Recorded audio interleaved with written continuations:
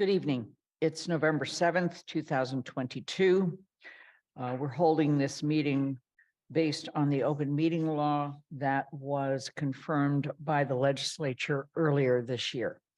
The meeting is accessible by real time, by Zoom, by phone, and Amherst Media. Given that we have a quorum of the council present, I'm calling this special town council meeting to order at 5:03. I'm going to call upon each counselor and they have to confirm that they can hear me and I can hear them. And then I'm going to explain how the next 2 hours are going to go. So when you call your name, please unmute your mic and then mute it again. Shalini Bone-Milne. Yes, present. Pat DeAngelis. Present. Anna Devon Gothier. Present. Lynn Griesmer's present. Mandy Johanicky. Present. Anika Lopes. Present. Michelle Miller. Present. Dorothy Pam. Here.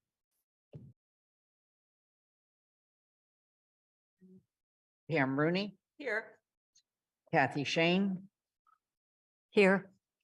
Andy Steinberg. Present. Jennifer Taub. Present. And I have not seen Alicia yet, but we'll look out for her. Okay. Actually, this meeting is a most unusual meeting for anybody to observe because basically we sit here and read. This meeting will be followed at 7 o'clock by the Budget Coordinating Committee, which is actually, in this case, represented by the whole council, the Finance Committee, the School Committee, and Jones Library trustees. It will begin at 7. And then at 8 or thereabouts, we will go into our regular town council meeting. There is no public comment during this 5 o'clock special meeting. Each of you have received a packet. In that packet are 3 specific items. One is a set of 13 individual counselor evaluations. The second is a composite of all of that information from the evaluations. So you can either read them by the individual evaluation or you can read them by the question. And the third is the beginning, and I do want to stress the word beginning, draft of a memo for the town manager that eventually we as a council will have to come to consensus on and pass. Your goal tonight is to read the evaluations, and we'll begin a discussion about the memo, but I will also be inviting people to send me individual, please do not reply all, comments regarding where they think there should be additions or changes to the memo. That memo will not come back to the council. And the earliest it will come back is on November 21st. And we may still be working on it on December 5th when we do the State of the Town address. So we're going to also try to take a break at about 10 minutes of 7, because at 7 o'clock, as I mentioned before, we'll be going into the next meeting. So with that, please go ahead. Your cameras do not need to be on. There is a camera on the whole town room. And please let me know if you need anything. Thank you. Bye. Make sure you mute.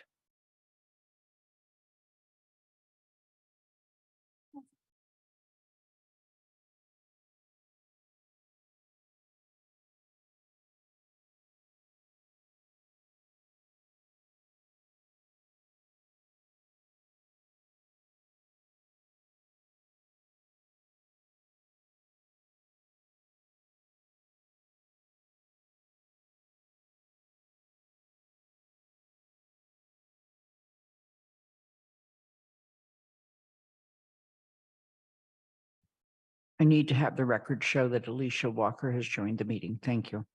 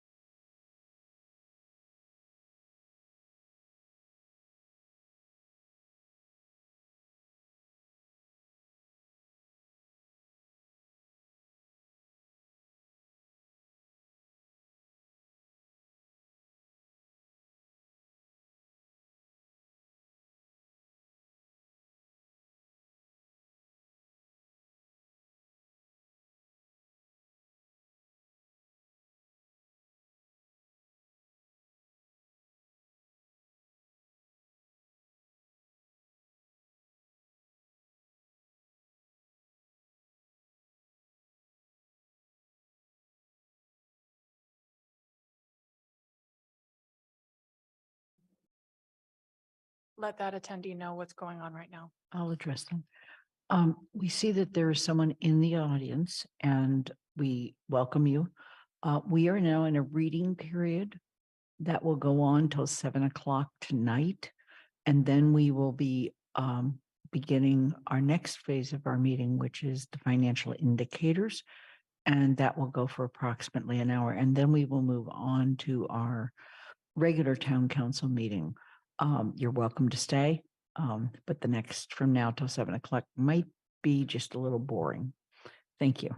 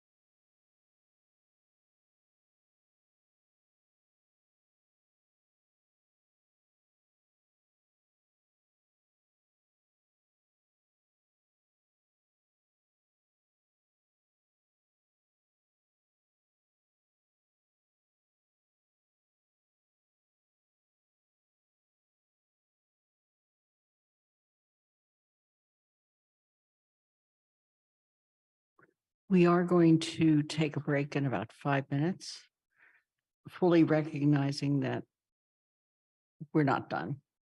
Okay. Except for reading your ratings wrong.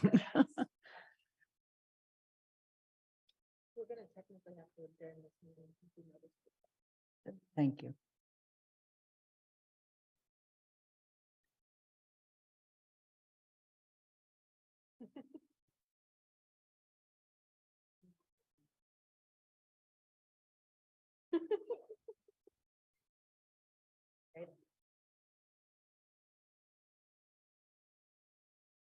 The good news is it didn't change, I don't think, my opening statement.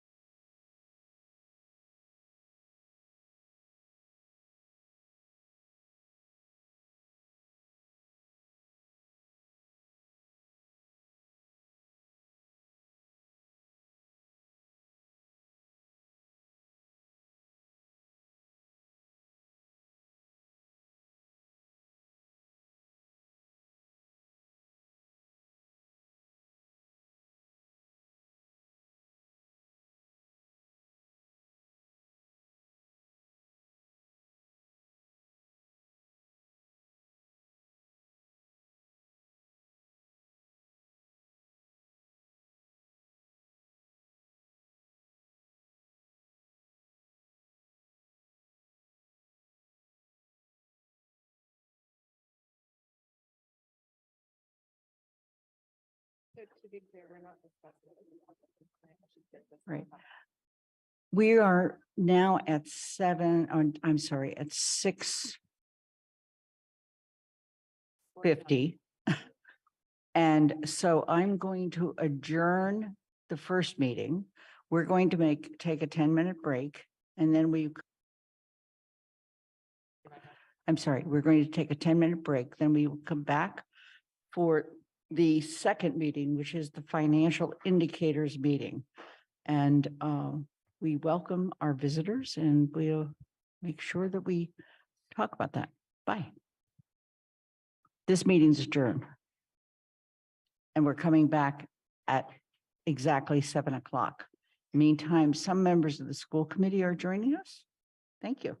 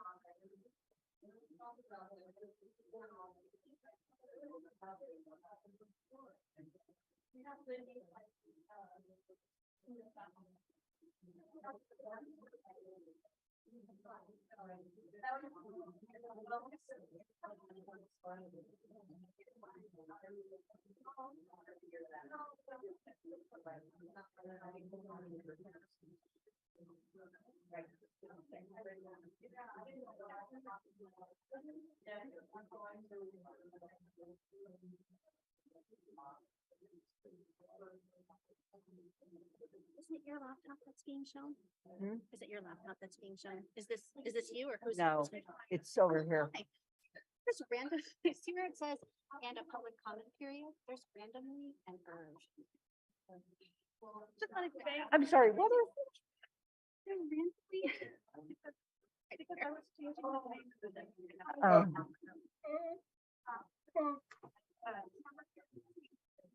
Announcement if anyone else is recording. Okay.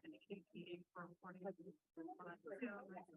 anybody else is here recording, we have to let people know. Okay. So I've asked them. Are they from the press? It doesn't matter. There's press in the room. Then hold.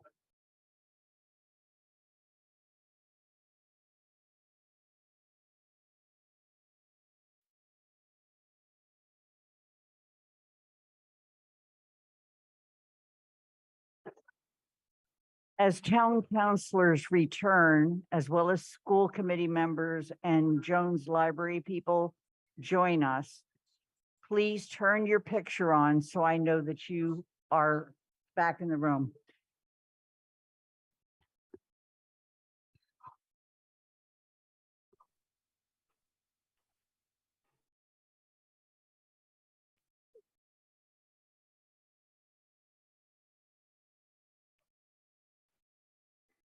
Athena, I don't know if you can hear me, but Jen LaFountain and I think it's just Jen LaFountain needs to be brought in to the as a panelist. Got it. Thank you. Thank you.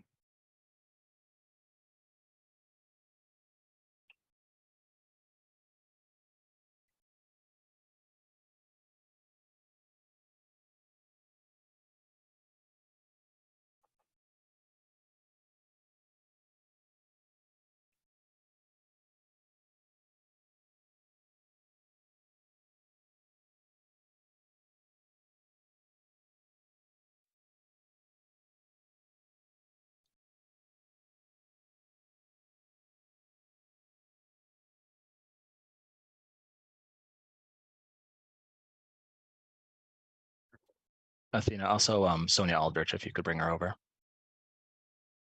And I think I see Jennifer Shao is in the as a attendee as well.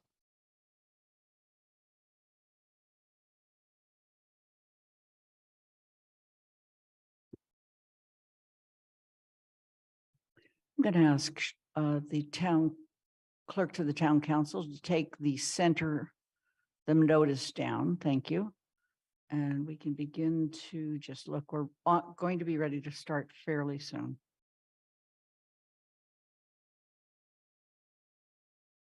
And the last one, I promise, Athena, if you could bring Holly Drake into the room, she's in the attendees list. Thank you, Sean.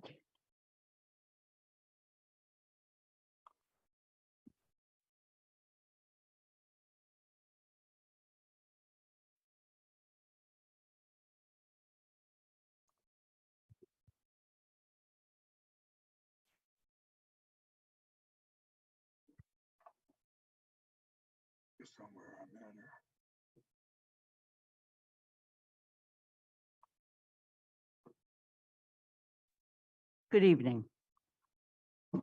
It is November 7th, 2022. This is a meeting of the Budget Coordinating Group, otherwise populated by the Town Council, the Finance Committee, the school committee, and the Jones Library trustees. On November 7th, 2022, an act was signed into law which extends the suspension of certain provisions of the open meeting law. This allows us to meet remotely without a quorum of councils in the room. However, tonight we have a quorum in the room, and to provide adequate alternatives. Those include Zoom, phone, and Amherst Media, as well as welcoming all of you into the room. Given that we have a quorum of the council present, I'm calling the November 7th special joint meeting of the Town Council, Finance Committee, School Committee, and Library Trustees to get to order at 7:01. After I get done making sure all of them can hear me and we can hear them, I'm going to be calling on the chairs of the other bodies to call their groups together. So, Shalini Balmilne. Present. Thank you. Pat DeAngelis, Present. Anna Devlin Gothier, Present. Lynn Griesmer is present, Mandy Jo Haneke, Present. Anika Lopes, Present. Michelle Miller, Present. Dorothy Pam, Here. Pam Rooney, Present. Kathy Shane, Here. Andy Steinberg, Present. Jennifer Taub, Present. Alicia Walker. Present. And I'm now going to call on Allison McDonald, the chair of the school committee, to convene your meeting. Seeing a presence of a quorum, I'm calling to order this meeting of the Amherst School Committee.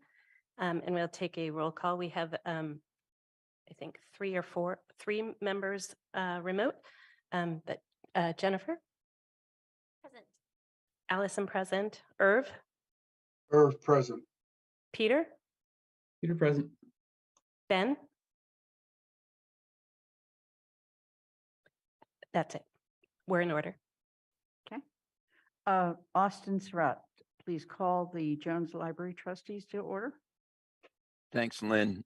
So we're calling this meeting of the Jones Library Board of Trustees to order. I think there is a quorum present. I see folks on the Zoom, so I'm going to call and just ask you to acknowledge your presence. Bob, Pam. Present. Thank you, Bob. Alex. Present. Tammy. Present. Lee Edwards. Present. Austin Sarrett is present. So we have a quorum. Lynn. Thank you. And Andy Steinberg, the Finance Committee. I've already done the counselors, but please acknowledge the presence of other members of the Finance Committee. Yes, just so that everyone knows, the charter provides for resident members of the Finance Committee to join with the council members. There are 3 resident members, and I think they're participating remotely. Bob Hegner. Present. Bernie Kubiak. Present. And Matt Holloway. Present. Thank Great. you. Thank you. I want to note that we do have someone in the group that is recording, as well as the press. Is there anyone else who plans to record this meeting? Please raise your hand at this time.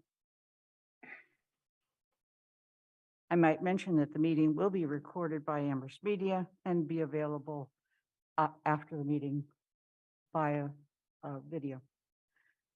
There is no chat room for this meeting. If you have technical issues, please let me know, or the clerk of the town council, who is Athena O'Keefe over here. Please, if you want to ask a question, and there is no public comment in this particular meeting, but for those of us who are convened either by the school committee, the Jones Library trustees, or finance committee, or the town council, if you're going to ask a question, please use the raise hand button. And if technical issues arise regarding the entire remote participation, we'll decide what to do at that time. After this meeting, there will be a regular meeting of the town council. It will begin at 8 o'clock or after. immediately following this meeting, unless we can get to take a break. And will include various other items we're already talking about, as well as a public comment period. So with that, I'm going to call on Paul Bachman and Sean Mangano to introduce the rest of the fiscal staff who are here and proceed with the presentation on the fiscal indicators. Well, thank you, Lynn. Paul, before And- we get started, Athena, can you just enable share screen for me?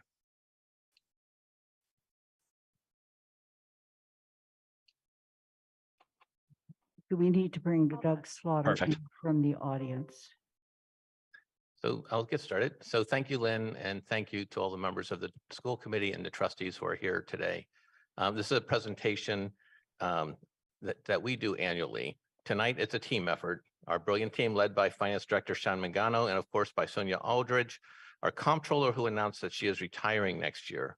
Sonia has provided strong guidance over the town's finances for decades, and we thank her. And she's not leaving yet, and she's got a budget to get through. And so we look forward to working with you, continue working with you, Sonia. We're also joined by Holly Drake, our assistant comptroller, Jennifer LaFountain, our treasurer collector, and Kimberly Mew, our principal assessor. This is a strong team, and we all got together and decided that Sonia should actually make the entire presentation, but I don't think she's going to do that. But seriously, this is a process that is unusual in most communities, but it's a tradition in Amherst. It's about communication early on in the budget process, ensuring that we all start off on the same foot. This is the first step of our budget process before goals are set or anything. So it's a very important meeting. It's our staff's opportunity to share key financial information with you, the elected decision makers for the town.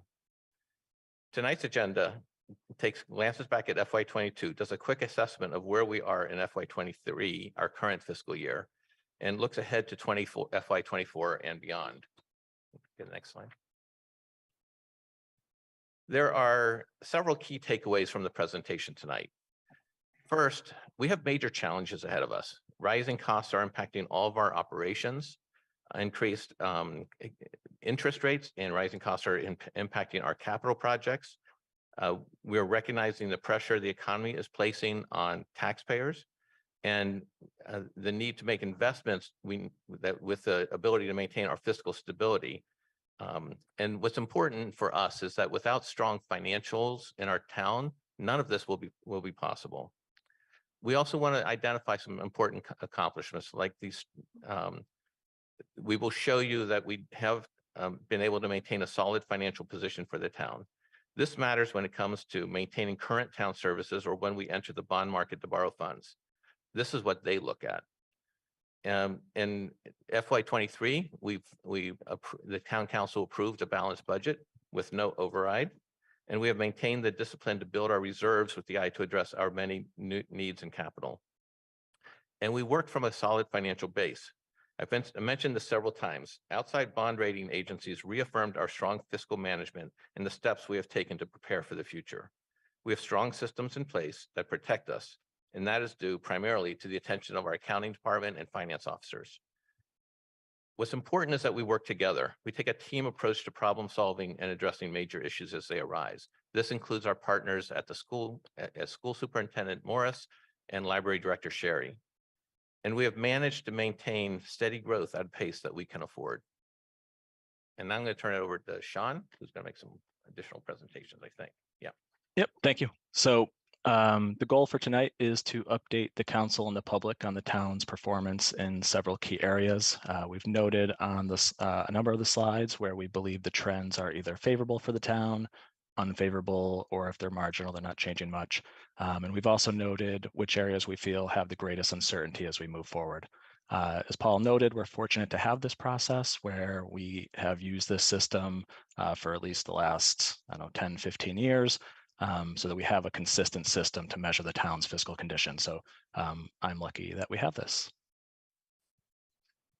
So this first comparison looks at the sources of revenue for the operating budget. It compares FY23 to FY14, so it's a 10-year comparison. As you can see, like almost every other city and town in Massachusetts, property taxes are the largest source of revenue. And as you can see, there's been a shift the last 10 years to a greater reliance on property taxes. Some of this growth is COVID related. State aid was flat in FY21 because the state's revenues were uncertain, and our local receipts declined significantly and are still recovering from the pandemic. Over the next few years, we will look to create more balance between our funding sources that you see here. We can do that by advocating to the state for increased aid, which was successful in FY23. We saw the largest increase in state aid that we've seen in at least 10 years, and by generating more revenue through our local receipts. This comparison is similar to the last one, but this looks at our major categories of expenses.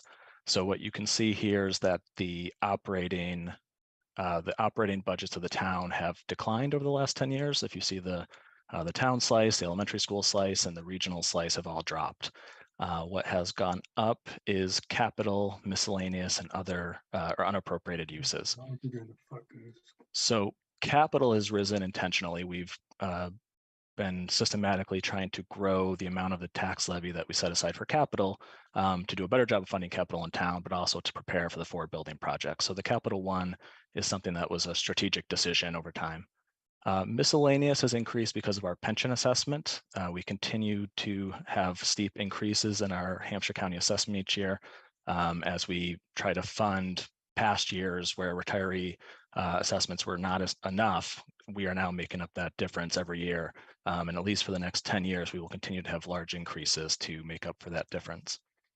And then the last area, unappropriated uses, that has gone up quite a bit.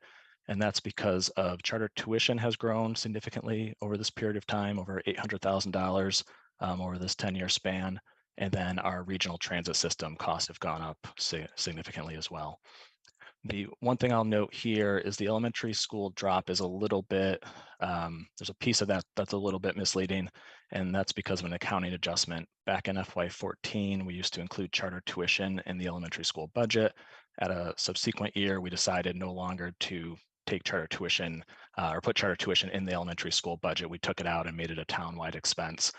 So that makes about a percentage point difference if you didn't have the charter tuition back in FY14.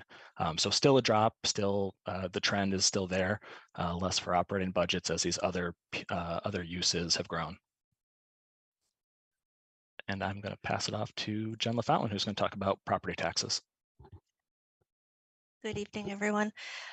So this slide is about property tax revenue, and it is the primary source of both operating and capital spending. This includes new growth that has been averaging about $720,000 annually over the last 10 years. Annual increases are limited to by Proposition 2.5 unless the town passes an operating override, and this was last done in fiscal year 11. With the blue line being actual dollars and the red line being constant dollars on here for coloring purposes. And this is adjusted for inflation. So we're going to go to the next slide. Uncollected property taxes. This slide gives you a 10-year history of uncollected taxes as a percentage of the net levy. FY20, you can see, is slightly higher, and that's due to the COVID-19 pandemic. As a reminder, the town had adopted an extended due date for the fourth quarter taxes, pushing the due date from May 1st to June 30th without any penalty. And this also pushed the demand bills into July into the next fiscal year. So some of that revenue was collected in the next fiscal year. The percent of uncollected taxes at the end of July was back under 2%, which is more in line with what we expect to see. Overall, this slide shows our collection rates to be very favorable to the bond rating agencies, as we have remained well below the 5% or above warning indicator. We also wanted to share that in addition to this low percentage of uncollected property taxes, we were also able to collect somewhere around $400,000 in tax title money in fiscal year 22. And a tax title is a lien that's placed on property to enforce the collection of property taxes. And once paid in full, that lien is then removed. And we're going to go on to the next one.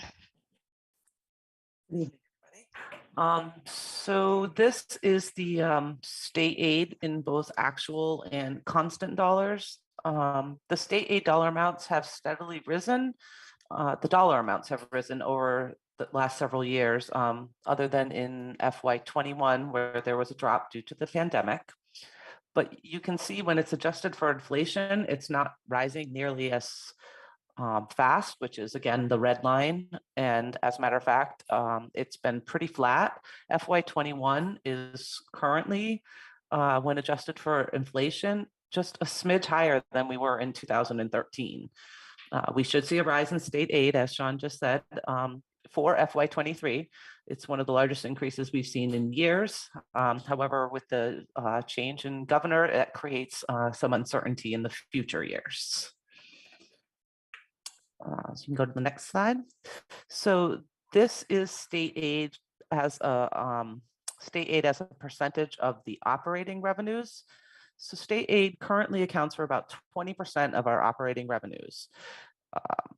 State aid peaked for us in 2008, where we received approximately $16.9 million.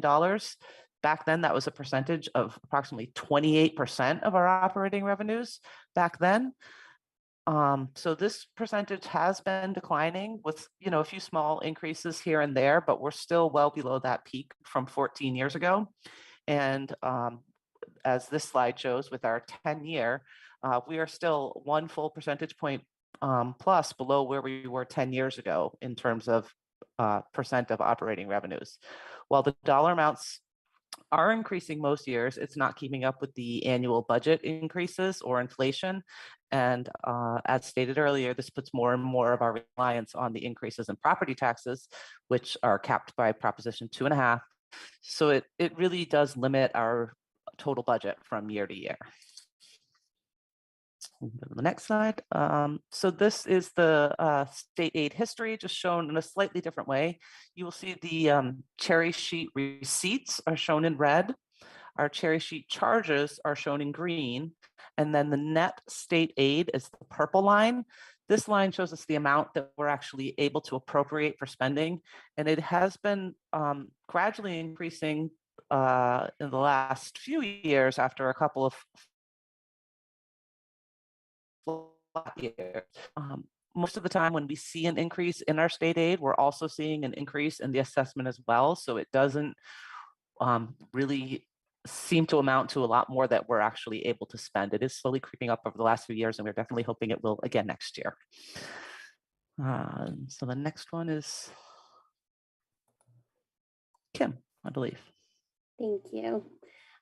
So our revenues related to our economic growth are including meals tax, hotel and motel tax, motor vehicle, building fees and permits, and as you know, real estate tax. Everything has been significantly recovering this year, and our new growth as well, excuse me. So some properties that I wanted to just mention that have contributed to our new growth this year are 462 Main Street. This property is located just before the railroad tracks on Main Street. If you're coming into town just after the railroad tracks. 1 University Drive South at the intersection of University Drive and the corner of Northampton Road, sort of across the street from Big Y. There's also 408 Northampton Road. This property is across Northampton Road from the AutoZone store. And then there's also 133 Southeast Street, which is behind the bank on the corner of College Street. Those will also contribute to future growth, as well as 26 Spring Street, which is behind the town hall parking lot, and 11 through 13 East Pleasant Street, which is where the carriage shops and the pub used to be located. And one thing I'll add real quick. So there's about 6 or 7 developments that are either finished or in process that will add about $2 million to the tax levy through the new growth process. And the reason we call those out is because that's been really critical in funding some of the new initiatives that the town council and the town manager have put forward. And we know that when we do development, there's also costs associated with it. So it's not all revenue, but new growth has been really critical. And we've seen a lot of it in the last few years. And that's one of our messages for tonight is that if we want to continue to fund new initiatives, new growth will be critical in funding those initiatives.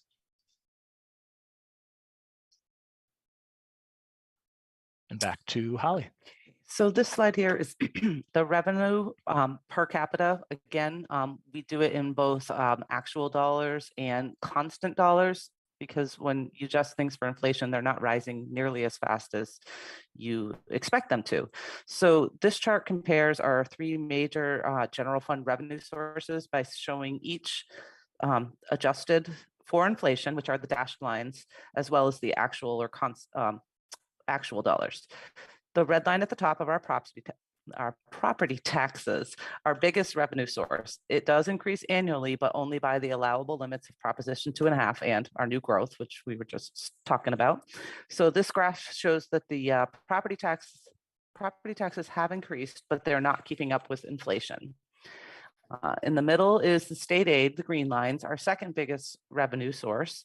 Again, although this is slowly increasing and it seems to be keeping a better pace with inflation, we're still below our peak levels in 2008, as I mentioned earlier. The last revenues shown here are our local receipts, the purple lines. Local receipts have remained relatively flat. And again, they're keeping better pace with inflation, but the local receipts dropped dramatically in FY21, obviously due to the pandemic. FY21 was approximately 60% of FY20's local receipt numbers. And we expect increases in both FY23 and FY24 in this category. And we hope to be getting back to close to normal levels with our local receipts.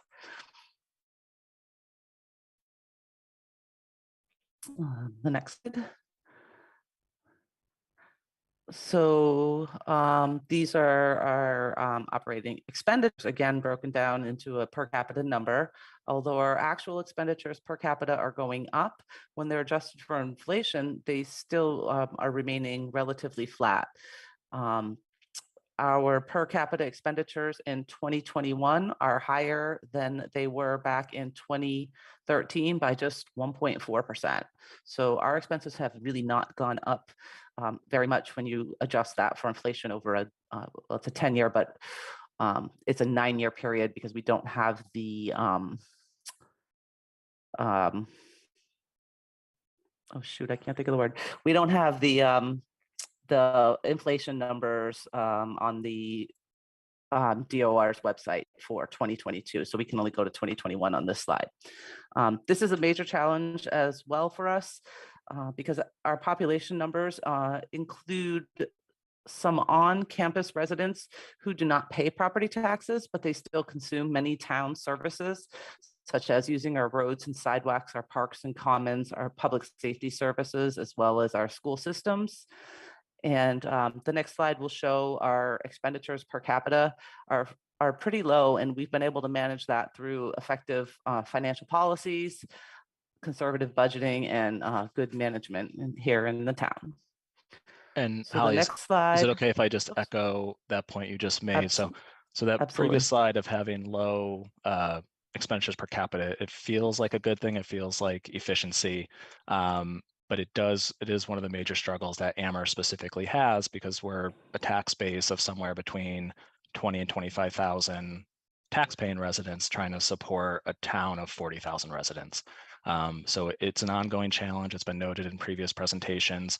Again, we mark it as favorable because it's good to have low expenses per capita, but it does create real struggles in terms of funding. In terms of providing all the funding for everything that the council and town manager and school committee and everybody wants to do, we don't have the tax base to support it the same way you might think when you look at a town of 40,000 residents. So I just wanted to really emphasize that point that that's a unique challenge Amherst has. Thank you. So here, by calculating the data per capita and comparing ourselves to other communities, it makes it much easier to interpret some of this data. The colors here of the different communities are their bond ratings. The purple is AAA, the blue is AA, and the tan is red on the lower portion. Green is us, that's Amherst, and we are a AA+ rated community. And then the red is the statewide average. This shows that Amherst is below all of our peer communities and well below the statewide average, according to the DOR. Our spending per capita is roughly half of the statewide average. And so this chart and several later on just shows comparables to our peer communities. We began, I believe, doing this back in about 2007, like Sean said, about 15 years ago. And we were comparing ourselves to a lot of communities that were out east, out in the Boston area. And several years back, we added these more local communities to our comparisons. And I don't think it's a coincidence that Dartmouth and Amherst are the lowest two of the communities we're looking at, because both communities do have a student, have a UMass campus and a large student population, Amherst to a much greater extent. But I don't think it's a coincidence that we're the two lowest on that top chart.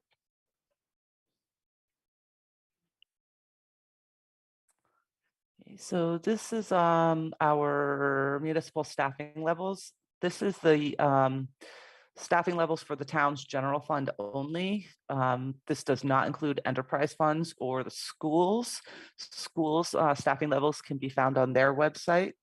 And the enterprise fund staffing levels have remained pretty constant over the last several years. This chart only shows the past 10 years and shows we've added approximately 10 FTEs or full-time equivalents since 2013.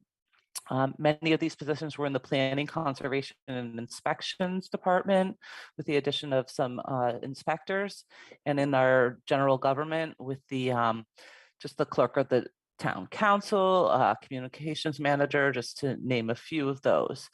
Our FTEs have remained pretty flat for the last 6 years. There's been not very many positions added. We've been very careful of when and where we add new positions.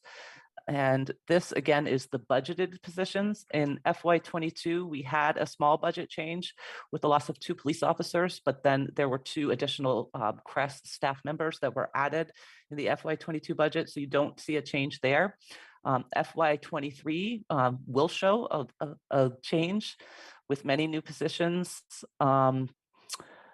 including the addition of the DEI and the CREST department, for additional firefighters and EMTs and other grant-funded positions that will be added in the FY23 budget. Sean, anything to add there? Good. So this is our salaries and benefits as a percentage of the operating budget.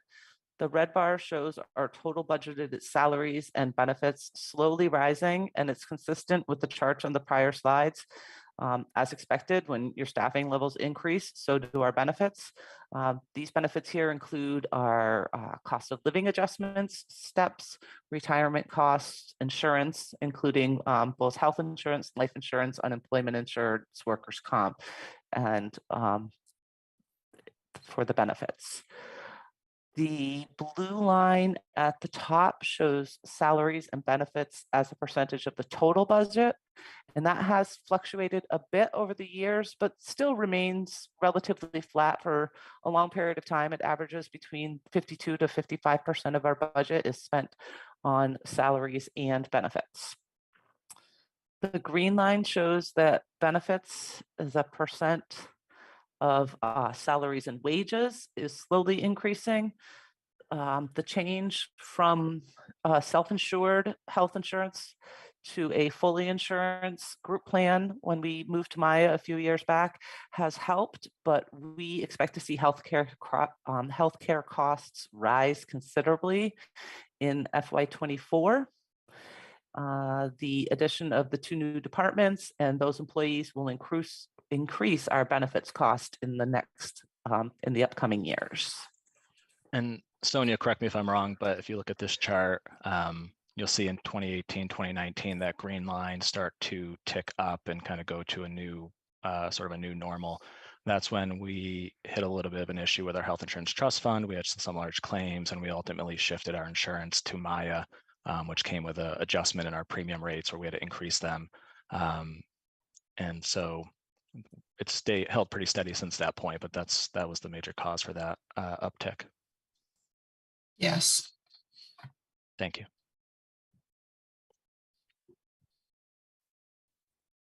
So on back to Jen. So this slide is showing our debt service. This is our annual debt expense as a percent of our operating net revenue. These are our annual principal and interest payments on existing debt. Because our debt expense is low currently at 1.1%, we have a greater flexibility to issue new debt. And the debt that we have does continue to drop. And a reason for this is a road paving borrowing of 400,000 was paid off in fiscal year 21. You'll see in future years that new debt will be starting to be on the books for authorizations approved through the capital improvement plan, and debt service is part of the capital budget. Yeah, and again, just to echo what Jen said, this looks really good right now, this chart and the next couple that you'll see around outstanding debt. But these charts don't show our authorized but unissued debt. So debt that the council has approved, but we haven't begun making payments because the project hasn't started or it hasn't finished. In the capital improvement program, we do put a projection of that so you can see where that's going. But there's a number of projects that have been approved that aren't reflected here yet. The Jones Library project is authorized. There's no payments here yet for that. The pumper truck for the fire department was approved. There's no cost yet for that because it takes so long to construct. So there are a number of authorizations that just haven't hit yet, where you will start to see these numbers go back up in the coming years. Yep. So this slide shows us compared to other communities throughout Massachusetts. Below and above is the neighboring communities for debt service as a percentage of the operating budget. This will look different, as Sean said, in the next couple of years as more debt is taken on. And our credit rating is strong due to a low percentage of debt relative to general fund revenue and also to good fiscal management. So Amherst's long-term debt load has remained relatively low and has actually decreased in recent years, as shown in this slide. This percentage includes both long-term and short-term outstanding debt. And as Sean said in a past slide, this does not show authorized but unissued debt like the Jones Library. And then I'm sorry I jumped ahead, Jen, with my comments. No, that's okay. That's fine. This is a comparison to other communities in Massachusetts below, and above a comparison to our neighboring communities, showing what our outstanding debt is as a percentage of assessed value for FY20. These charts are long-term outstanding debt only. Currently, Amherst is the lowest. This will change as we take on more debt in the next few years, as we've mentioned a few times. And again, we maintain a strong AA+ credit rating as a result of this low percentage of debt relative to our general fund revenue. And the only thing I'll add here, just for the town councilors and for others, one of our goals has always been to get to a AAA rating. There's really only one thing there's really two things that are holding us back. One we have control over, but the things that are holding us back are our sort of long-term obligations, our pension obligation, our OPEB obligation, and our debt obligation. But our debt's not the major problem there. But just when you look at these other communities, if you want to know why we're not a AAA, it's because our pension assessment and our OPEB liability as a percentage of our operating budget is above the threshold that the rating agencies would like to see.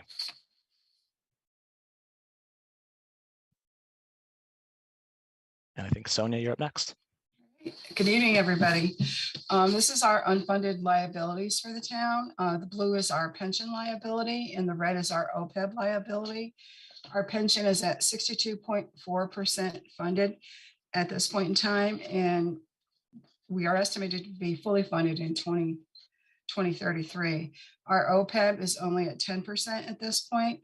However, once we fully fund our pension liability, we will start directing more funds towards the OPEB. I also want to point out that these liabilities will fluctuate each time we update our actuary studies, and those are being done now for fiscal year 22, which is why you only see it up to 2020 on the screen right now. We've been working on some different scenarios for OPEB funding plan.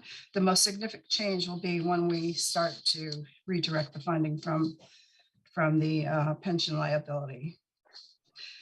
And also in fiscal year 24, I believe, Sean, correct me if I'm wrong, we are hoping to start increasing our contribution to OPEB slightly each year. Yep.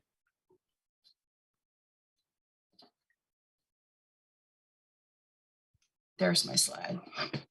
This is our reserves. Free cash is blue, and the general stabilization fund, we have 3 stabilization funds now, so I have to remember that, is red. The green is our new capital stabilization fund, and purple is for reparations. Our current percentage in reserves is 26.7% at this point. Our current financial policies on our reserves are that we should have between 5 and 15% in reserves. We've been intentionally increasing this in preparation for the 4 major capital projects that we have been working on for the last few years.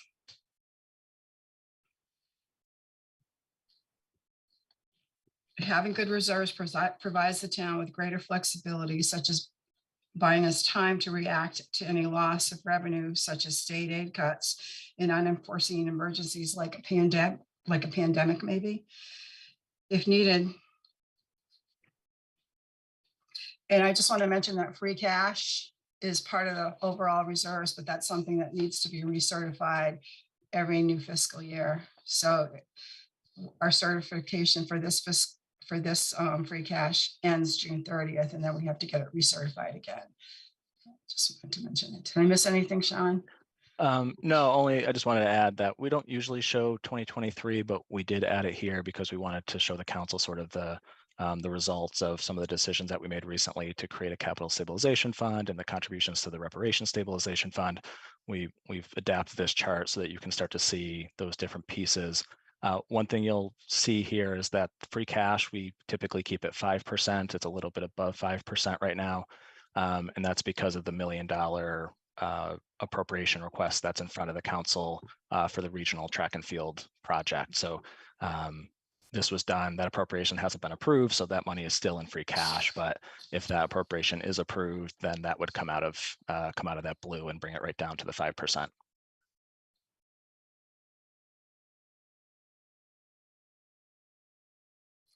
And this is the comparison to the neighboring towns for where we're at with reserves and for the eastern towns with the same demographics that we have. As you can see, we're doing very well. Northampton is a little higher than us because they tend to do operational overrides, which falls to their free cash for them to appropriate in subsequent years.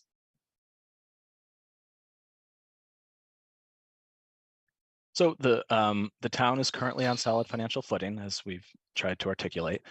We have a AA+ bond rating, and the town has been able to build reserves to meet its policy goals of 5 to 15% of the operating budget, while also setting aside additional funds for the purpose of reparations and for capital projects.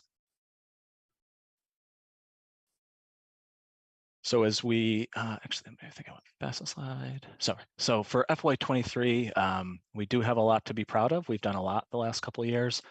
For highlights, we continue to have really strong collaboration among elected officials and staff across all of the departments.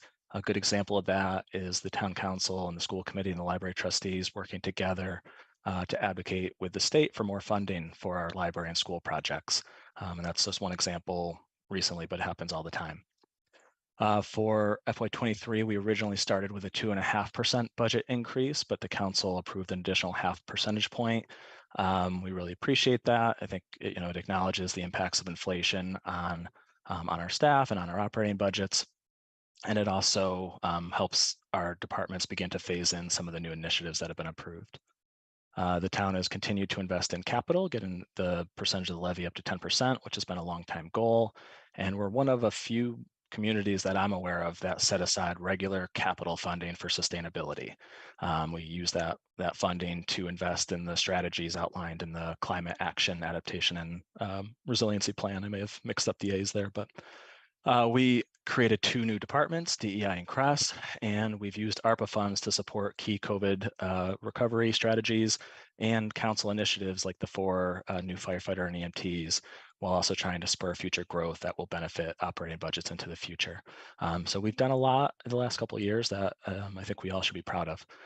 On the challenge side, we still have a lot of obstacles to get past. So we're continuing to support the public health department as they manage the sort of ongoing and after effects of COVID-19. We're working with public safety to start a brand new department where there's not a lot of models out there to imitate. We're dealing with the impacts of inflation while also trying to grow our tax base, as I mentioned before, grow our tax base to support the demand for new services. We're working to integrate our new fire and EMT positions into our general fund budget, and actively working to get strategic partnership agreements in place with our local educational institutions.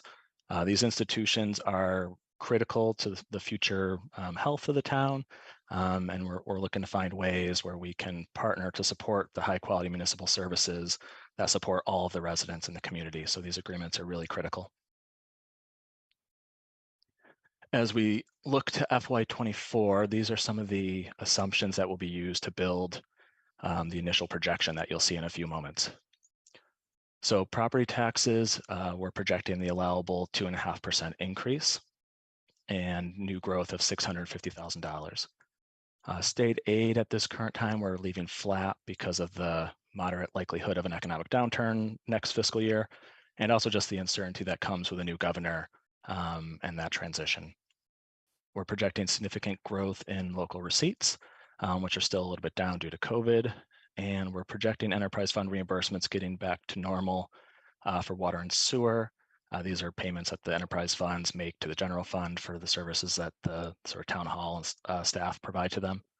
But we're still not projecting in indirect cost payments for transportation or solid waste. They've struggled, the transportation fund in particular, struggled to get back to where it was pre-pandemic. And the solid waste fund always had trouble making those payments. The silver lining with those 2 funds is they both have new revenue sources that we're going to monitor and that may be able to allow those payments to happen in the future. The solid waste fund has the solar array that's up and running that will make a rent payment to the solid waste fund because it's located on the landfill. And the transportation system, the council approved new permit fees that will increase each year for the next couple of years, and that will bring along new revenue. An override is a vote to increase property taxes more than the allowable 2.5% in a particular year, and we are not proposing an override at this time. For the operating budgets, we're proposing or projecting at this time a 2.5% increase. Another example of collaboration, I think, between school and town officials was at the BCG meeting a couple months ago. We talked about the charter and choice tuition adjustment that's been made going back several years to the elementary school budget. Many years it reduced the allocation to the elementary schools. There was a request from the school committee to remove this adjustment. Many of you may remember it's always very confusing when all the departments go up 2.5%, but the elementary schools will go up 2.3 or 2.4 or something random, whatever it turns out to be. So we've all agreed to remove this adjustment and just everyone's going to get the same 2.5% each year.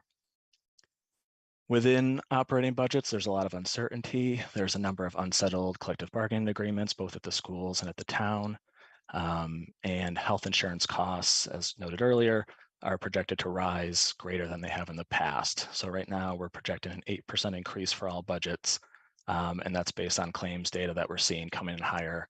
A lot of people did not access services during the pandemic, and now many people are getting back to using those services, which is creating a higher cost. On the retirement assessment side, as noted earlier, when we submitted the proposal for the creation of the CRESS department, we noted that we would be able to fund the salaries immediately within the operating budget, but that the retirement assessment impacts would lag behind because of the way that the retirement system factors in salaries. So FY24 is the year where the retirement assessment impact will hit. So instead of what a typical increase, which is around 7%, we're projecting about 11% increase for FY24, which is a significant factor for this year's budget. Capital investment, we're projecting going up to 10.5% of the levy. We got to 10%, and some of the models for the for capital projects push this percentage of the levy up to 10.5%. And then lastly, OPEB, we're proposing an increase of $50,000 to bring the general fund contribution towards OPEB up to $550,000. Right now, the town is still well below the annual contribution that we would have to make in order to keep our liability from growing. And so in the past, we had a plan to keep increasing these contributions each year a little bit until we got up to that amount. And so this gets us back up, not on track, but it gets us back with some momentum to increasing this contribution. And back to Paul. Thank you. So I don't know if we actually explained what OPEB means. Most people may not know that term. It's other post-employment benefits. That basically is health insurance that we promise to our employees when they retire that we will continue to pay health insurance for them. So that's why that's an unfunded liability that we have to start to fund, so that the promises that we made to our employees who have retired, we can keep those promises. So we looked at the major challenges, and I'm cognizant of our time, so I'm just going to let people read these instead of me reading each one of them. I think we talked a lot on the town side about what the challenges are that we're focusing on. The one thing I want to point out is that we're seeing lower consumption on water and sewer, and that's a good thing for our environment, but it's a hard thing for our enterprise funds because our costs for water and sewer producing them and processing waste are not going down, they're going up, but our revenues are starting to stagnate.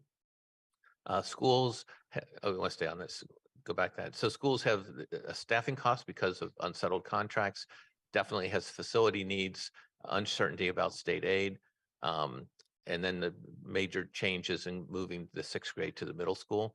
And for the library, a lot of focus on their endowment, what their endowment is being committed to, and how much they've had to rely on the endowment.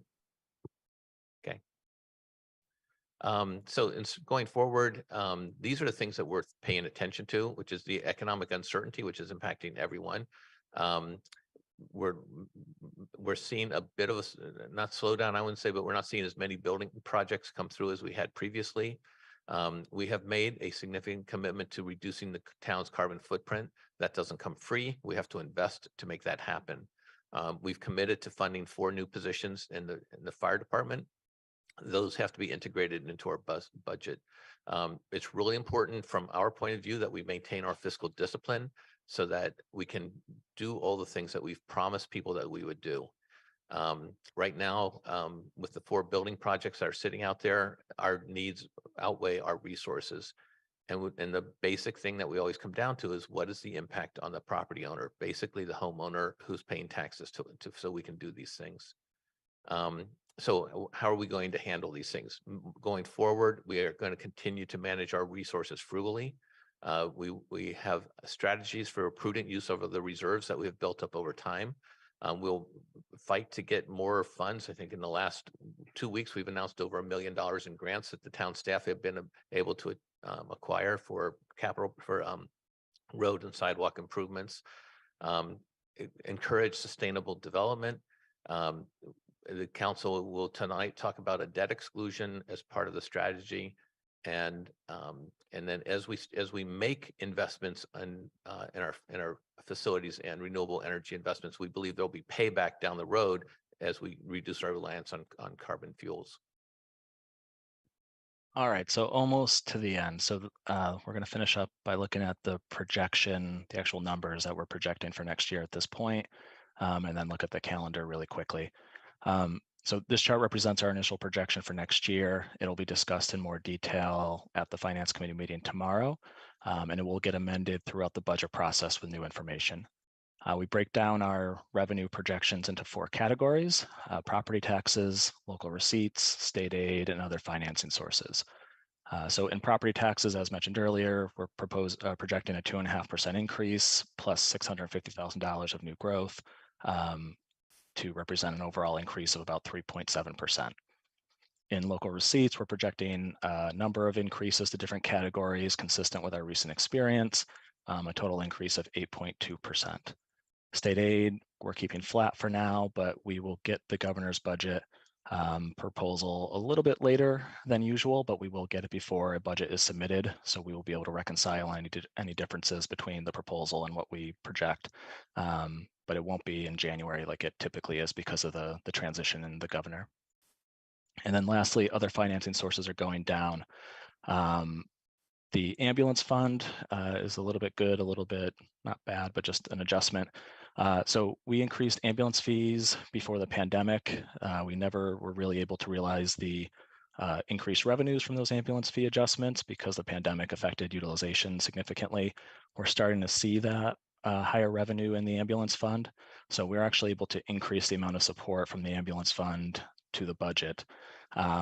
However, the decrease you see here is because in FY23 there was a planned ambulance purchase. So that 2.7 million from the ambulance fund at the bottom included a ambulance purchase, and we haven't made a decision for FY24 if there will be an ambulance purchase or not. That'll be part of the capital planning process. So there's a little bit of an adjustment there just because there's not an ambulance proposed yet for FY24.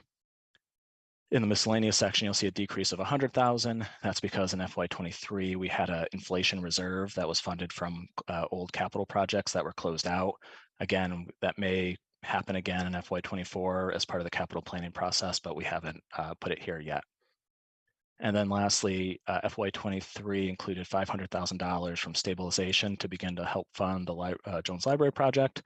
For FY24, we haven't included any reserves to support the building projects. We're working with the finance committee to update the different models for the 4 building projects, especially based on sort of our newer fiscal realities. And when we get closer to a plan, we will update this projection with whatever the numbers are from that plan. So the overall impact here is a 2.2% increase in total revenues at this time. On the expense side, operating budgets again going up 2.5% at the top. The next section is capital, projecting it going up to 10.5% for FY24. And the one thing to note with capital is that the first thing that comes out of our capital allocation is any general fund debt, and then the regional school district assessment. So while it seems like a lot, the 10.5%, when you take those two things off the top, you end up with a lower number that's available for new capital projects each year. In miscellaneous, you'll see the increase to the retirement assessment and the extra $50,000 for the OPEB contribution. And then the last section here, unappropriated uses. These are typically things we are required to set aside or their state assessments. We've used a placeholder for state assessments of a 3% increase. This is to cover possible increases for charter tuition and for our regional transit services, which are the 2 biggest pieces. And again, we will have exact numbers, or not exact numbers, but we'll have a projection of the numbers from the governor before this has to be finalized so we can update that. So at this point, the difference between our revenues and our expenses for next year is a $200,000 deficit, which is a significant amount, but it's a manageable amount at this early stage in the budget process.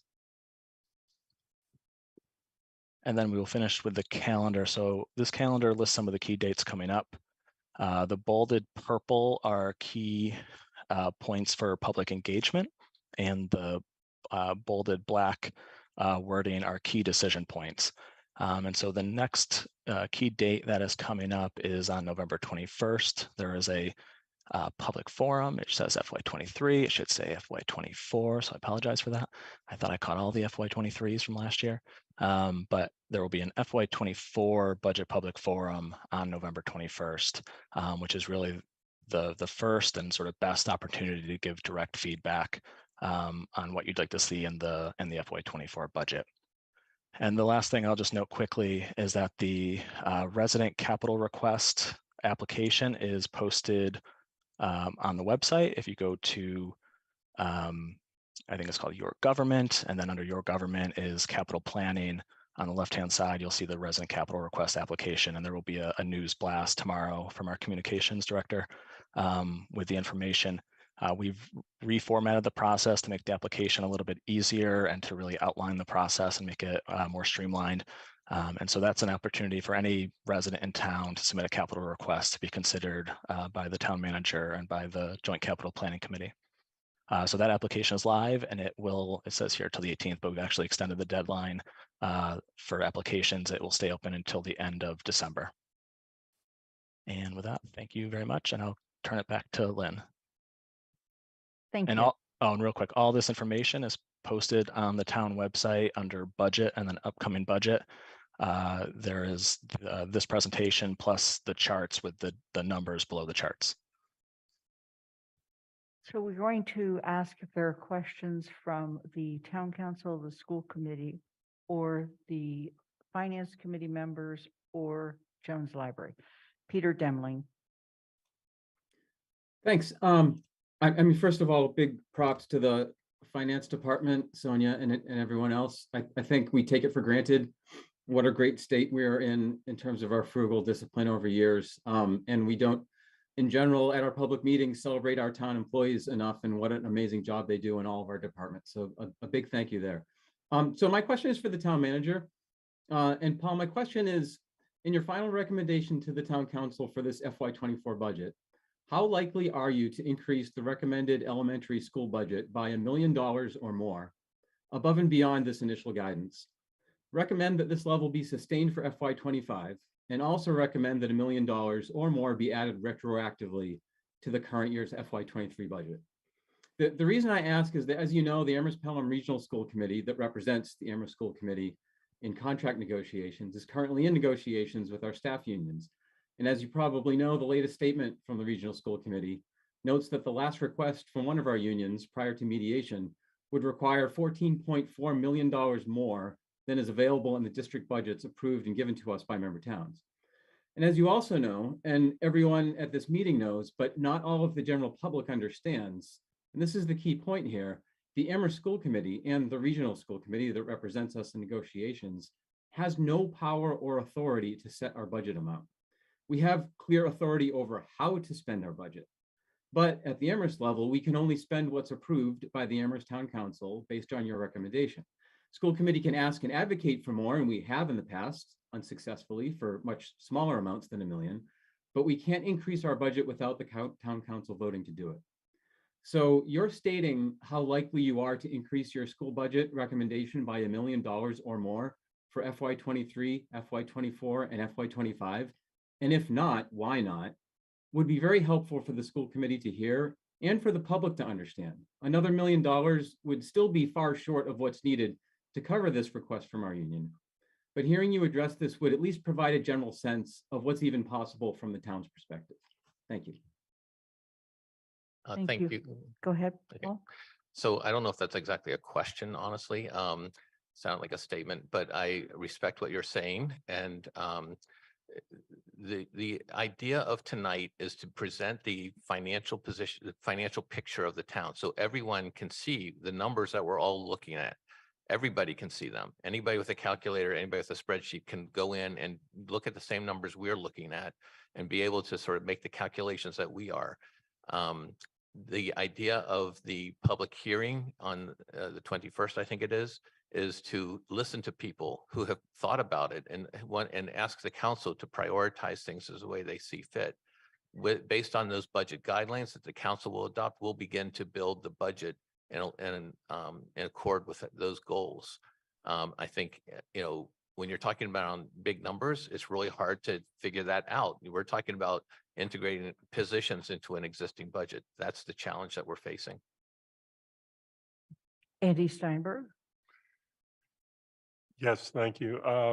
Appreciate the presentation. We'll talk about it more at the Finance Committee meeting. There's one question I wanted to ask Sean, if you had thought about as far as whether it can be estimated in value or if there's any way to approach it. But you pointed out very clearly that the amount that we are spending, our spending per capita, is skewed because of the university.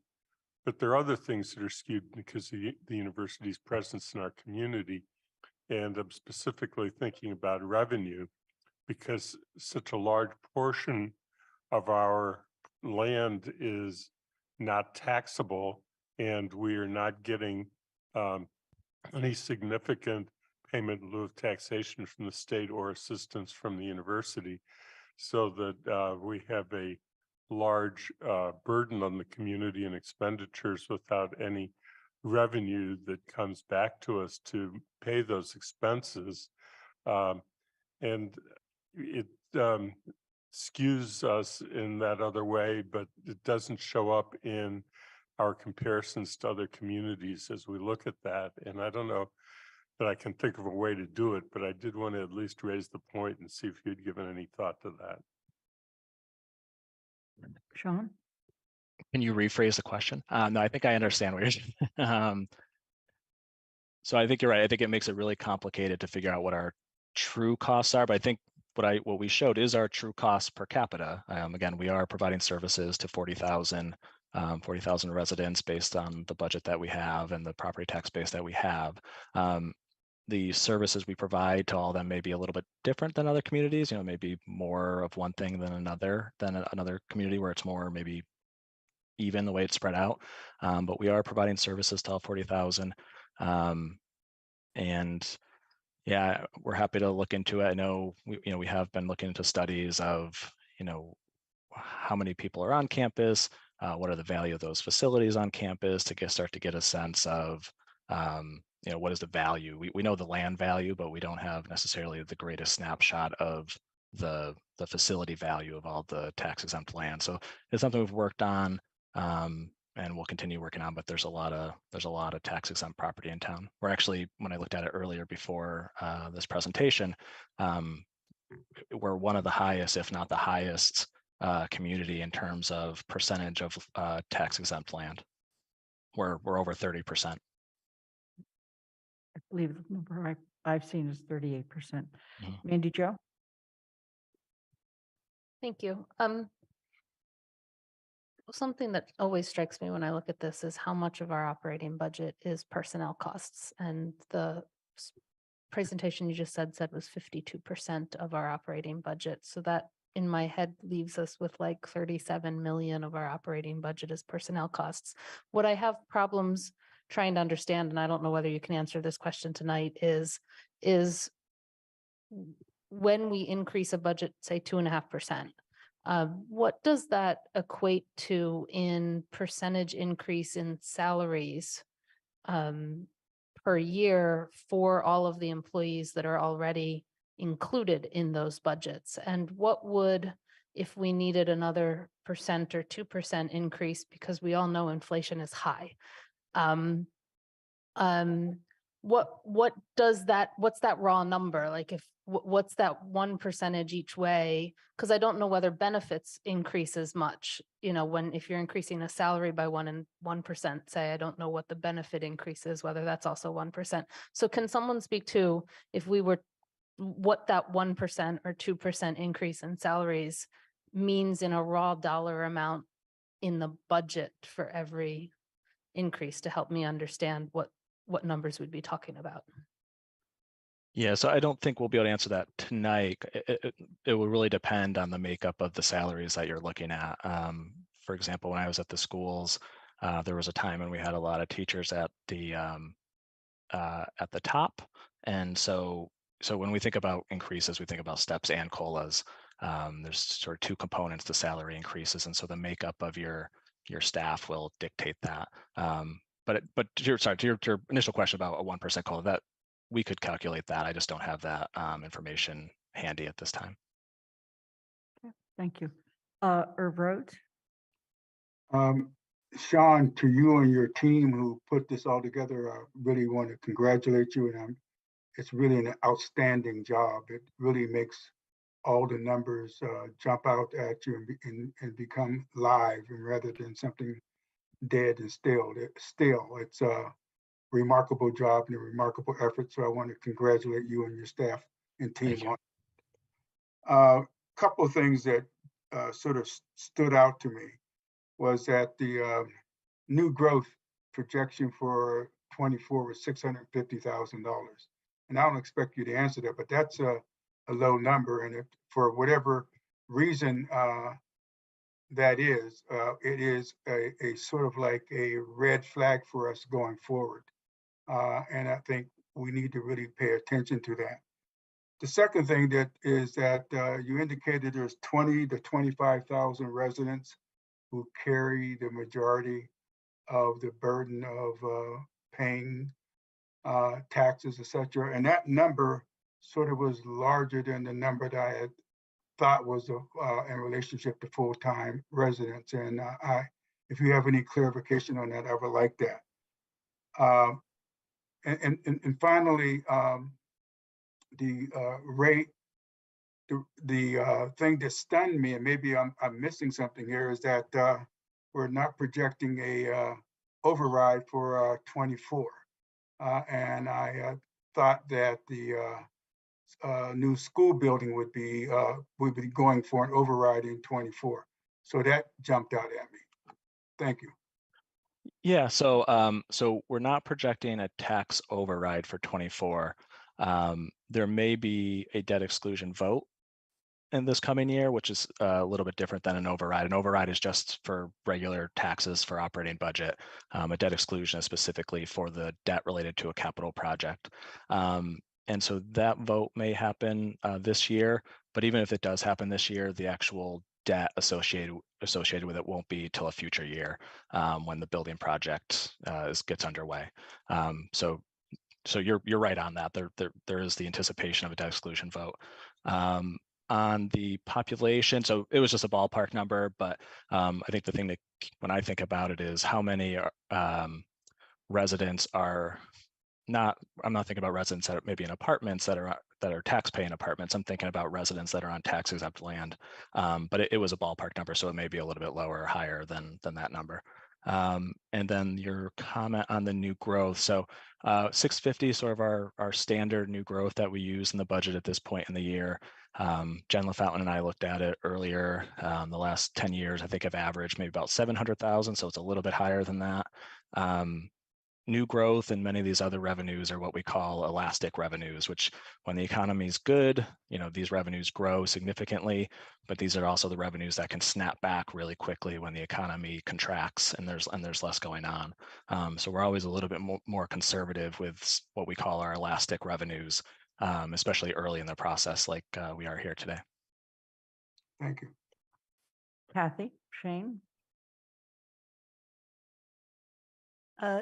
Thank you, as always, for starting off this discussion. I just have a couple one question to follow up on what Andy was saying about taxable units. And I think one thing we haven't done is really be able to explain to the larger public what it means to have such a large part of our land not be taxed in terms of the burden on the rest of us. And when I was looking at even a simple calculation of if we do a debt exclusion, how many units does it get divided by in Amherst versus Northampton? So take two towns the same size, and they divide it by a lot more people than we do because they have tax-paying units. So that's where this comes from, this extremely tight budget that we've got. So I think one of the things we could do, and we were just talking about strategies around this, is start talking about what other large public universities pay to their towns, and be putting some pressure on it. We could do private side too. So I'm just saying, start with what does University of Vermont pay? What does Lowell, UMass? What does go through a few of those? So I just think it's for people to understand what a box we're in. The other more general comment is, Sean, you showed going backwards in time the share of state aid as our budget. I think if you go back 20 or 30 years, particularly for the school budget, you'll see an even more declining picture because aid as a share of our budget used to be bigger. So our tax dollar doesn't go as far as it used to because we're not getting an infusion. So I'll just put a plug for some votes tomorrow. There is a vote on the ballot that would redirect some money toward education and roads. So it's just to think of, outside, I think if it's outside of our box, there's some things we can do within our box, but there's some things where we have to think of outside. So my question on that data is local receipts, and this week I'm on finance, so we'll get to see it tomorrow. But local receipts, you have not returning to where it was a couple years ago or 3 years ago. So I just want to ask more about that tomorrow. Because your projections last year ended up giving us a pretty big surplus this year that we were able to give more money back. So I just want to look at the projections for revenues, the projections for expenditures. And that was one, as those tiny little numbers flew by, that I noticed on how, are we being, I like underestimating revenues because I would hate to overestimate them, but I don't want to do it to the detriment of budgeting. So I just think it's a tough thing to look at these numbers because we all wish there were more. And I think I'll just wait for finance tomorrow for more of the specifics. Yeah, I'll just quickly say there's some conservatism built into the local receipts section in particular, because again, that's the area of our budget that is most prone to swings in the economy, and that we saw during the pandemic fluctuated the most. And then the other thing I'll say is if you go back in time, there are some one-time revenues that we've received in the past that are not recurring revenues, but that's, to your point, we'll get into the weeds tomorrow at Finance Committee. Dorothy? I have a question about the past. A few years ago, or maybe it was last year, I have no sense of time, Northampton did a tax override for just regular expenses. And I thought that was kind of shocking. And I felt, well, we don't do that in Amherst. But my question is, have we in fact in Amherst in the last 20 years or so done I keep getting confused between the debt exclusion, tax override for just regular expenses? Yeah, Jen, you may remember the exact year. I think it was 2011 was the last time we did it. And I don't know what the specific, if there was a specific cause behind the override, or if it was just general, but was it 2011, Jen? It was 2011, yes. So we have done it in the past. Northampton has a unique sort of financial system that works well for them, where they do these overrides regularly, as Sonia mentioned earlier. And they build up a fiscal stability fund and they use that to balance their budget. And again, that process has worked well for them over several years. Do you recommend it for Amherst? I don't know enough about it to know. I think our system has also worked well for us. So we haven't really dove into it too much. Okay, thank you. It means your taxes would be going up. Just to be clear, every time you vote a tax override, your taxes go up on your house. Jennifer Shell. Thank you. So this is my first time participating, so you have to forgive me if I have some basic questions. Paul said at the beginning that this meeting is just the first step in the budget process for fiscal 24 before goals are set. But then we saw a page that basically said the elementary schools and the regional schools will be getting 2.5%. I assume that's 2.5% above our current fiscal year. So it said that was a working assumption, so I assume it's not decided yet, but it kind of feels like it's already decided. I realize it hasn't been voted on yet. So from my perspective as a new school committee member, it kind of feels like the town or the town council tells the schools, here's what you'll get for this fiscal year here, and then the schools does as best we can with it. But I guess my question is, when or how is the opportunity for the school committee and the district to tell the town, this is what we need. This is what we need to have the programming and the curriculum and the staffing and the salaries that we think best serves our students. Is that this meeting? Is that like a future public hearing? Like, what is the opportunity for us to communicate to you, this is what we need, as opposed to you telling us, this is what you get? Mr. Bachman, do you want to start with Yeah. that? Excuse me, we do not do loud demonstrations. Your signs are great, but thank you.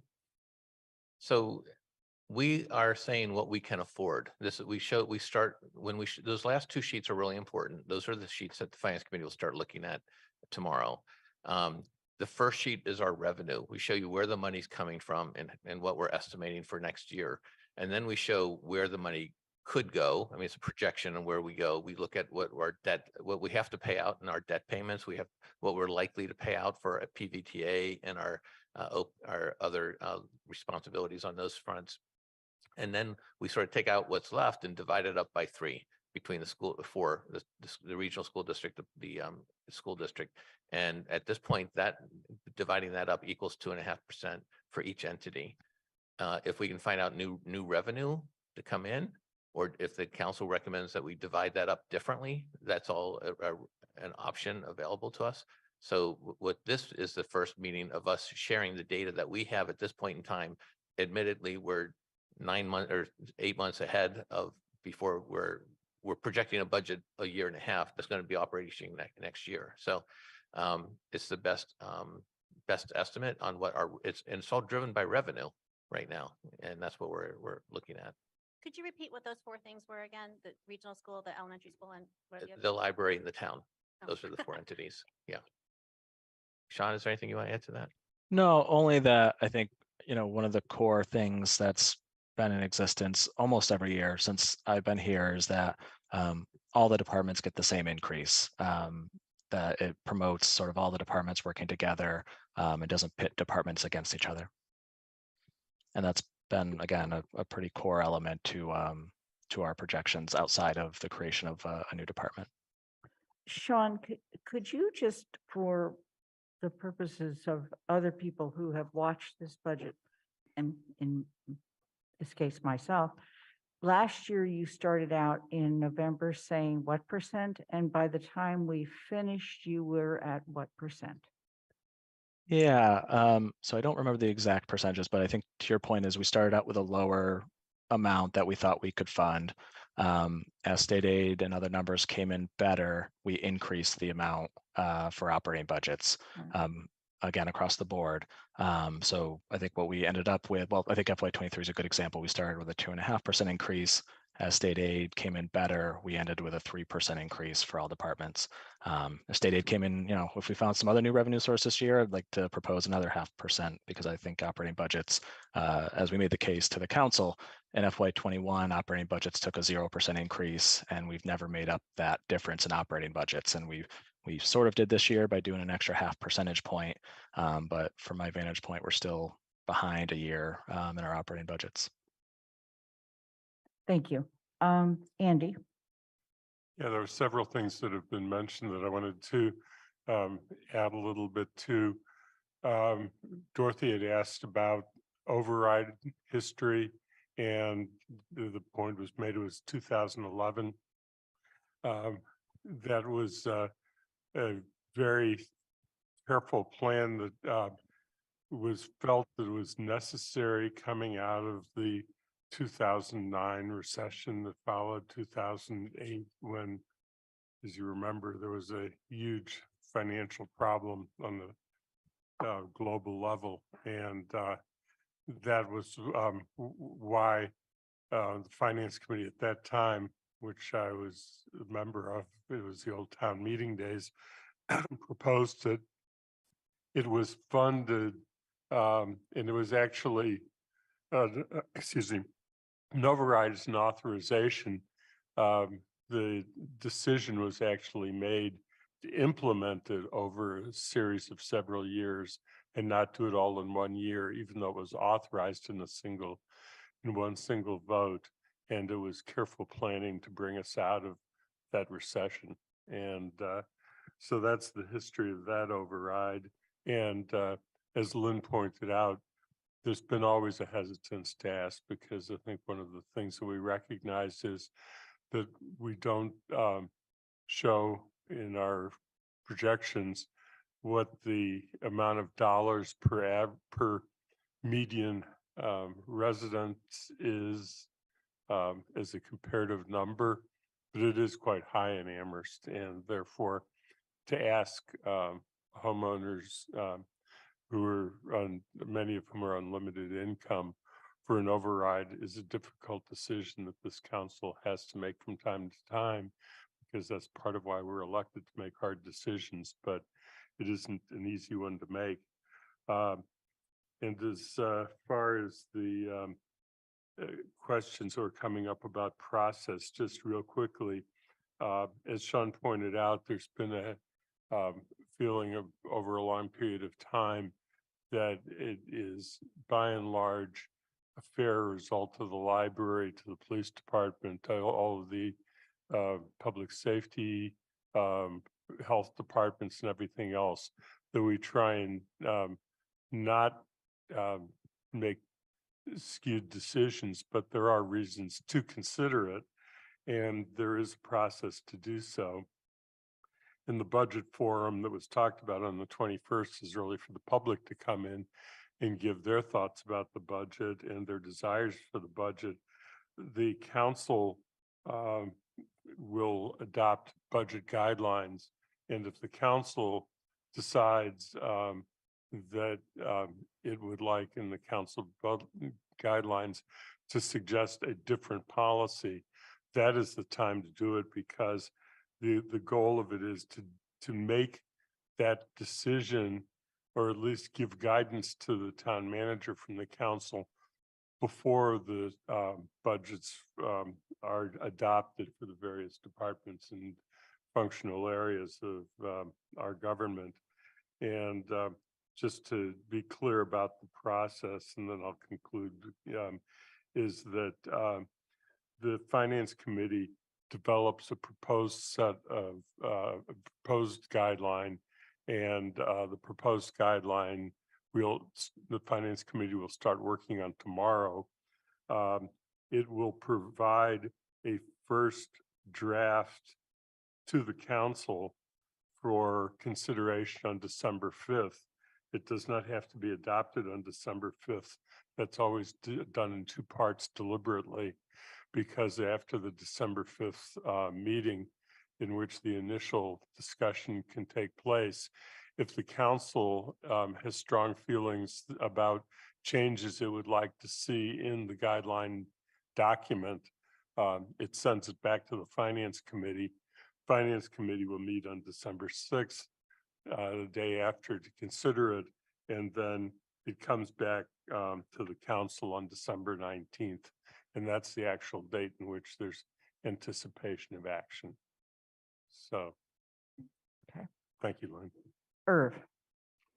I think that for the sake of myself and others out there in the audience who may want to know the answer to this question, is the difference between the debt exclusion and an override, and what the impact of either of those are in relationship to taxes. I could take that Sean one. or Yeah, no, Paul? I recently did a presentation on it. So, so an override is a permanent increase to your taxes. So that's going above the 2.5% allowable increase in the levy limit each year. It's a permanent amount above that. And it's typically for operations. Whereas a debt exclusion, you go over it on a temporary basis, only for the life of the debt. There's different thresholds in terms of voting each one. A debt exclusion requires a 2/3 majority vote by the town council. An override would require a majority vote. They both require passage by the elected vote, or the registered voters of the town, in order to go into effect. But the easiest way to think about it is a tax override is a permanent increase in the taxing ability of the town, and it's typically for operations. A debt exclusion is a temporary increase in the taxing ability of the town, and it's usually specifically tied to the debt of a capital project, like a school project or another building project. I would say debt exclusions are most common with MSBA school projects in the state. I want to make sure that, Sean, you go one step further, and you mentioned one requires 2/3 vote for the council, the other requires a majority of the council. Mm-hmm. What does the population vote have to be in both cases? They both are majority in both cases. Thank you. Mandy Jo. Yeah, I just wanted to address Jennifer's question a little further, which is the other place that the groups, the school committee, library trustees, and council can discuss that allocation of those projected revenues is in the budget coordinating group. It's why that's technically part of this agenda, as the meeting of the BCG, but I believe any of the bodies can request from the manager to for the manager to call an extra meeting or a separate meeting of the budget coordinating group to have those discussions if any of the committees believe it's necessary. Thank you. Are there any other questions or comments from the bodies gathered? Sean and all of you that have worked with Sean, thank you so much for an excellent presentation. I'm going to now turn to Allison McDonald to adjourn her group. The Amherst School Committee is adjourned. Thank you. Austin Surratt, Jones Library Board of Trustees is adjourned. okay. Andy Steinberg, the Finance Committee. Finance Committee meeting, which is a separate meeting within this meeting of the whole, is adjourned. And before I adjourn the town council meeting, we will take a 5-minute break, and then we will immediately go into our next meeting, and we will begin very soon after that with the tax classification hearing for this year. We will also have public comment early in that meeting, and certainly invite all of you that would like to make public comment to stay, as well as being on Zoom with us. So we're going to take a 5-minute break and be right back. Thank you.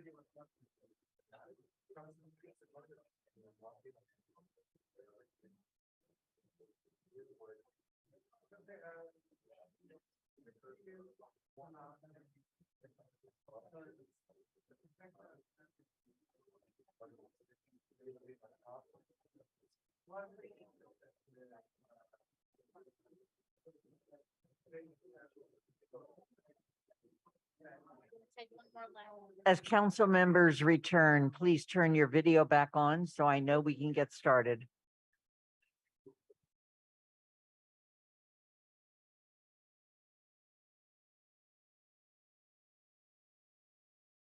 Athena, Please take the screen down. Okay, as counselors return, please turn your videos back on.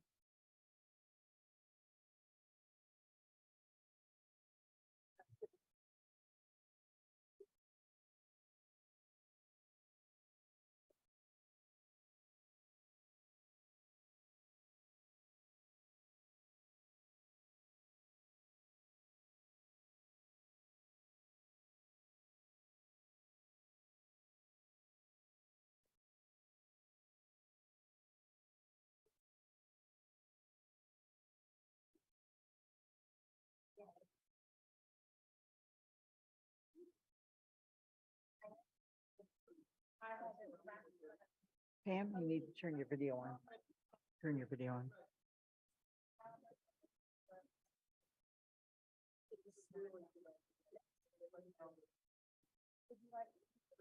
Thank you.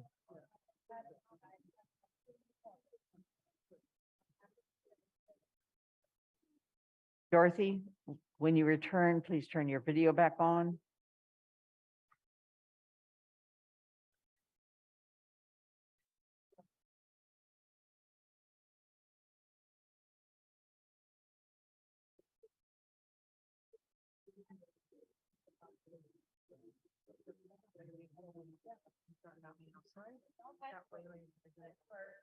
Okay.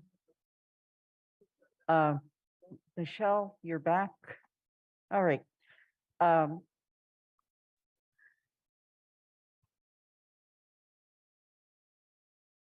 have news for you. It's still November 7th. And this is now our regular town council meeting. I'm not going to go through all of the preliminaries I've gone through before in the interest of moving on. I want to mention that there is one public comment period. No, excuse me, there are two. There's one during the hearing that will be held in just a moment. And then there is another general public comment period for those of you that have come for that purpose.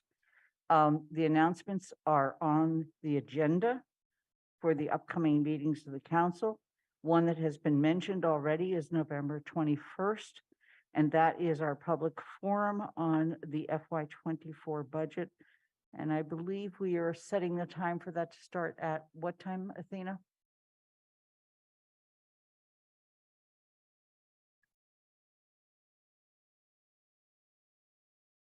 We'll let you know.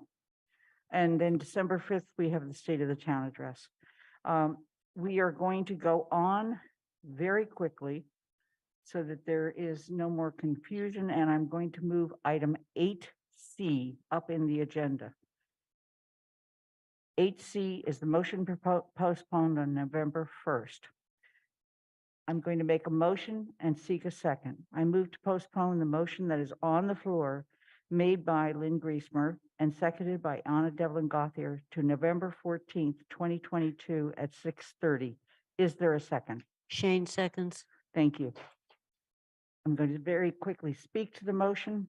I have polled the town council and all members have indicated they are available on November 14th, 2022 at 6:30 p.m. I am doing this because there are several amendments to the motion that is on the floor and some new motions under consideration. Thus, this item will take up considerable time. The town council began meeting at 5 o'clock tonight, which means we're now into our 4th hour. And we are now engaged in our regular town council meeting, and we have quite a few items to go. So with that, I'm going to ask if there are any questions, and if not, I'm going to bring it to a vote. Okay, Shalini, Yes. Pat DeAngelis, Aye. Anna Devlin Gauthier, Aye. Lynn Griesmer is an aye, Mandy Johanicky, Aye. Anika Lopes, Aye. Michelle Miller, Aye. Dorothy Pam, Yes. Pam Maroney, Yes. Kathy Shane, Yes. Andy Steinberg, Aye. Jennifer Taub, Aye. Alicia Walker. Yes. Thank you. There's one other thing that I would like to mention, and that is item 14 on the agenda. the town manager's appointment of the human resource director. Due to the timing of the town manager's appointment memo being not within the 48-hour period, and with consideration of the town's commitment to the highest standards of transparency, I've decided to move the confirmation of the human resource director to the special meeting agenda on November 14th. With that, we are going to go on to the hearing. It's a tax classification hearing.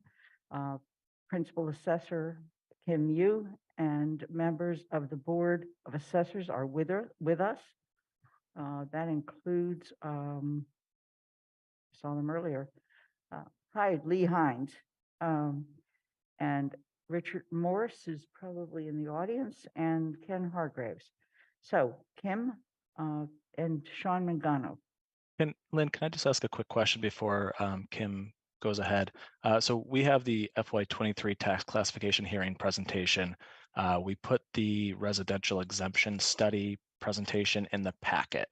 Do you want both presented or just the FY23 classification hearing? I think the classification hearing's fine. Okay, thank you. Take it away, Kim. Okay, thank you. Just bear with me while I share my screen. Kim, there's something wrong with your microphone. And I don't know what, but we have a great deal of difficulty understanding you. Okay. Let me move a little closer to my computer. Is that a little better? Yes. Okay, I'm just too far away.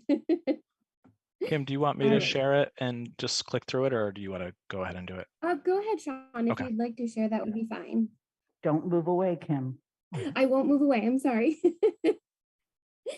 Okay, so this looks very familiar to many of you. And before I actually get started, please feel free to jump in if I do move too far away. So go ahead, Sean, and go to the next slide, please. Okay, so this is just a reminder of what we will be discussing tonight. We'll be voting on the single or split tax rate, the open space discount, small commercial exemptions, and the residential exemption. You Next need slide. to speak more loudly and closer and slowly. Okay. Thank you. So, I'm so sorry. the weird thing is, Lynn, I can hear her fine. So it must be something between the room audio and the Zoom audio, because I can hear her well. So, so I just want to point that out, that I can hear her fine. And we So had the can same I. problem the last time. Okay. All right, go ahead, Kim. Okay. So the tax classification is an act that was passed 44 years ago in 1978, which requires the municipalities to classify real and personal property into these 4 classes: the residential, the commercial, the industrial, and the personal property. And if you could go to the next slide, please. Here I have for you the definitions of all of the classes, which we did go over the other night, but briefly for anyone that wasn't there, the residential class includes any units that are for human habilitation. So any unit that you can live in, single family homes, 2-family homes, 3-family homes, apartment buildings. These will include accessory land, such as swimming pools, garages, basically anything that is not attached to the home. The commercial property includes any place that would conduct a business, such as storefronts, offices, as well as chapter land, which is for farming and recreational use. Industrial properties, again, is just the manufacturing. And then again, quickly, the personal property is any sort of taxable property that is inside of the business or home. If you can tip a building upside down and shake it out, anything that would fall out would be considered personal property. Go to the next slide, please.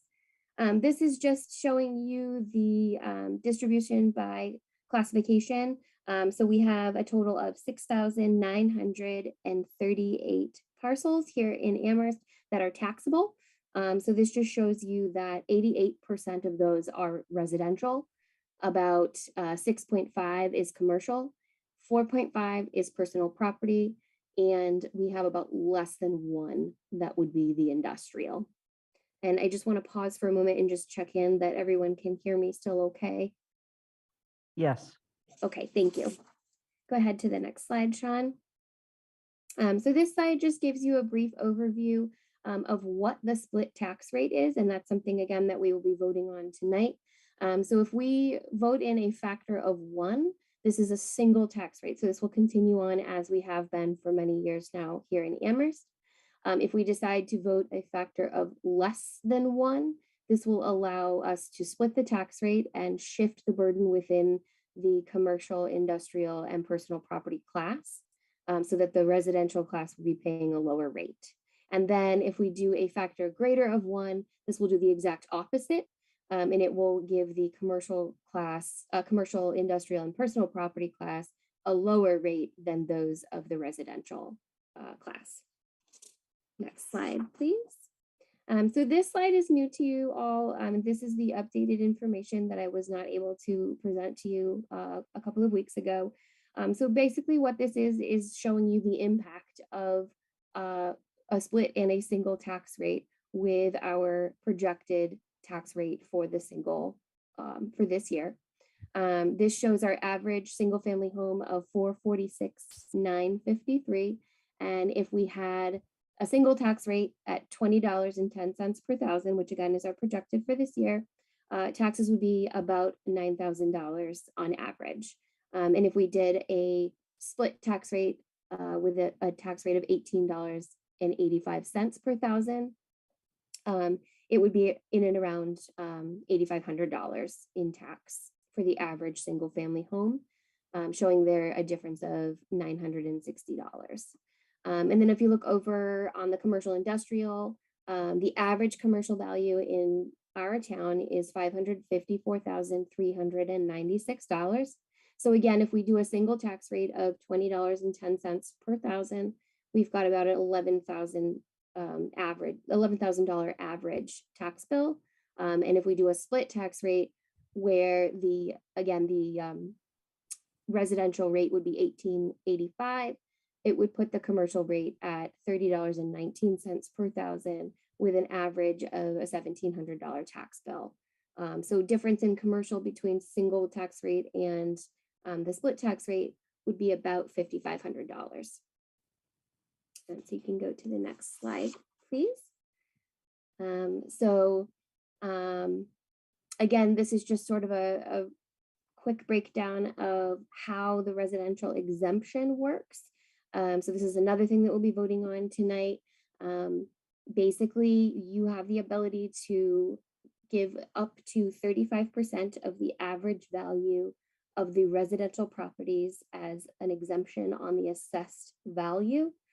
And this is something that is only in the residential class. So this will shift the burden only inside the residential class. This will not affect the commercial, industrial, and personal property.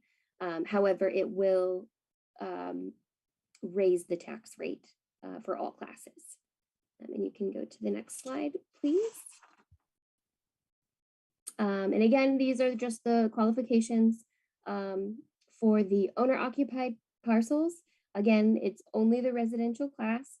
So it's single-family homes, condominiums, part of 2- and 3-family homes, and part of mixed-use properties. Non-qualifying parcels would be, again, non-owner occupied properties. So second homes and rentals, homes rented by and occupied by family members who are not listed on the deed, properties that are held in trusts, regardless of the purpose of the trust, any large apartment buildings, and then nursing homes, group homes, and assisted living facilities. So again, I just want to remind you about the properties held in the trust and homes that are not occupied by the person that's on the deed. This could negatively affect quite a few members of our community. So just keep that in mind when voting on that. And you can go to the next slide. So here again is just the pie chart that shows you that we are about 66% owner occupied versus the 34% non-owner occupied. And again, I think that I want to reiterate, these numbers would probably adjust with more study that's done if we do decide that we want to input the residential exemption. There's a lot of work that would need to go in to make sure that these numbers are accurate. Anybody that does not respond to any questionnaires that have been mailed and or will be mailed, if this is something we do decide to do, have that ability to file an abatement and dispute that charge. So again, just keep that in mind. I know it's not in the presentation, but something to really think about is that's also going to cost our overlay to increase for these particular abatements. So just another little thought when thinking about this particular exemption. Next slide, please. So a very quick summary. Again, it's just a redistribution of the tax levy inside of the residential class. So for those property owners, this exemption has been labeled as a misdemeanor since it actually does shift inside of the residential class and does not, it doesn't consider someone's ability to pay. There is a potential that someone would have a higher tax bill, and then also tends to affect our renters in apartment buildings because it's possible that the apartment buildings will have an increased tax rate as well. And again, if those who either choose to live the apartment life or can't afford to purchase a home may see that negatively affected them because that apartment building will go up in rent potentially. So we can go to the next slide, please. Kim, the exemption is not a misdemeanor, it's a misnomer, right? Sorry, yes, thank you, Lee. Yes, thank you. The other exemption that we will be voting on tonight is the small commercial exemption, and this is pretty much the exact opposite of the residential exemption. This will be for businesses of 10 or less people of the value of less than $1 million. And basically what it would do is give those businesses an exemption and shift the burden to those of 11 or more employees. Being that we don't have very many large businesses in Amherst, you will see later on that I would recommend that this be voted that we do not accept the small commercial exemption. Next slide, please. So again, just the recommendations here by myself as well as Paul, our town manager, that we continue on with the single tax rate for all property types, so a factor of 1, and that we do not vote in the residential, small commercial, or open space exemptions. And I didn't touch on the open space exemption because we don't use open space here in Amherst. So that's it for tonight. Any questions? Okay, I'm going to ask if there's any questions from the council. This time we've already had a presentation of this last meeting, and I think it was last meeting. Maybe it was back in October. Pam. Thank you, and thanks again for this presentation. Each time we hear it, we understand a little better. One of the things that we heard in a recent rental registration bylaw forum was, or input from a survey that we put out, was concern from landlords that that we were seeing that their assessed values were going up, and that they might pass these increased values on to the tenants. I need to ask really specifically, are income producing properties actually being assessed to account for income? Or is it simply like the rest of us, big spoiler alert here, we're all paying more taxes? Can you answer that question, please? Sure.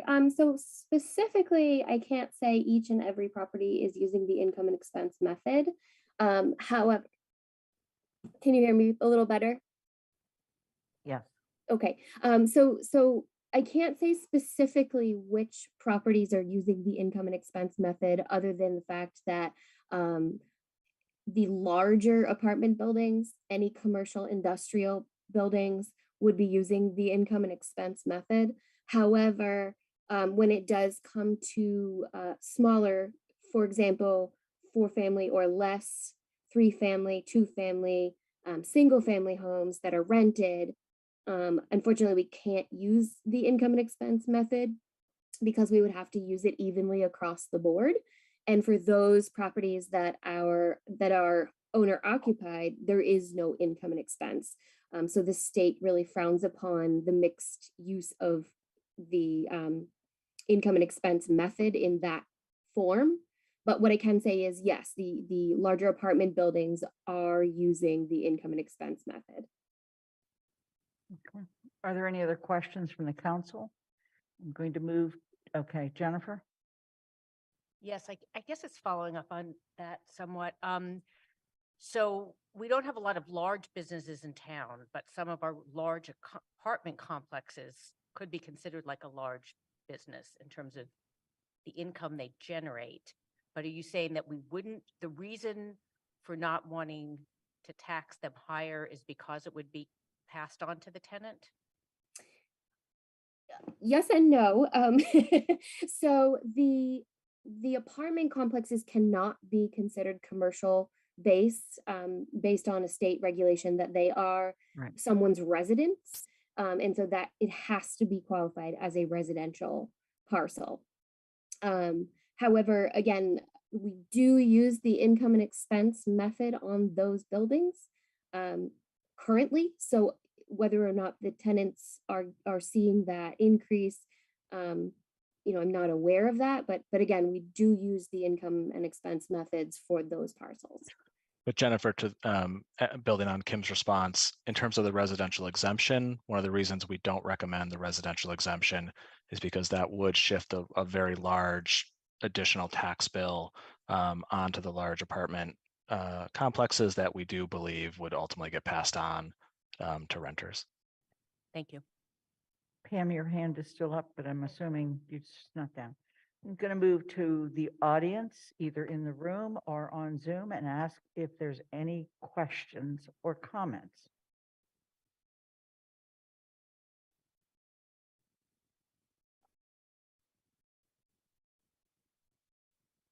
Seeing none, are there, I'm sorry? Yes, there is. Gabrielle Davila, I think it is. Please enter the room, state your name and your comment. This is regarding tax rates. Oh, sorry. I wanted to make a comment about a different topic. When should I do that? We're going to do that next. Thank you very much. Okay, great. Thank you. Yeah. Are there any other comments with regard to the tax rates that we're doing the hearing on at this time? Okay, seeing none. Any other councilor comments? Then, yes, Kathy? Yes, just to make sure I heard it correctly, Kim, what you were saying for the small business owner, it seems to me it's similar to the residents analogy that some small business owners are renters of their space, so that even if you were trying to benefit them, you wouldn't get them. You would only get the small business owner that also owned their building. Is that correct? Yes. Thank you. Michelle, you had your hand up. Okay. Are there any other comments from the council? Seeing none, then I am declaring the hearing closed. Pardon me. We just need to do a vote on the closing the public hearing. I'm sorry. I'd like to make a motion to close the hearing. Is there a second? Second. Okay, then we're moving to close the hearing. Lynn, I would just like to say thank you to everybody for bearing with me with the volume. Absolutely. Thank you. Shalini Belmilne, Yes. Pat DeAngelis, Aye. Lynn Green, Anna Devlin Goffler, Aye. Lynn Grisham is aye. Mandy Johanicky. Aye.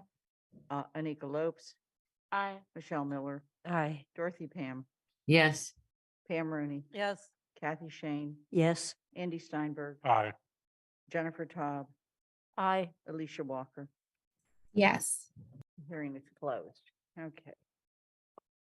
All right. I just want to make a couple comments so that we catch everybody up who's joined us. Prior to the beginning of public comment or to the beginning of the hearing, I want to make sure that people in the audience, whether on Zoom or Amherst Media or the town room, understand that we voted earlier to postpone the motion on the floor that was left over from our November 1st, 2022 meeting to Monday, November 14th at 2022 at 6:30 p.m. In addition, we're pleased to see so many public educators and students were with us earlier today. And we invite you to make public comment as well, recognizing, however, that it is the school committee that you negotiate with, and it is the school committee that submits their budget to us. So would those people who would like to make public comment, please raise their hands? Lynn, I have a sign-in sheet for public comment here. Okay. And has everybody who just raised their hand signed in on the sheet? Thank you. And then we have other people in the audience, okay? And so Athena, I'm going to have you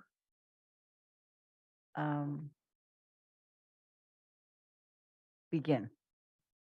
The first person on the public Hold comment. on, before you do that.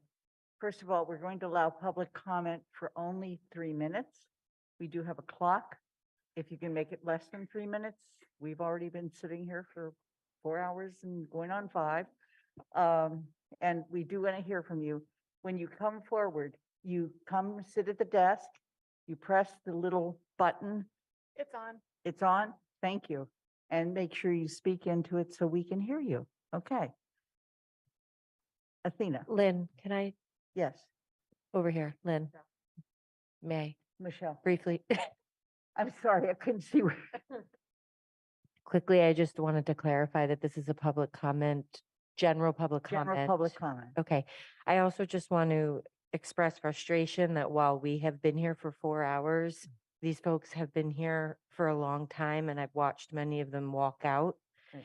And I feel a lot of concern about that because they came here to engage with us. And I understand that we have a protocol that we're following, but I'd really like to think about how we can retain folks who are coming to speak and figure out ways that make that possible. So Thank you. All right. Athena, are you ready to The begin? first person on the list for public comment is Vera Cage.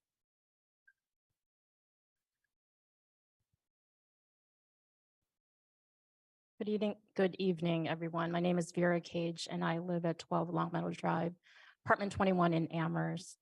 I'm here to support the educators and to ask that you support education in this community and prioritize it. I'm not going to waste too much time on the subject, but I do want to share some salaries of a department that has a lot of six-figure salaries. $159,965, $101,706, $190,421. Excuse me, I'm going to go back to that figure. 119,382, 116,162, and 1, 2, 3, 4, 5, 6, 7, 8, 9, 10, 11, 12, 13, 14, 15, 16, 17, 18, 19, and at least 20 other town employees enjoy a six-figure salary. And that's the Amherst Police Department. And we have a police officer that's making more than that $190,000 salary that our town manager earns.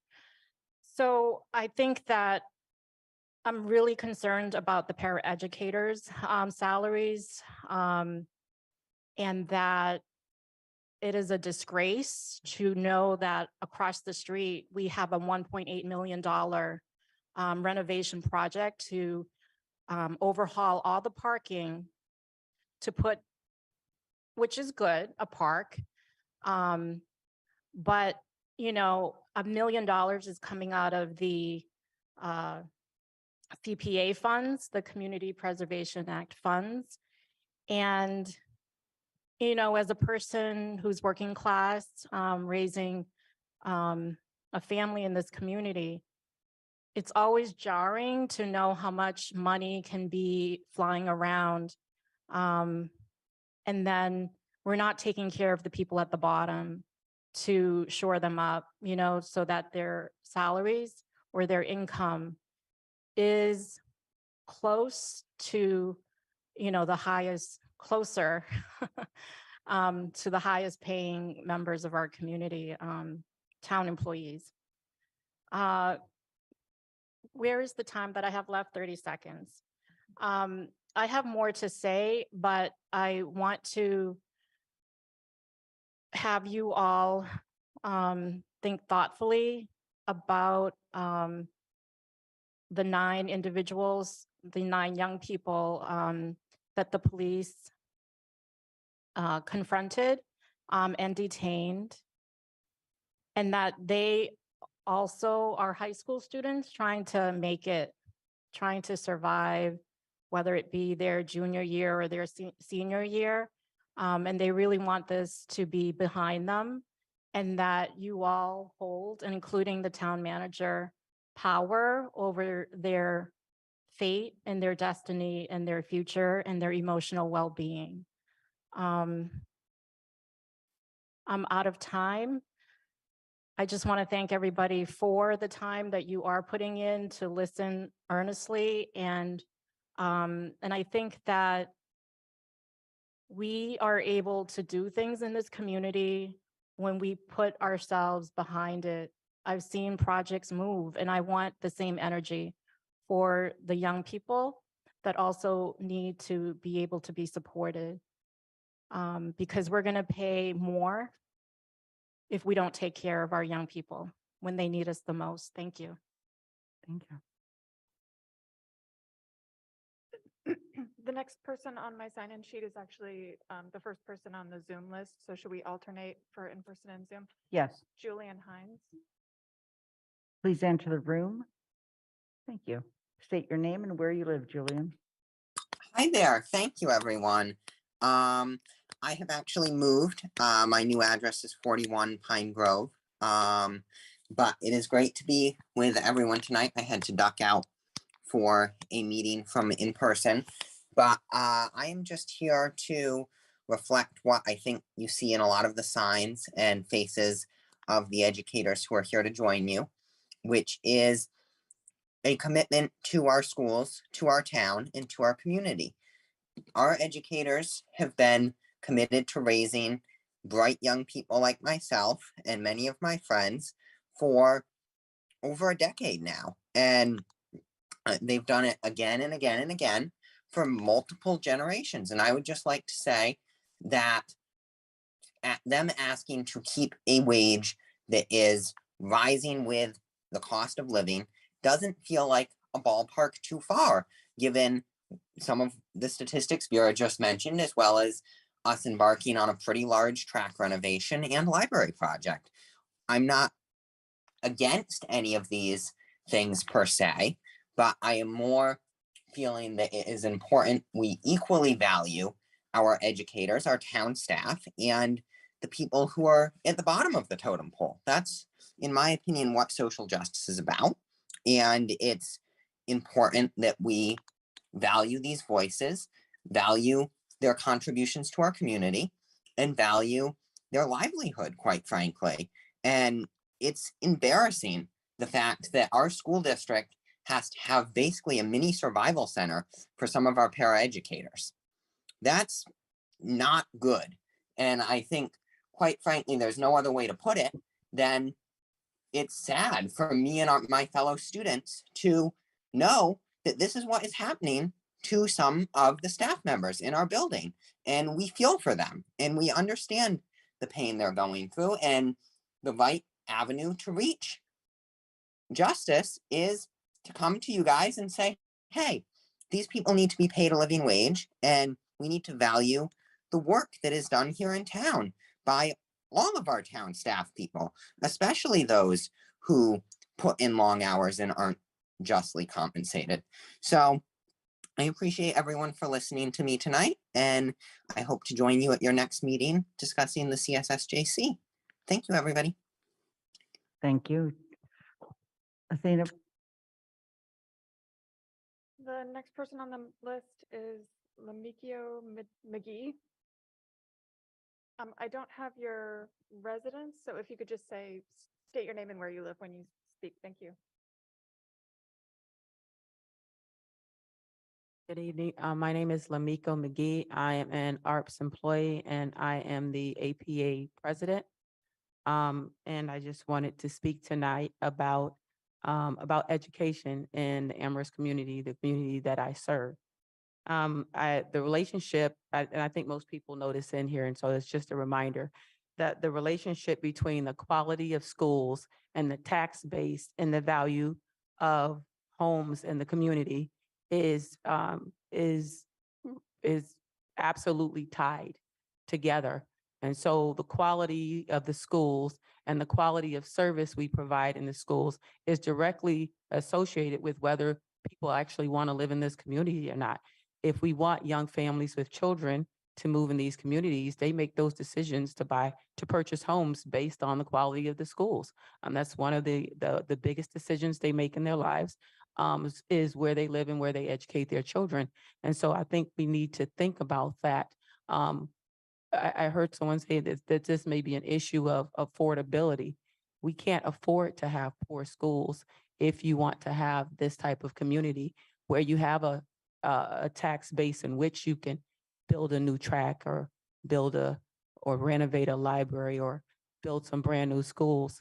And I will tell you, it's we would love to have a new school, but it's the people in those schools that serve the children that determines whether they get a great education or not. Because I've worked in some places I've worked in some brand new schools, and that's not what makes the school. It's the teachers, it's the educators, it's the parents, it's the clericals, it's the administrators in that building that serve the students and make the school. There's a crisis in education right now. And I've asked the school committee, and I ask you, town council, what is your plan? Educators are leaving the field. That is how stressful working in education is right now. And on top of the stress, in a post-pandemic society and managing the behaviors of students, and being short-staffed, then to have to be concerned about how you are going to take care of your family, because you're just not earning a living wage. The community that you love, that you serve, that you can't afford to live in it. And that is unfortunately what our employees are dealing right now. We can't even afford to live in these communities that we serve. And so I want you to think about that. That 1%, it's really interesting that we've been negotiating for a long time. You would think that 1% would be stuck in someone's head. They would know it off the top of their heads. That 1% of what our payroll is. I will say that we didn't ask for 14 million. I'm not sure where they get that number, but they just keep on repeating the same information. But that's not what we asked for. But we do ask for fair negotiations and for us to get a living wage for our employees and for us to serve our students and create the quality schools that will be necessary to maintain the tax base that you want here in Amherst. Thank you. thank you for joining us.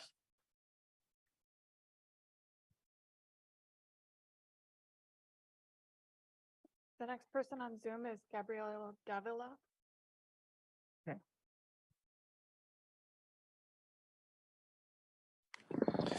Hi, my name is Gabriel Davila. I'm a District 5 resident, although, again, I'm calling in from college. I just wanted to look over what the union has been asking for, um, and just to sort of reframe the conversation as it's going. So, the union has been asking for direct negotiations with the school committee, open to all their members. I mean, that's an entirely reasonable demand, I think. And I think that any like basic knowledge of the way unions operate would tell you that that ability to directly negotiate is critical for the union to serve its purpose. They want respect and adequate pay. I mean, that should be obvious. They want substitute pay, right? And this isn't even something that's going to necessarily impact their union members. This is just to keep the work conditions better.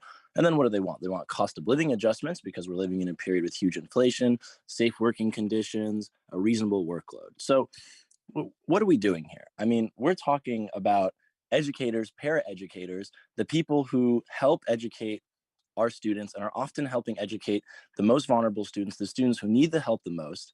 And we have people right now at this meeting asking you, our town representatives, hey, would you mind valuing para pay and the power of an educational union as much as you value building a new park or improving our library? I mean, this should be our first priority, not just because we want to care for the people who we have unfortunately placed at the bottom of our societal totem pole, because I do think it's our responsibility as a town to take care of each other. But this is not some random union. This is the educators union, and their demands are in line with what is needed for the school to function in a good way, which is essential for students. And as was just mentioned, if the school is not educating well, you won't attract new families. And then, you get into a spiral where things start to go downwards. So this is the time to show who we are as a community, that we're a community that values our educators as much as we value our police, right? I don't think that's unreasonable. I mean, if it was up to me, and I think if it was up to the young people of this community, and in general, the actual people of this community who you are supposed to represent, that we would represent educators at the foremost. We would want them to get more than the police and more than a new park or a library, right? So I don't think it's unreasonable that a bunch of people are going to come on tonight and ask you to value educators as much as you value the other facets of the town. And I think that this is another opportunity for this town council and for this community to show who we are. I mean, do we want to be a community that tries to pay our educators and paraeducators the bare minimum? Or do we want to be a community that wants to step up, provide the best school system we can, and provide the best pay we can for the people who are making those students have the best experiences possible?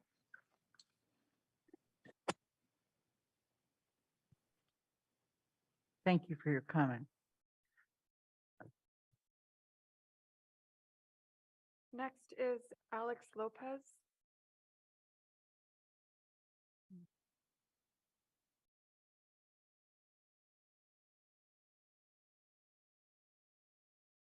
So I'm Alex Lopez. I live at 265 Potwine, and I also work at Summit Academy, our alternate high school here in the district. I appreciate that you all have been here for 4 hours. My school doesn't have substitutes. And like when someone's not there, because we're in the middle of a pandemic, we can't turn around and say, well, sorry, your class is canceled because we don't have a teacher right now. And so as a para, I end up subbing. No one subs for me as the para. And so I understand the frustration that we're here, even though the school committee is the one who's actually supposed to have proposed a budget, actually had that budget be an appropriate number to deal with inflation, and that we have to come to you. But we also heard them today say, Peter said, we're not even advocating for more money. And when we've done it in the past, we've been ineffective at it. So yes, we are here advocating for more money because we see our colleagues walking out the door and we're the ones left holding the bag.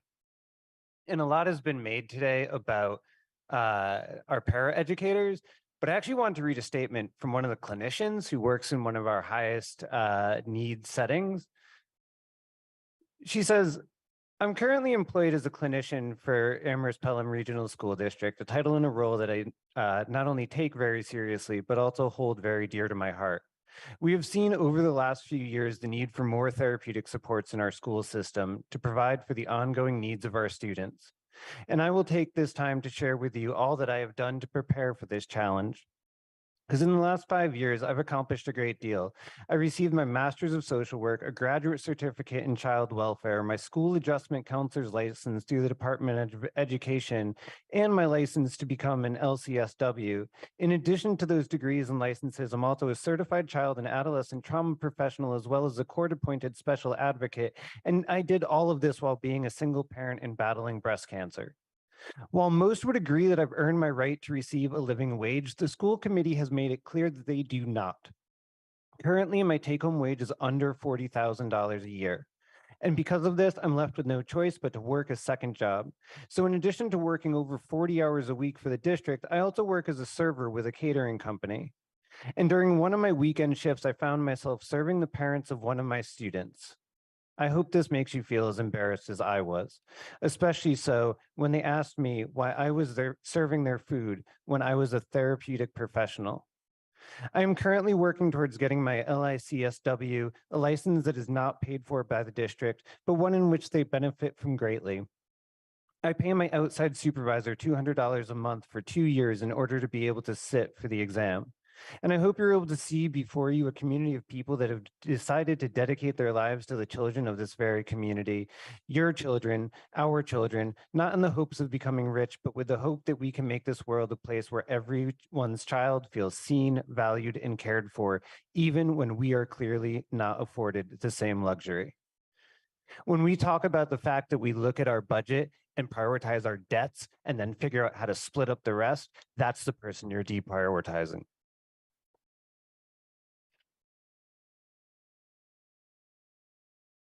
Next on Zoom, we have Tracy Zafian. Hi, so I wanted to speak about the parking on Lincoln and Sunset, but if there's other public commenters about the schools and things, I'd be happy to wait until those comments are done.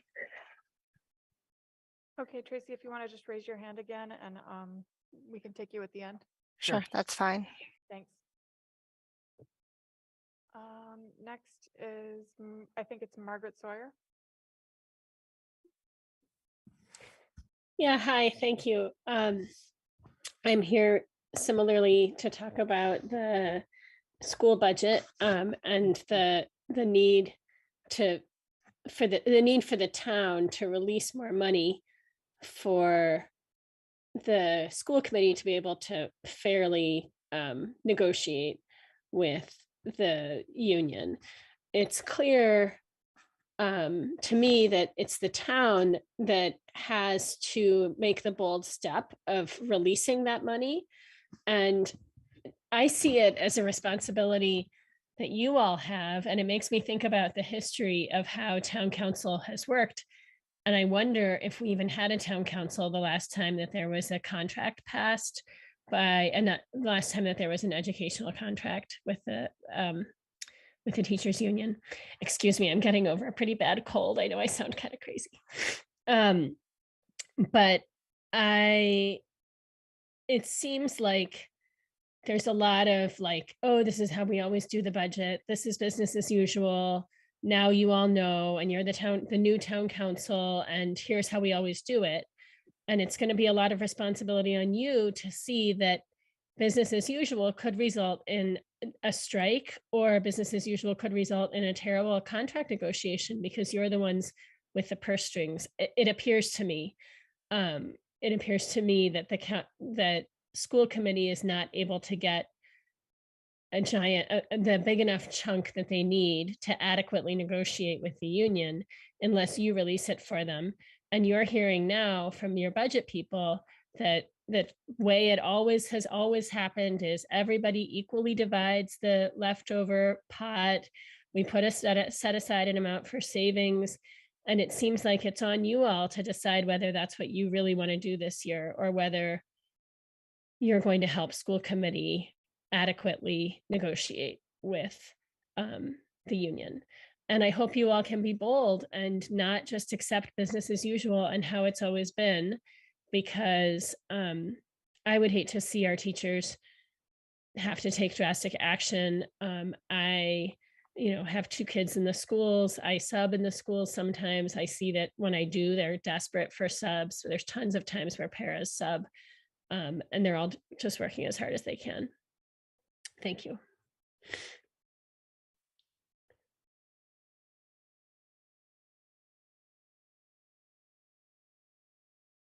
Next is Laura Pagliaro. I'm sorry, Pagliarulo.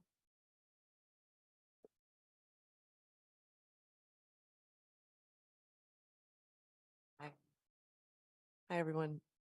Thanks for your time tonight. I'm Laura Pagliarulo. I live on Concord Way in Amherst. Appreciate you guys being here for this length of time. We moved here, my husband and I, about 5 years ago from Washington, D.C. with our 2 children. And our jobs are still in D.C. and we could have selected anywhere to move. And we selected Amherst almost exclusively based on the school system, the quality of the public school system. My husband and I are both products of public education. It's where our values are. We lived in communities that also valued public education, and I'm here to support the educators tonight.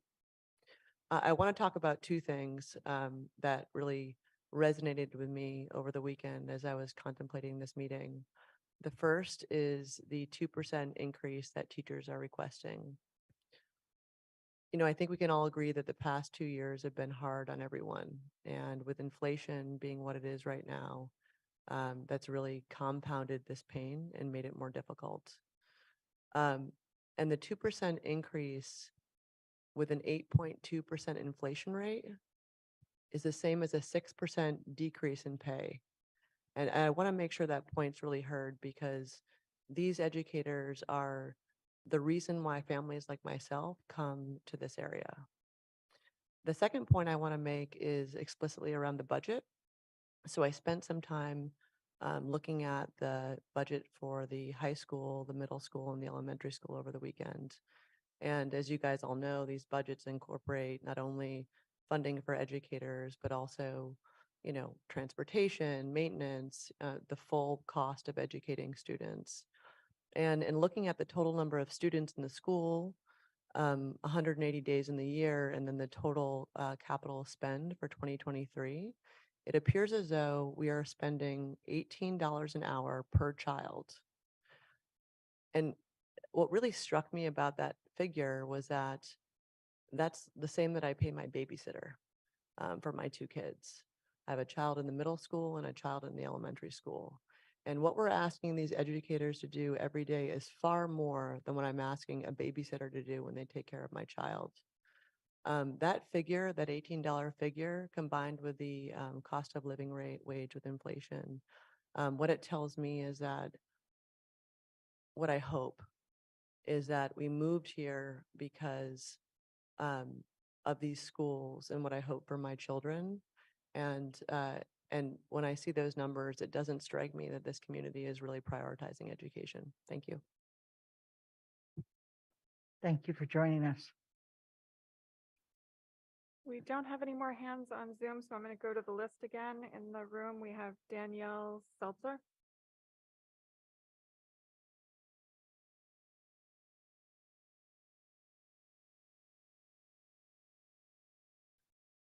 Hello, my name is Danielle Seltzer. I'm a resident of Turners Falls, but I've worked in the Amherst school system since 2011.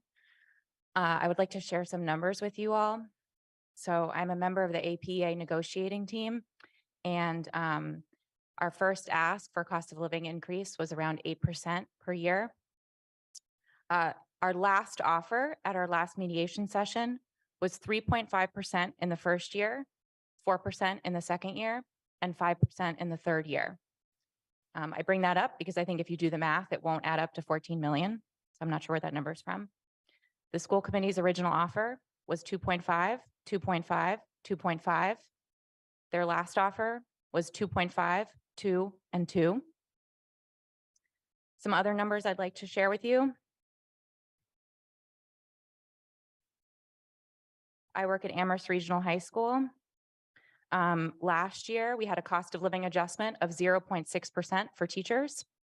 That was $391 in my paycheck split up over 26 pay periods. That's before taxes and deductions. The retention rate before that 0.6% increase at the regional school district was 92.7%. After last year's increase, the retention rate at the high school, the middle school and high school is 77%. If you compare that to other area districts, which you can by looking on the DESE website, you'll see that districts like Northampton, Belchertown, Granby are all in the 80s and 90s. So yes, retention is poor everywhere, but it is particularly poor in Amherst right now.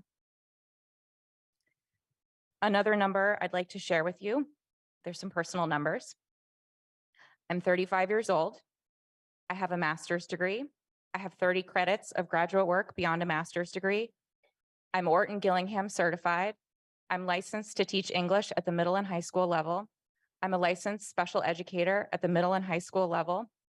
I have an advanced certificate in the teaching of writing, and I make $1,653 per paycheck. I cannot afford to own a home. I have no equity.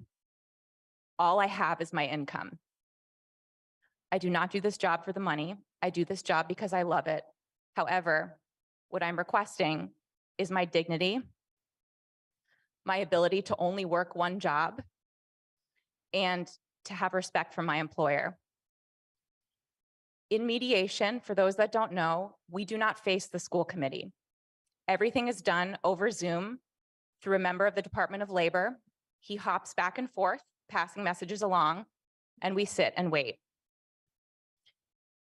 I recognize that we are two parties that are far apart that hopefully will come closer together, but it is hard to know how close we can come together when we do not see our employer. One request we are making is to return to traditional negotiations. A member of the school committee spoke earlier about the public not knowing or understanding how hard it is for him to ask for money. My response to that would say open bargaining would solve that problem. Thank you.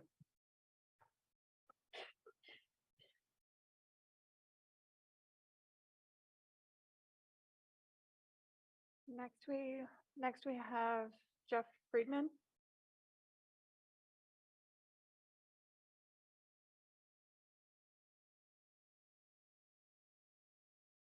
Hi, my name is Jeff Friedman. I live in Northampton, but I'm in Amherst High School, 24-year veteran of the math department. I have 3 children of my own. Excuse me, I've got a little cold. I have 3 children of my own who went through the Amherst schools, the most recent of whom graduated in June of this year. I purposely chose to move to Amherst 16 years ago so that my kids could experience the excellence that is our ARPS schools. I want to say thank you to each of you for your service to our students, our schools, and our communities. And I thought the school committee folks were here, but I guess not. But nonetheless, I will proceed. It's through your policies and yes, the budgets that you review and approve that you help continue the tradition of excellence that is our ARPS schools. I am wondering by a show of hands, how many of you have had or currently have children of your own in the schools? Some of you do, fantastic. Sorry? Some of us graduated. Oh yeah, well, fantastic, great. Thank you for your service. Thank you coming back to serve. I think we can all agree that many of us are here tonight because of 4 things. We believe in public education. We value the remarkable tradition of excellence that's our ARPS schools.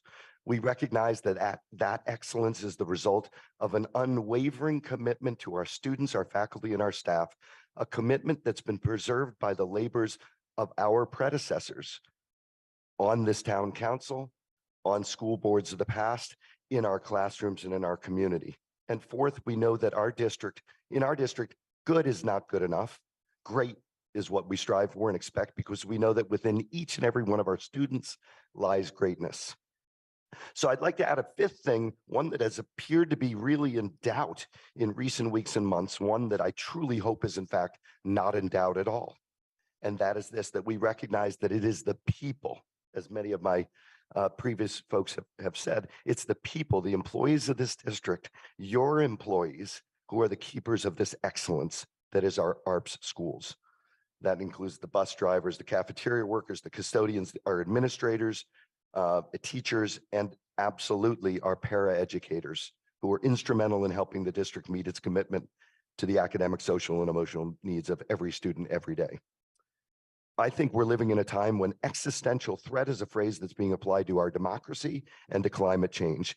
And I believe that without deliberate action, that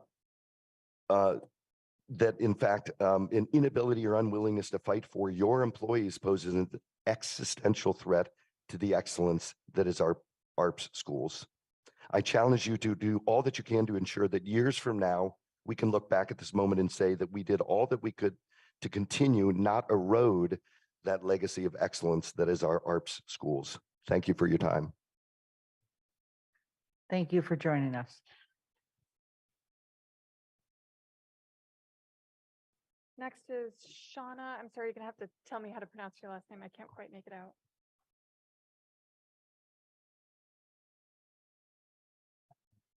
Hi, everyone. I'm Shauna Tausi-Farrer. I'm a lifelong resident of Northampton. I just started as a paraeducator at Wildwood Elementary a few weeks ago.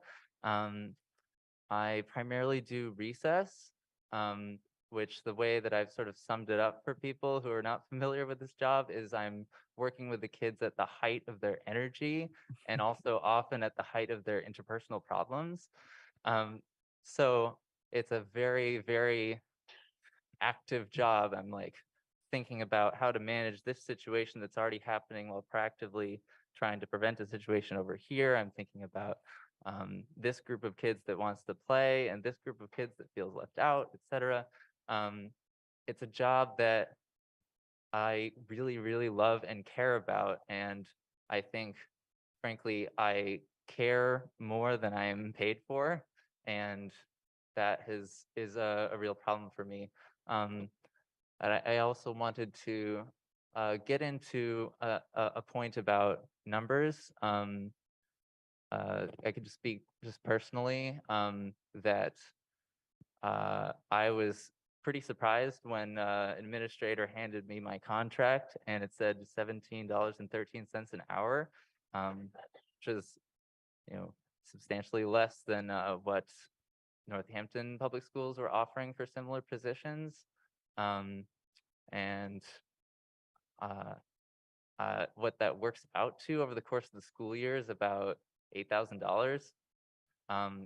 Granted, I'm working currently 15 hours a week, but if you do the math, that's about $21,000 if I was working full time. So basically, the only reason that me and my housemate are able to afford our rent of $1,200 a month is that we currently aren't paying rent because we have a slumlord who has not brought the building up to code. So if I am ever to live in a building that meets the Massachusetts housing code, I think I will either need to get a much better contract or get a different job. And I really don't want to leave this job. Thanks.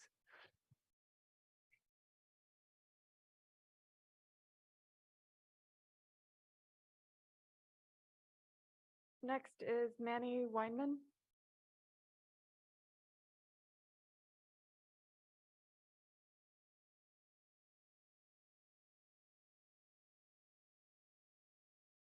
My name is Manny Weinman.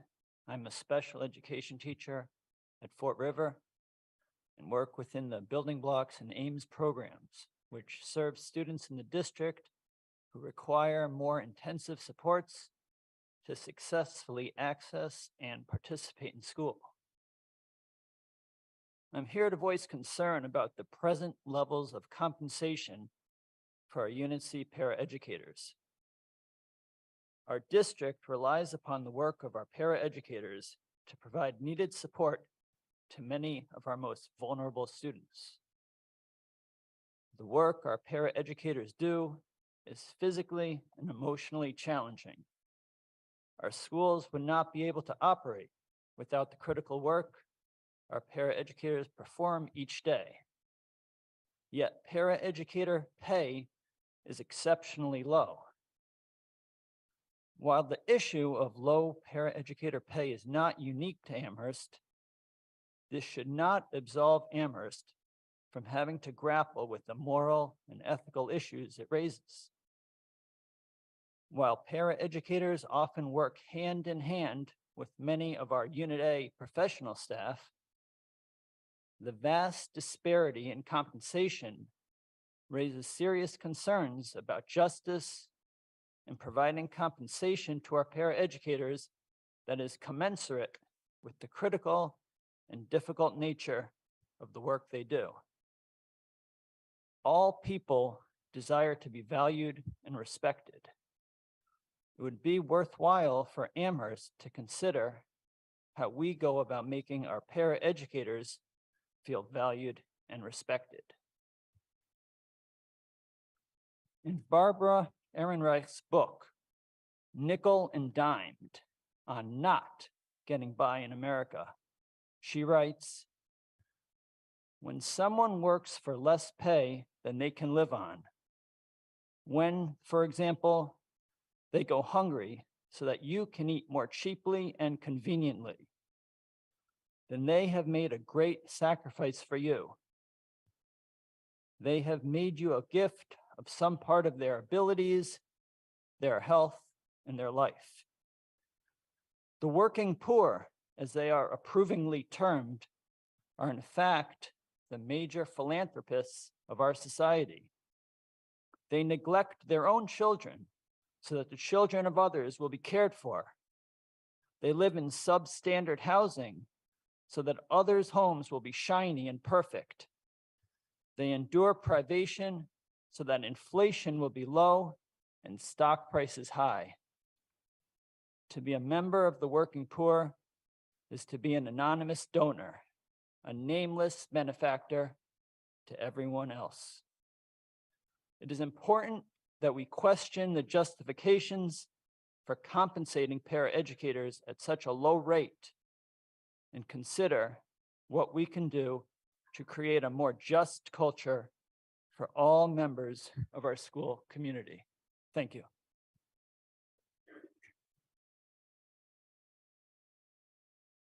Next is Jeff Kalman.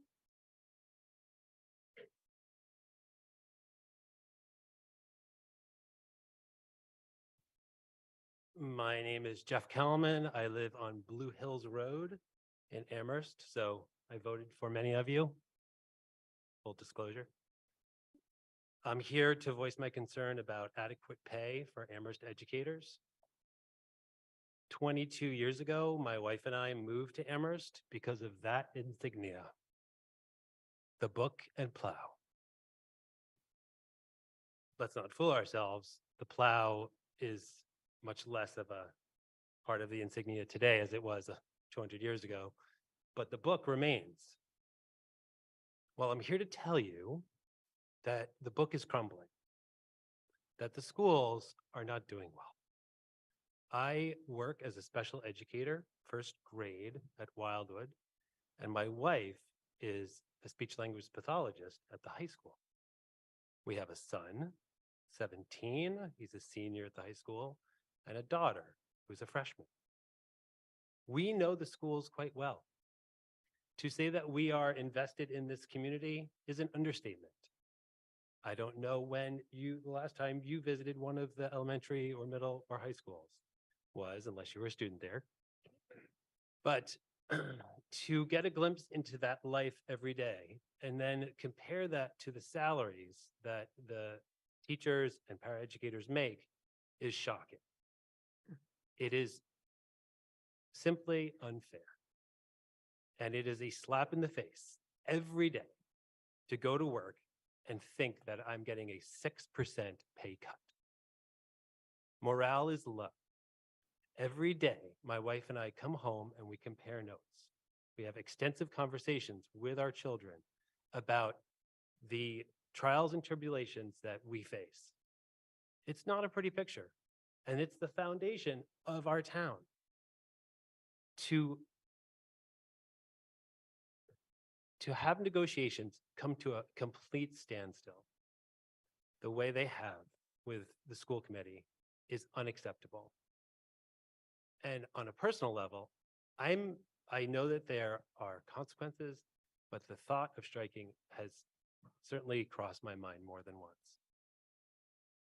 So I just want to end with voicing my concern about the pay that Amherst educators are receiving. And I hope that you will understand and see that this is a critical situation, because it's very clear to me that our house is crumbling. Thank you for your time. Next is Molly Cooksey.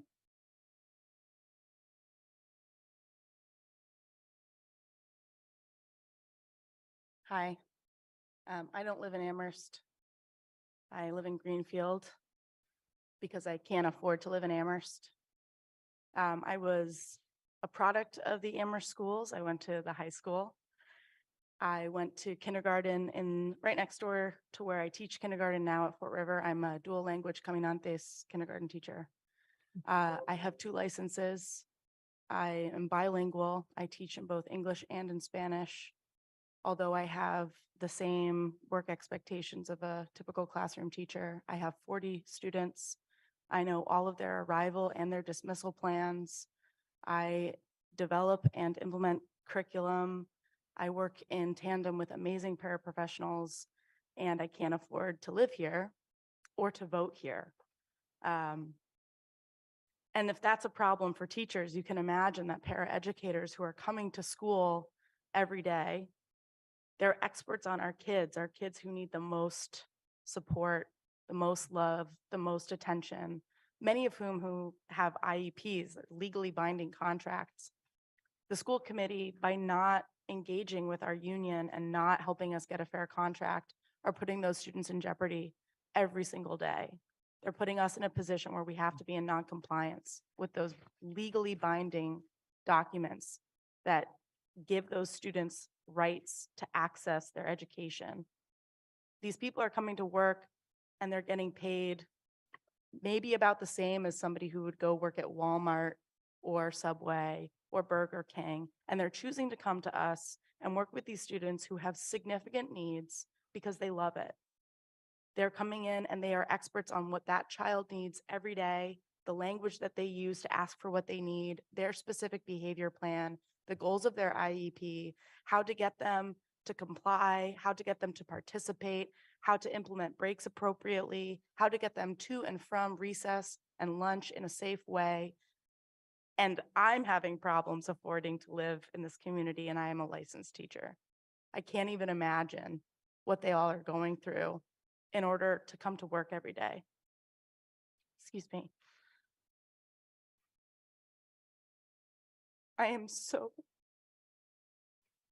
ashamed of this town that I came from.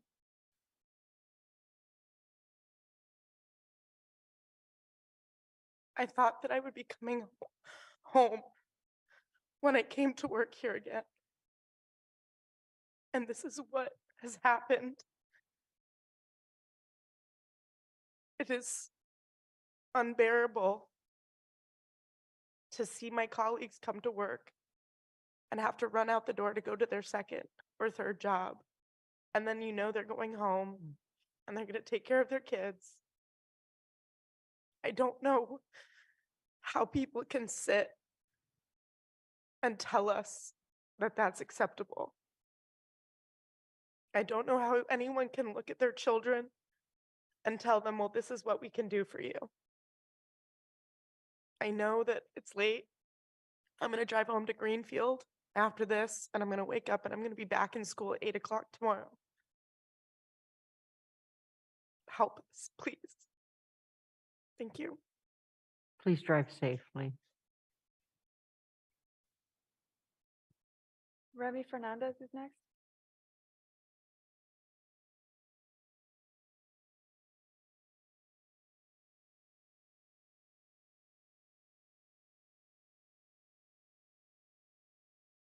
Good evening. My name is Remy Fernandez O'Brien. My pronouns are they, them.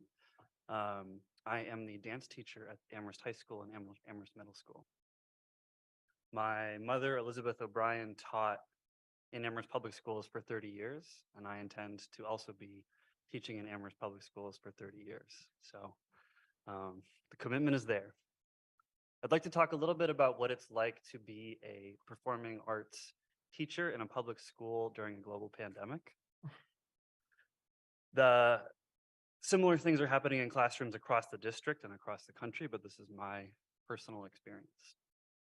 So if you can, I would like to ask everyone to try to remember how you felt after quarantine the first time that you stepped into a room full of other people, even if you had a mask on, breathing each other's air. Take a moment to imagine perhaps the trauma response that's happening in your body and your breathing.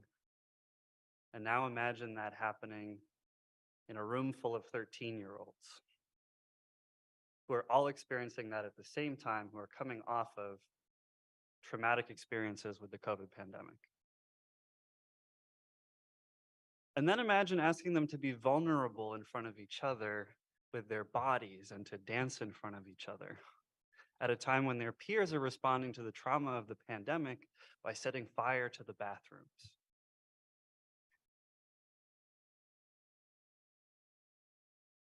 We have showed up every day and figured out how to do that. We figured out how to make students feel loved and supported and successful without ever seeing a facial expression from any of us. The theater teacher built an outdoor stage so that students could perform what they'd been working on. The band teacher figured out how to work with students in 4 different rooms at the same time, which I still can't figure out how that's possible.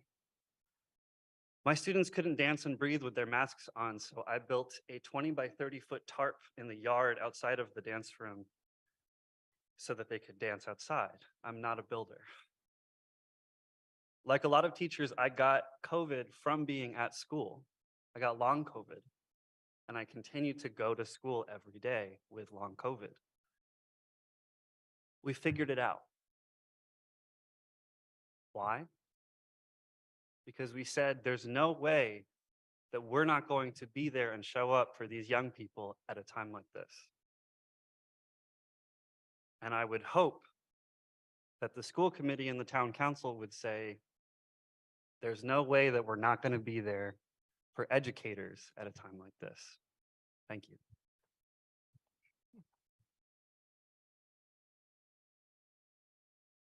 Nelly Gonzalez is next.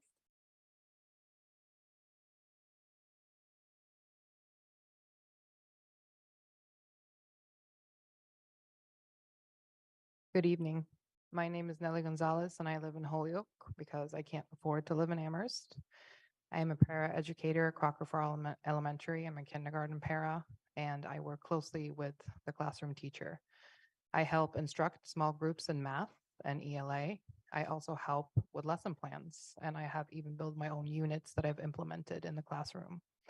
I have a master's degree in education and I am licensed in early childhood education. I love my job. I love what I do. I love the kids and I am happy to serve this community. However, I will break it down for you in numbers. I make $17.80 an hour.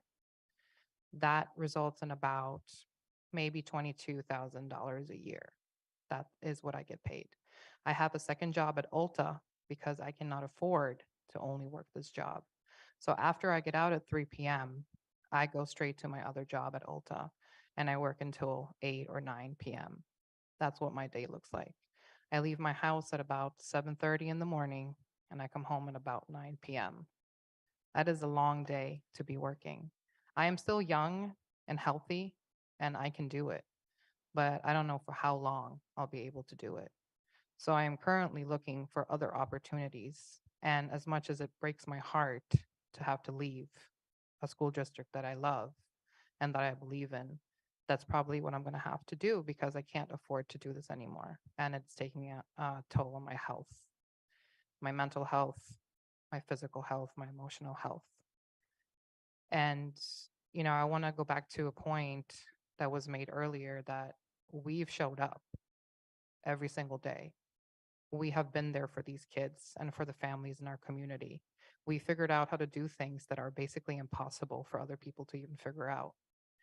We are not asking for 14 million. We're not asking for some crazy number. We're only asking to be paid a living wage.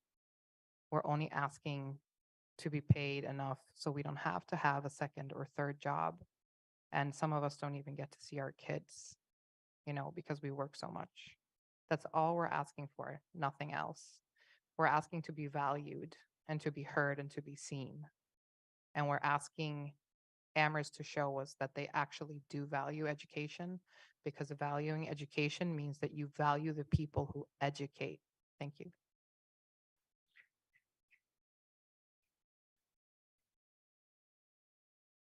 Tracy, we've come to the end of the list, so if you'd still like to speak about the parking.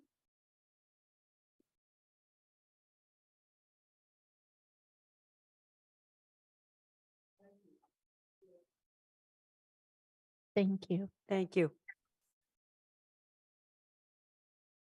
Yeah, no, that's okay. Thanks. Okay, thanks, Tracy.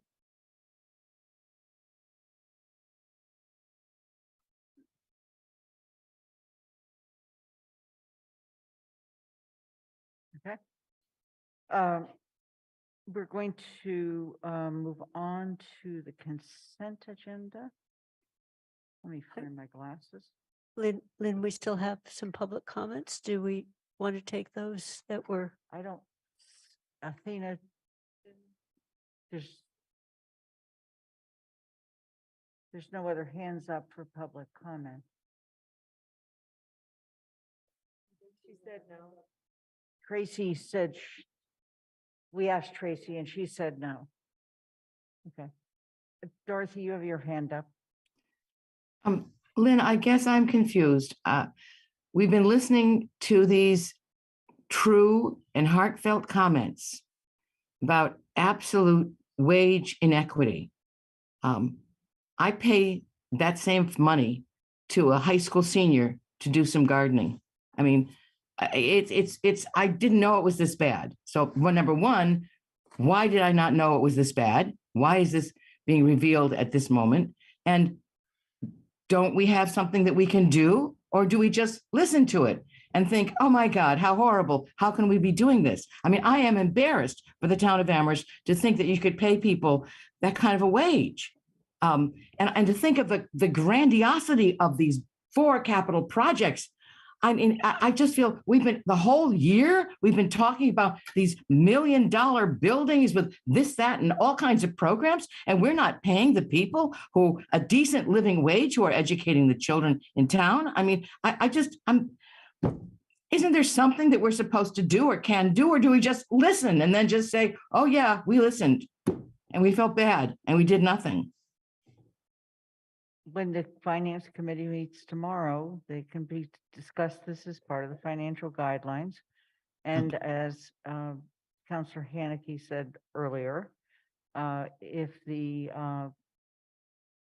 budget, BCG, Budget Coordinating Group, if any one member of that group would like to meet, they can ask the town manager for a meeting. When we begin the budget discussion, this is the kickoff of those discussions. Thank you, Lynn. That does clarify. So there will be a possibility for some action in the future. That's what you're telling me. Again, however, we're not the ones that negotiate with the schools. But we have been listening, so we must have some role. Otherwise, why would people talk to us? Right? I certainly understand why people are here to talk to us. Did you want to comment? Then raise your hand. Pam or any? I don't have a solid answer for you, Dorothy. I'm sorry. And maybe it's because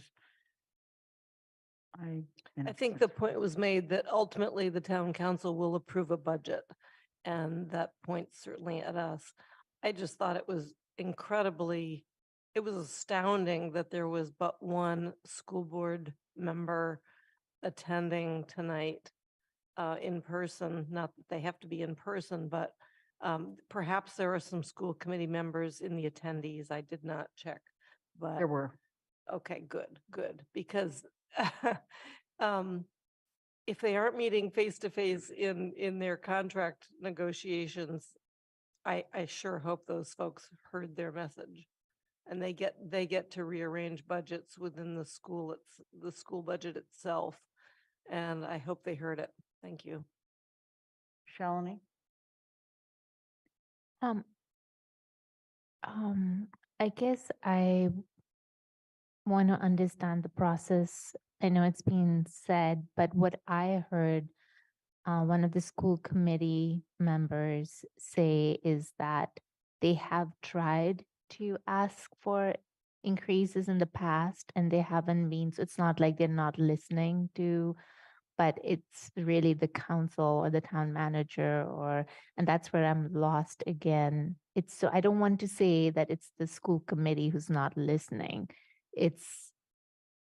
So it's again, so just so I understand, if we want to initiate a change, and I also heard it's not, we're not alone, Amherst is not unique in this. This is how it has been in our country, where we don't value educators, especially paraeducators. And I feel that maybe it's time that we have that conversation. And so so that conversation would be what manager is saying at the budget. Can you tell me when that is, the budget coordinating? What is it called? Budget coordinating group. Yeah, so can we get some dates? Or I'm sure they've been stated before, but I think this is a very important conversation that needs to be had. So if you could clarify the finance committee meeting and the budget coordinating. Those were the finance committee is the finance committee of the council. The budget coordinating group has 3 representatives from the town council, and I believe it's 2 each from Jones Library and the school committee. We've met once in, I think it was about January, February, March, somewhere in there. Our most recent one was like right. Summer or something like that. And we had another one to be this past summer. And it's very conceivable that either we or the school committee requests that we have another one now that we've seen the initial financial indicators.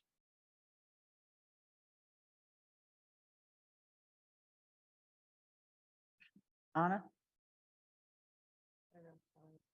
Shalini, I'm just waiting to hear everyone and what the process is. So thank you. Anna? So my understanding or my assumption as to why tonight was chosen is one, because we are here to listen. We are the duly elected representatives of the town. And while many of our educators do not live in town, they are members of our community, deeply valued members of our community, and they are not feeling that. And so it makes sense for them to speak to us in that sense. It also earlier tonight was a joint meeting with the school committee. And so that was another reason why I believe they were here. And then I think that my understanding of process, and I look to be corrected here, is that when we write these guidelines, and that sounds like tomorrow at finance, we can shift the levels that we set for each area, or that we ask Paul to reach for each area. So instead of saying every single department is at a 2% or 2.5%, we could say schools go up X percentage. However, we can't say schools go up X percentage so that you can allocate this much more money to teachers. I'm going to make a point of order. This is not an item on our agenda tonight. And I see hands and I see desire to discuss it. And what I'm going to suggest is that we go back to the finance committee with that discussion. If somebody does not agree with what I've just said, please state so. Could I make a point of order? Yeah. If it's not on the agenda and the council wants to discuss it, they could bring it up during the unanticipated items tonight. Great. Thank you. I'm sorry.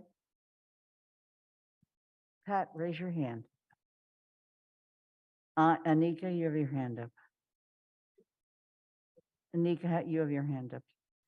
Yes, I can reserve further comment for later, but I did just want to share, something that just kind of maybe struck a nerve for me. Can you not hear me? I'm sorry. I'll reserve comment for later, but I did just, something that just didn't sit well. With all due respect, I think some of us here on the council are so far removed from what it is to work 3 and 4 jobs or be hungry. What it is for just to be normal to work a 12-hour day without choice. And so I do think that regardless of what goes forward in our role, I hope that we can really sit with that. The fact that people are surprised, it is surprising, and I do not take that, and I thank everyone who made a comment. But the fact that it is surprising or a shocker that this goes on and people live this way in our community is also beyond me. So thank you. Kathy, can you wait till we have our comment later? Jennifer? I can wait. I didn't hear what Mandy said about, are we having a discussion about this or are we not having it? And are we waiting till tomorrow? We can have it during counselor comment period. The unanticipated items, item unanticipated 14 items. I on can the also wait agenda. till tomorrow. I can also wait till tomorrow.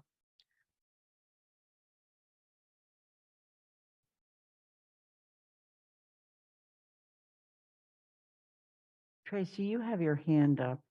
You had it up before. Yeah, hi, Lynn. So, I mean, the reason I don't want to take away from this important discussion about the educators and what the educators have been going through. My kids have been in the schools for, over a decade, and I appreciate all the time that educators spend and all the effort they put. I mean, the reason I had wanted to comment publicly tonight was just on the parking item on Lincoln and Sunset, which has been before the TAC and TSO, for a number of meetings and a number of years. I mean, it doesn't seem, as important as this. I guess if it was going to be moved from the consent agenda, which I'd heard that it might be, and it was, previously, it had previously failed when it came up with the last council in the fall of 2021. I mean, I would comment, but maybe that item could be moved to a different night or something. I don't know. I don't know what the rest of your agenda looks like or what your priorities are. So. All right. If you want to make public comment, please go ahead. And because you had your hand up earlier, we'll recognize that. I mean, I can comment on this item. I mean, can I ask if it's likely to stay on the consent agenda or is it to be moved? No. Or? No. Okay. I mean, all right. I mean, it just doesn't range to the same level as, the other items that have been talked about by dozens and dozens of educators. I mean, I just, continue to support, like the TAC did put together a memo. It was based on the town manager and town staff recommendations, including from DPW, fire, police, and so on, to restrict the parking on Lincoln. And we still support that. And we also had concerns about Sunset, which wasn't mentioned when it came up before the council before, but I think that Sunset is really likely to face increasing pressures there. And including, I drove on Sunset today, and with some of the major construction going on at one property, it's pretty clear that there really isn't room for cars to park on both sides of the street and also have 3 traffic. So we just wanted to, Thank you. I mean, I have more remarks, but I'll just leave it at that. Thank you. Are you okay? Thank you. Is it okay if I move on to the consent agenda? The following items were selected. They were considered to be routine. To remove an item, say so after I go through the list the first time. That does not require a second. To move the following items and printed motions thereunder and approve those items as a single unit. 8A, adoption of a residential factor of 1 equal tax rate and no open space discount for FY23. 8B, to not adopt a residential exemption for FY '23. 8A, to not adopt a small commercial exemption for FY '23. 8B1, adoption of proposed parking regulation changes on Lincoln Ave, Sunset Ave, and Elm Street. 8B2, approval of permanent request to reserve 3 parking spaces directly in front of the Hope Community Church Sanctuary at 16 Gaylord Street for use by Hope Community Church. 9A1 waiver, I'm sorry, I'm removing that one. And 9A1 approval, I'm removing 9A1, both of them. Okay. 11A, approval of the following town council meeting minutes. October 17, 2022, special town council meeting minutes, work session on residential rental bylaw. October 17, 2022, special town council meeting minutes, public forum on appropriation outside the annual budget. October 17, 2022, regular town council meeting minutes. Pat, you have your hand up?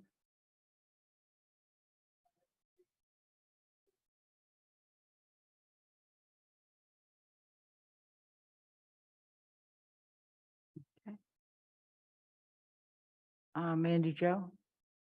Pat removed what I was going to remove. Okay. Are there any other questions or requests? Then with removal of 8B1 and 9A1 and 9A1, is there a second? Second, Devlin Gothier. Okay. We'll begin with the vote. Pat DeAngelis.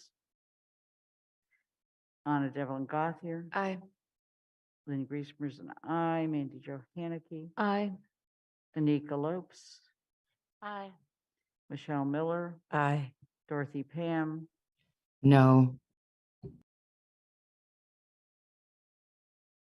Can I ask what we're voting on? We're voting on the consent agenda Consent agenda with the items removed. with the items removed.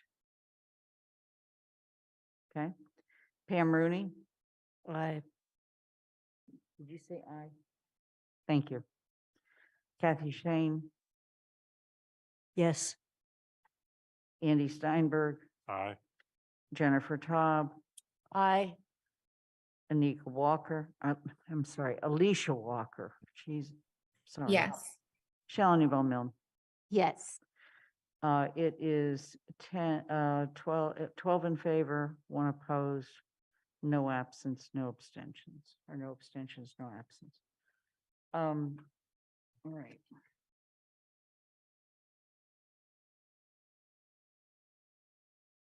There's no resolutions. We're going on to the item that was just removed from the consent agenda, 8B. And Pat, you asked to have it removed, so please speak to your request. Thank you. There's definitely parking problems on Lincoln Avenue. I don't want to pretend there aren't. Please use your mic. I turned it on. That's progress. Thanks, Pat. I'm not saying that there isn't a parking problem on Lincoln Avenue, but I'm very concerned about how we've gone about deciding on a solution. There are several things that have could have been tried and that weren't tried by the DPW, that weren't encouraged by the town manager. And one of those is painting lines so that painting a parking space so cars would be limited to those spaces, and clarifying where the ends of driveways are. I think it was a year ago, Guilford Mooring said, oh, but they fade, so we're not going to do that. Well, yeah, they fade all over town, but they still work. Pedestrian crosswalks fade and they get repainted.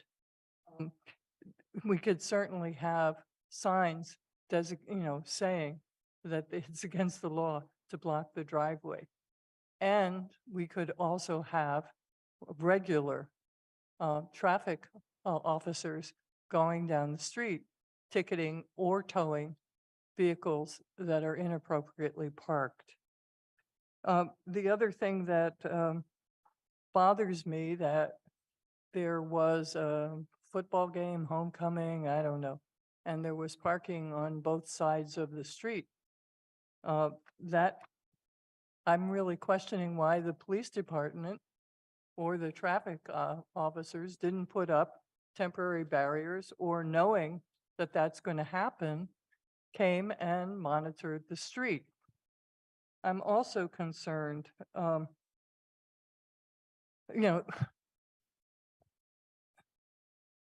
also concerned about and actually I was grateful because in the minutes of the meeting, the TSO meeting, it was stated that an ambulance couldn't get down the street. And it took a long time, and that was negated by the fire chief. I'm looking here. Parking made it difficult for an ambulance to get to a resident experiencing an emergency. Excuse me.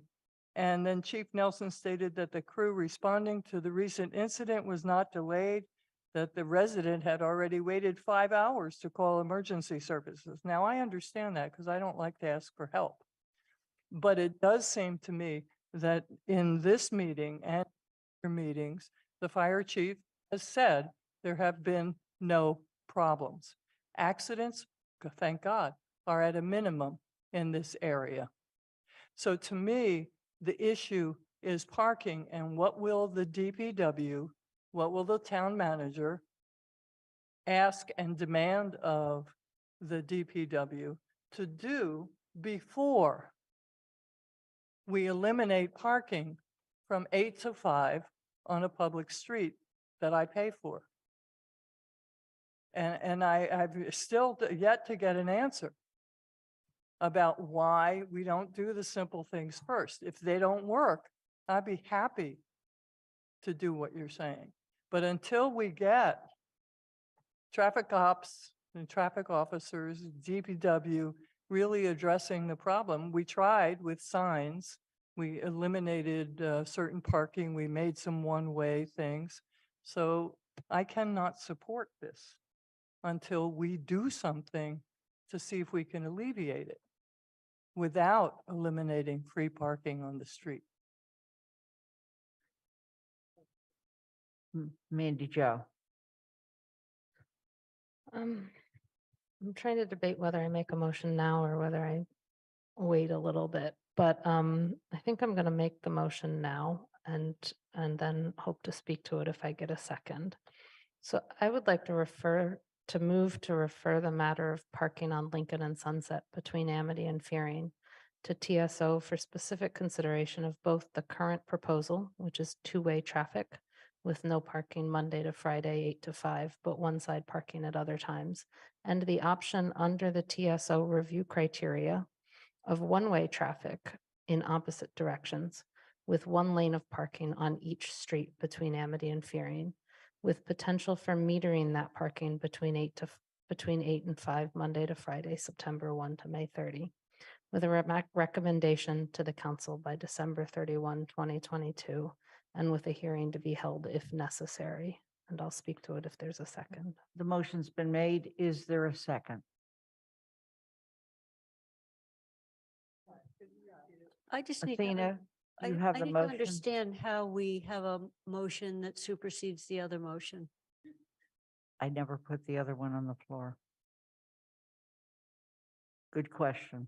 I'm willing to hold off to the motion and speak to why I would make it if the that would be council. fine. Okay. So TSO has helpfully adopted some review criteria for collector roads, arterial roads, residential roads that have widths of streets and widths for parking that is needed if we want to have safe streets. And we've heard that these streets may not be safe with parking on one side and two-way traffic. Lincoln is a collector road at 22 or so feet wide from what I can tell. And Sunset and Elm are residential roads at about 20 feet wide. The review criteria say a two-way street with no parking should be 20 to 24 feet wide. But they also say that a one-way street with parking should be 17 to 19 feet wide. And all I can see is that there's only been criteria of keeping the street two-way and whether or not you can have parking with two-way. But I've not seen in any reports anywhere why a one-way street with parking on either of these streets has not been considered, even though the street is wide enough for that.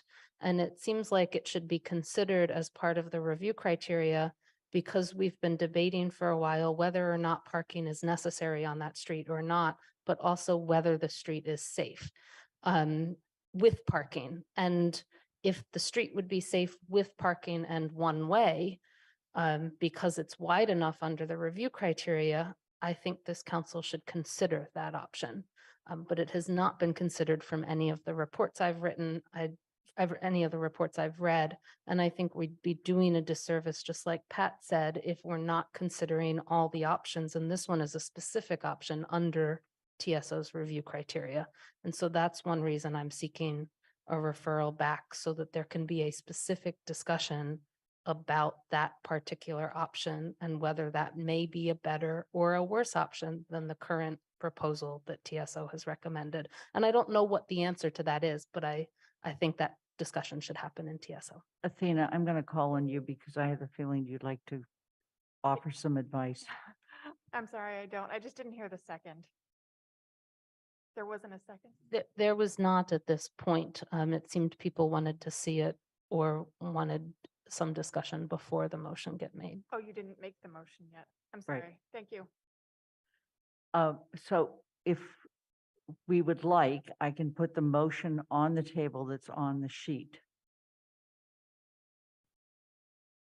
What is your motion? Well, I'd No, I like can to put it accept on and this then we have people speak to it. Okay. Is there any objection to that? To putting the motion that's on the sheet on the table? Okay. To adopt the following parking regulations for Lincoln Avenue, Sunset Avenue, and Elm Street. Parking prohibited as a tow zone from September 1 to May 30, Monday through Friday from 8 a.m. to 5 p.m. on the east side of Lincoln Ave between McClellan Street and Amity Street. Parking prohibited as a tow zone on the east side of Sunset Ave between Elm Street and Amity Street. Parking prohibited as a tow zone on one side of Elm Street. Is there a second? Shane seconds. Okay. Now I can go in order. And Kathy? I would like to speak in favor of this motion, and I just have to say, this has been one of the more astonishing processes I've ever seen, because as far as I can remember, when we were first elected, we got a petition on Lincoln Avenue. We got recommendations from DPW, the police, and fire. We had hearings. We took testimony. We didn't act on it. Then we referred it to a committee, which came up with a set of criteria, and they came back with a recommendation, at which point the former chair of that committee changed the way he viewed, and we didn't even stay with the criteria, which I think is good criteria. So I am completely for this because I think we need to be responsive to the people who've been trying to get change. And I have to tell you that this is not a football problem, Pat. It's 6:30 in the morning. There are cars parked. And this goes away in the summertime. It goes away during breaks. And it's directly attributed to the fact that UMass does not, the parking lots are full. So not only are they expensive, but they're full. So we are not taking away taxpayer access to this. We're taking people who don't pay taxes to us access. So I am totally for this. And I think if we're talking about being responsive, we have put it to a committee. The committee has held hearings. And as I'm remembering 2 years ago, we had hearings on it. And we're in a spinning motion now. So I am strongly in favor of moving this forward, and I will stop. Athena, can you take the motion down and also run the clock? Thank you. Can I Andy? just make a point of order? I don't know if it's an actual point of order, but I'd like to see if it is. Shouldn't Jennifer have the opportunity before we're all commenting to speak to this, or is this not Jennifer's? I'm perfectly happy to have Jennifer speak to this motion since she was the person who sponsored it to begin with.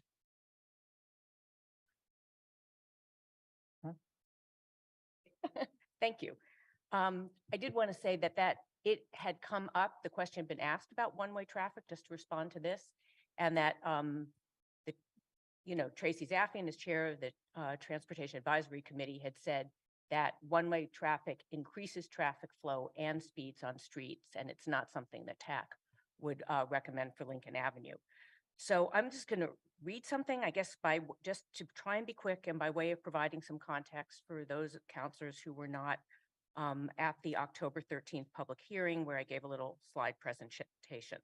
So by way of context, I also want to say that Lincoln Avenue is a residential street. There is only residences on Lincoln, but it is a collector road because it is the main north-south access from Northampton Road and from Amity to UMass. So it gets a lot more traffic than any other, than a normal residential street. Guilford Mooring stated at the last TSO meeting that the accident rate is very high for a residential street. So by way of context, to point out that Lincoln Avenue is 24 to 25 feet wide, so it is not wide enough to accommodate a lane of traffic and the parking that it has. And it may not be a problem for a typical residential street, but it is because it's a main access. It is the main access road to campus. The town manager stated in March of 2020, quote, "Parking on Lincoln Avenue has created a potentially hazardous situation when the parking inhibits the travel of cars going north and south simultaneously. It has also created challenges to residents exiting their driveways and has made safe biking a concern. Lincoln Avenue is one of the busiest streets in Amherst during the work week when UMass is in session." Evan Ross, who chaired TSO when the motion came before the last council, stated, quote, "Given Lincoln Avenue is a collector roadway with high traffic flow and pavement width that does not meet the recommended width for two-way traffic in a parking lane, the criteria suggest that parking should not be allowed on Lincoln. Making the need for some level of parking management especially urgent is the fact that in September 2023, 824 new residents will be moving onto the north end of Lincoln at Massachusetts Avenue. These are for 2 new dormitories.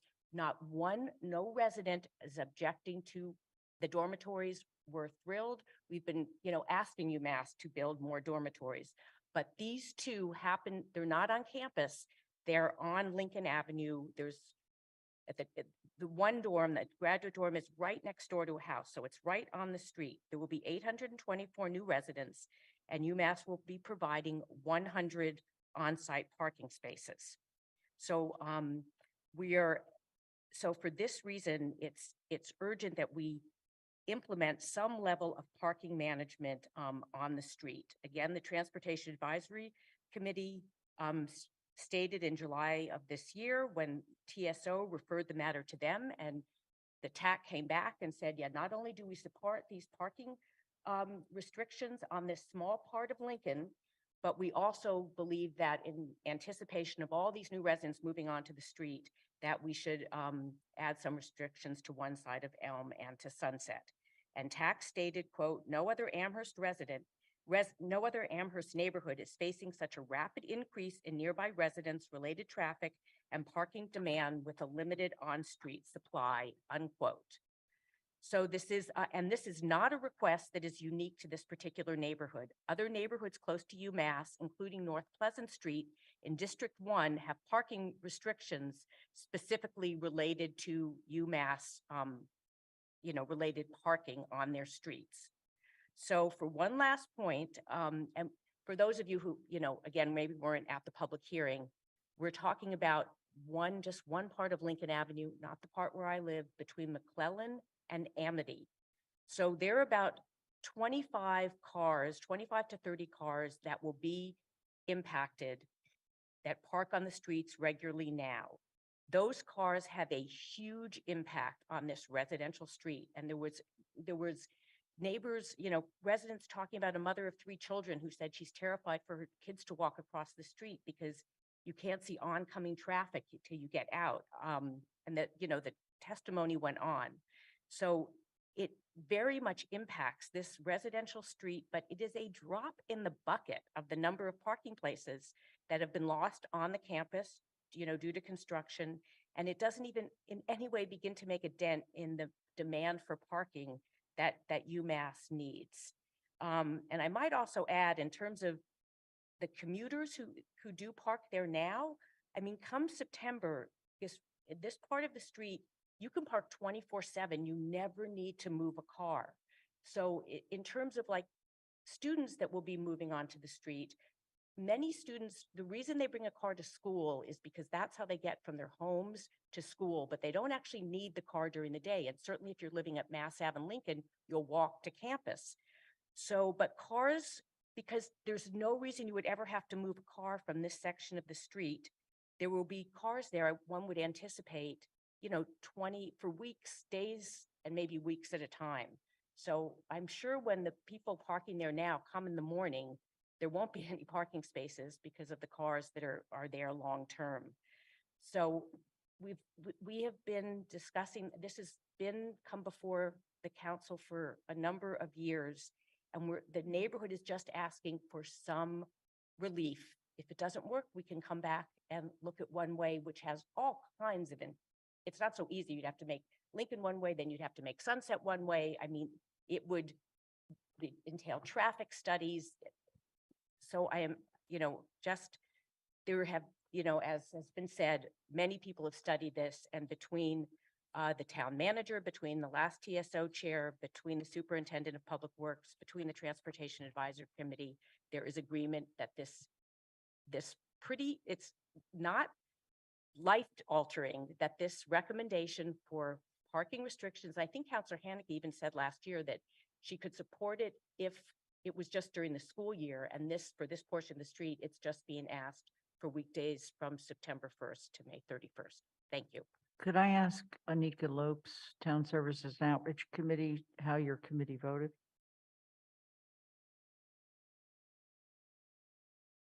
The vote was unanimous to refer to town council. Okay, Andy? Yes. Excuse me. The mention has been made of the fact that this has been before the council for as long as we've had a council. I do actually have to inform you that it was also before the select board, and therefore I have had the experience of having this come up even more than anybody else here in the room, because we had a whole set of hearings when I was on the select board. So this is for me, and probably for Paul, an issue that never dies. And as a consequence, I hope that we do get to that point tonight where we can finally resolve this issue. Couple things. One is that the width standards that you see in the policy did not originate from TSO in the last round of 2021, having been on that TSO, which is why I've been through so many hearings on this. These are professional standards that were provided by Guilford Morgan and Jason Skeels, who are our experts on the issue for the town, because they're traffic engineers professionally, and they are aware of the standards. The question of one way, I have one additional thing besides some of the other issues that have been raised, and that is that a lot of the concern that I've heard expressed by residents over the years who have back out of driveways on the side of the street where there's parking is that it's hard to see around as they back out, and it's a very dangerous maneuver to back into a busy street. I would worry that if we made it one way, and Jennifer was correct, that speed picked up even a little bit, it would be even more dangerous. So I would be very concerned about one way, and it was not a recommendation of the Transportation Advisory Committee. So for those reasons. And the last thing is that the question of painting was substantially discussed at TSO. And we had a substantial testimony from Guilford that that's not a wise thing to do, not because it fades entirely, but for various reasons, including cost and including the fact that during the winter months that there's then inevitably snow on top of it and you can't see the lines, and then it's unenforceable by the police. It's actually impossible for people who are seeking to park to know how to follow it. So, you know, for all of those reasons, I felt that this was the right thing to do, and recognizing that the residents who are students and what would want to park there are not going to be able to find it a very conducive thing to do, because they would have to be constantly moving their car. The people we're talking about are people who are driving to campus for the day and looking for an opportunity to park somewhere other than a university lot. And, you know, that's what we're balancing against. And so I would encourage passing the motion as recommended by TSO. Athena, can we restart the clock, please? Sorry. Thank you. Dorothy? I'd like to bring two parts of our meeting, our day together. We started with our town manager evaluation, and I did a lot of fast reading. We all talked about our staff being asked to do too much. And we all know exactly what we mean. So I've been in so many Lincoln Avenue parking meetings. Yes, we talked to the question of, could it be one way? Guilford Mooring said he thought that was a very bad idea for some of the reasons that Andy, who is a total expert on this, just said. So it's not that we didn't think about it. We have asked for all of those things. And Pat's description of the different traffic enforcement things, in an ideal world, I think those are very reasonable suggestions. But in some recent communication with Chief Livingston, talking about safety of the crosswalks on Amity because of concern from parents and people living on the street, he discussed the difficulty in covering traffic enforcement to the level that the town's members would like. In fact, he said traffic enforcement is one of the biggest requests he is constantly getting from the members of the town of Amherst, but he's very short-staffed. And things that he would like to do or theoretically could do, he's saying he can't do. So I have these ideas, but then I ask the people who live this job, and that is the chief of police and the superintendent of DPW. And they have found objections with most of those other proposals. The one that Guilford Mooring said is, he said, parking should never be on Lincoln for the reasons that Jennifer mentioned. It's a major thoroughfare and they should not be on Lincoln. So, there used to be a bad spot that was fixed when you'd come from McClellan to go and make a left turn onto Lincoln. It was extraordinarily dangerous because the legal parking was too close. And when you got to that corner, you could not see. You'd have to get your car halfway into Lincoln before you could see who was coming. And that was adjusted. And it was that parking was moved back so that people coming from McClellan could actually see and not hit a car. So I just feel that we've gone over this again and again. I understand that people have concerns, but the experts have said no, no, no for so many of the other things they've mentioned. And this is the conclusion that we've come to after many, many hearings, many, many hours of work. And I do hope that we could support it. Thank you. Michelle? I just want to comment on process, and I want to comment in a kind spirit as possible as I can. But this has been debated now for months. It had a public hearing. It's had all sorts of input. And it's concerning to me that Mandy came in with a motion before the first motion had even been made, that had all sorts of additional suggestions and recommendations that I feel could have been offered to the committee and to Jennifer throughout this process. And it's just concerning to me that that's the way that we're working as a council. And I'm not clear on why that happened. And I feel that there has been a lot of thought, a lot of input from the public, from our staff, and I think a very reasonable and thoughtful unanimous recommendation came out of TSO. And I'm frustrated that if these recommendations were in somebody's mind, that they didn't get to that committee that was working, and that we're here now ready to vote, and a motion gets put in front of us that we all have to wrap our minds around in an instant.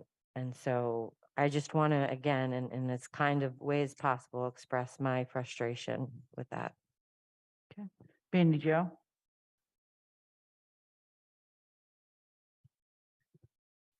I'll address Michelle's stuff first. I spoke to at least one member of TSO to ask about that issue. I read the reports before I let Lynn know that I would be making a motion looking for whether there was a discussion about one-way streets. I saw no discussion. I had no idea whether it had been brought up or not because I rely on the reports. And in a personal manner, I could not attend the public hearing because I had had surgery the day before and was barely 24 hours out of a general anesthesia at the day of the public hearing, and attended my own CRC meeting and prioritized that one over the public hearing. Sometimes there's reasons that we don't necessarily want to reveal as to why we can't attend meetings. Two other things, one unrelated. The motion has one side of Elm Street, but doesn't say which side. I think the motion should indicate which side of Elm Street this council would be prohibiting parking on. I don't know which side the committee would want. North Pleasant Street and East Pleasant Street are all major thoroughfares in this town, more major than Lincoln Avenue, and they all have parking on them. Why can't this one with a one-way street is one of my questions. Why is this one so special that we can't have parking on it at all, or can't even consider parking? In fact, we just changed North Pleasant Street to one-way movement in order to keep parking and back-in parking on one side and create a little more parking. Yet we won't consider it here. When we remove parking, if this vote goes through and we remove parking on Lincoln Avenue completely, speeds will speed up. Speeds will speed up because it will be wide enough for cars to go faster. We'll probably have a lot of bottoms out because people will forget about the speed bumps. All I'm asking, and it sounds like this motion wouldn't go anywhere, which means I'm just going to vote no on the actual proposal. I think we needed to look at other options, and one option that keeps safety in mind, but also continues to allow parking in a spot that parking is desirable for, is a one-way option. We don't have many in town, but we have some, and I still find it, I have problems imagining that we're going to say in a spot of town that we need the most parking, we're going to eliminate pretty much all of the parking. And that's what this proposal does. Instead of finding ways to keep the parking as well as keep the street safe. I papered before that hearing 4 times the cars on both streets. The only cars parking on Sunset in those 4 different times in the 2 weeks before the public hearing were construction vehicles working on houses on Sunset Avenue. And if we pass this motion, they won't really be allowed to park there. One side of Sunset from Elm to Amity will still have parking 8 to 5. I think it's 8 to 5. It might be all times. All times. The other side will not have any. Elm Street right now has 8 to 5 parking on both sides of the street. September to May, that's never been mentioned, but it does. So I think we're moving it from 1. But I just don't think we've tried everything we can, including thinking about whether one way could keep the parking that many people in town really do need. Shalini, I want to ask for a clarification from the chair or the vice chair.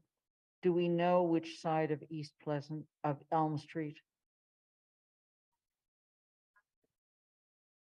Yes. I mean, you might, you might actually want to ask Tracy Zappi, and I don't know if you can do that. She's still in the public audience because it came from the Transportation Advisory Committee. And Elm Street is so narrow that I think in anticipation of all the new residents coming, TAC said, because on weekends and evenings, you can park. I'm on any looking of these only streets. for the word. Is it east or west East. side? No, they did. North. No. So they. did Oh, not- I thought you said Lincoln, sorry. Yeah, they didn't specify on Elm because I don't think they thought it mattered. They just said it's so narrow that Okay, literally cars won't get down. all right. So that, Okay, we're gonna leave it at one side. Leave it up to DPW. Shalini? I just wanted to explain my vote why I supported this proposal. Before that, I just want to say there were a few residents who did not want the change because they felt that if there was no road parking, then contractors coming in the day or would not be able to park. But then to that, there were residents who said that most homes there have driveways, so contractors could park there. And so that was one thing I just wanted to highlight. But regarding the safety issue and accidents issue, I asked Guilford Mooring if the number of accidents that was cited for that street, was that relative to other neighborhoods? Is that like the average, or is it he said no, that was higher than what was the accidents on Lincoln were higher than in other neighborhoods. So it is a cause of concern and safety. And the speeds would go up, but like we talked about, this speed bumps over there. And I think the other thing that got to me was that we're talking about losing 20 to 25 parking spots. And so it's not solving our parking problem in town, but it is causing a huge, like we heard from select board time, it's been causing a lot of concern to the neighbors. And then the other thing is, like, we have two specialized expert bodies, the DPW and TAC, and both of them have thought through all the other options and they're saying this is the best. So I'm no expert in this. So I'm just going to follow them and listen to what the most residents have said. There are a few who did not want it, I would say, but most have said they do want this change. So it's not permanent. Let's try it out. Let the new residential students thing be built and see what's going on. And we can then change it if need be. But I think we need to move on. Anna? So it's not permanent, but we don't necessarily have like a pilot date or anything to revisit it. So I think that there's, it feels permanent, and sometimes feelings aren't real, but I think unless we were going to say like, and reevaluate in 2 years, it feels like it's, Shalini raised the point that I wanted to raise, so I'll just reiterate it. This means the loss of a minimum, I believe, of at least 26 parking spaces, free parking spaces. And so I think when we were at TSO, I brought up the idea of painting because I thought that would be the most logical thing to do. And it seemed that the biggest concern was folks parking too far into driveways, especially after hearing from our public safety officers that they do not have a problem getting through that street when it's crowded. So it seems like, from my understanding, the largest safety concern is folks being too close to the edge of the driveway. And as was already stated, the answer we got was that it's not visible under snow. My question again is, isn't that true everywhere else in town? And that it would require officers support. You get it, okay. It would require parking enforcement support to ticket cars. And again, I have the same question. Won't this also require parking enforcement? So I'm not actually satisfied with either of those answers. I did end up supporting this proposal because I do, at the time, I believe that this was meeting the express need of the residents, even if I do not necessarily agree with the rationale behind it. And I believe that we went through the process that had been outlined by prior councils to address this kind of need. So that's why my vote was yes at the time. I'm racking my brain trying to remember, and it may have just been a conversation I had with myself in my head because I was like, isn't it just a one way? And so I'm sorry that we did not discuss that at length. And, if Andy's tired, I feel like I can't even say that I'm tired, but the idea of it coming back to TSO is a little exhausting.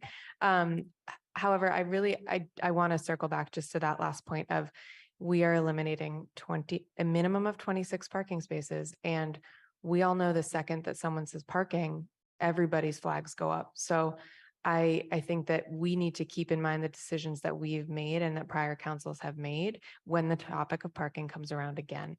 And I will fight tooth and nail against parking minimums for apartment buildings because I believe that and there's data that supports that they are not good for affordable housing and they're not good for access and equity. But we need to keep this in mind when the topic of parking comes around again. And I hope that folks will remember that. Thank you. One of the things I remember most about the council discussion of Lincoln Avenue very, very early in our first term, the first few months of our term, was a young woman who was a graduate student who said, "What kind of town are we going to be?" So it seems to me that we are going to be the kind of town that doesn't respect students as residents, doesn't respect workers as residents. There's free parking on this street, which is a valuable commodity to many people. For all we know, some of the underpaid paraprofessionals are parking there. We just assume that it's only students. But even if it is only students, that's where they can afford to park. So we're going to eliminate it because it inconveniences the residents. We're not going to try to save any of it to maybe find a balance. I'm really concerned about ongoing reflections of students as not being part of the residents of Amherst, the Amherst community. It's a kind of blatant prejudice that I'm really concerned about. So I'm voting against this, but you already knew that. So that was but we really are turning into a very elitist town. There are problems. They don't have to, all the parking does not have to be eliminated during working and school hours to appease a few residents. Anika?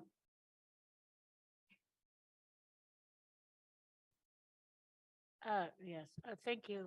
Thank you, Pat. And also, thank you, Pat. And also thank you, Anna, for your comments.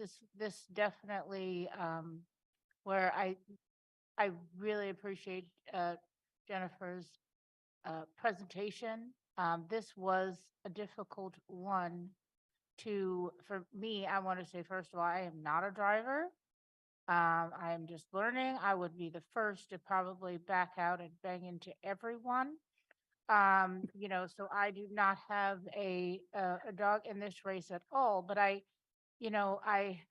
there are a few things that stuck out that just stick with me, and I'm just really having a hard time with this right now. There were a lot of contradictions between, some resident statements and Chief Nelson in particular, comments that he made. And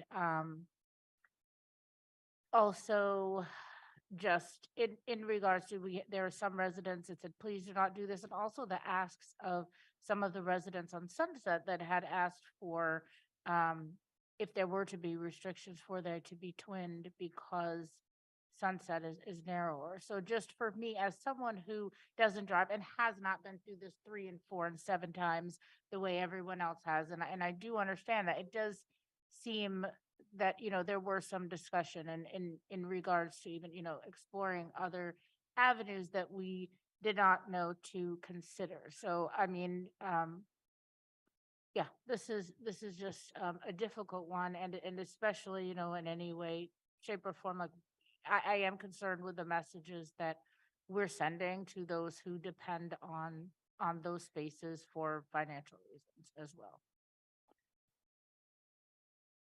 There is a motion on the table. The motion's been made and seconded.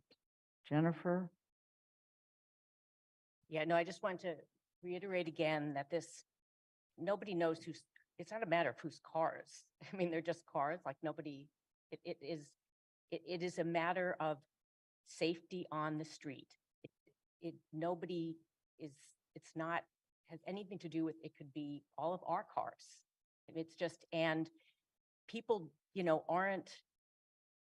there is no like parking there over the summer. So people, we were concerned whether, that we were taking away from downtown parking.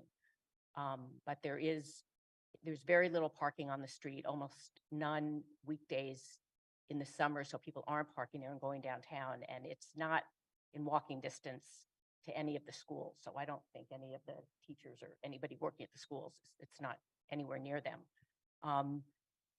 And this is, there is still parking on weekends and evenings. So, there's a lot of, and there are cars parked there at that, not as many as during the week where it's not like a solid line where you can't see around it.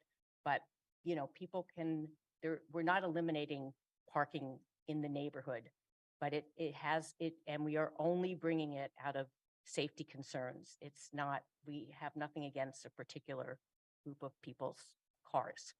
Just want to add that. Dorothy? I just want to repeat some of the statements that we received from mothers and grandmothers. We've talked about families in town, and we've been very lucky. There have been new families with children that have moved to Lincoln in the last number of years, and there's families that have had children there already. We have children on our streets.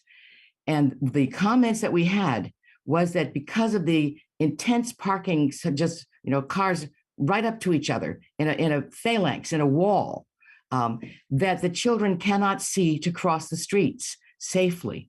And I mean, Nancy Gilbert sent a really strong petition. She takes care of her grandchildren, and her grandchildren play with children on the other side of the street.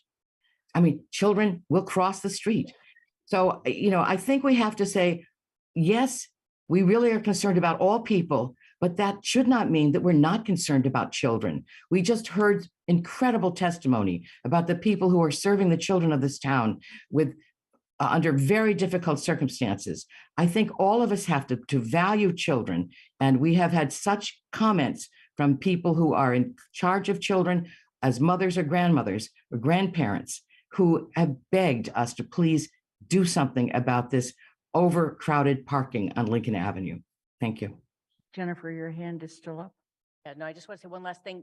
Jennifer, we did get a letter from Jennifer Chow.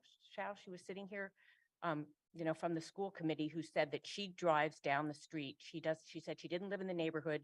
She drives down, she works at UMass, and she takes the street, every day, and that she finds it terrifying because it's two-way traffic, and cars are almost sideswiping each other. So she's always having to stop, but sometimes cars don't.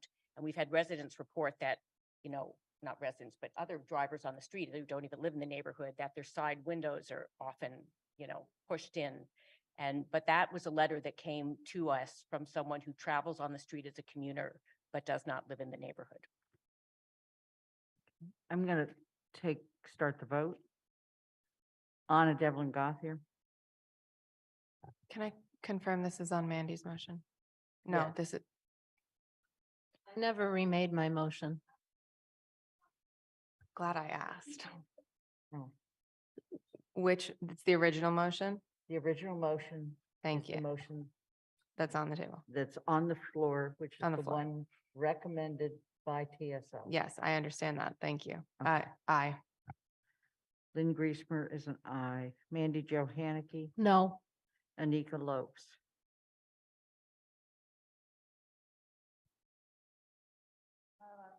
Am I allowed to say anything else? I'm sorry? Oh, I'm sorry. I was just saying, am I allowed to say anything else? I'd like to go on with the vote. But I'm sorry, I didn't see your hand up before.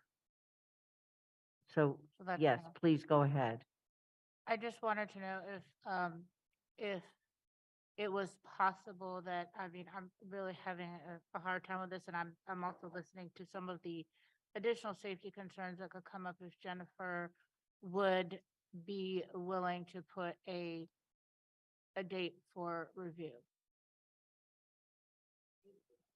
She A wants to, date to, would you be willing to have a date that would review, if this goes through, a date to review just to see how things are going, to see if it is true that the speed limits have increased?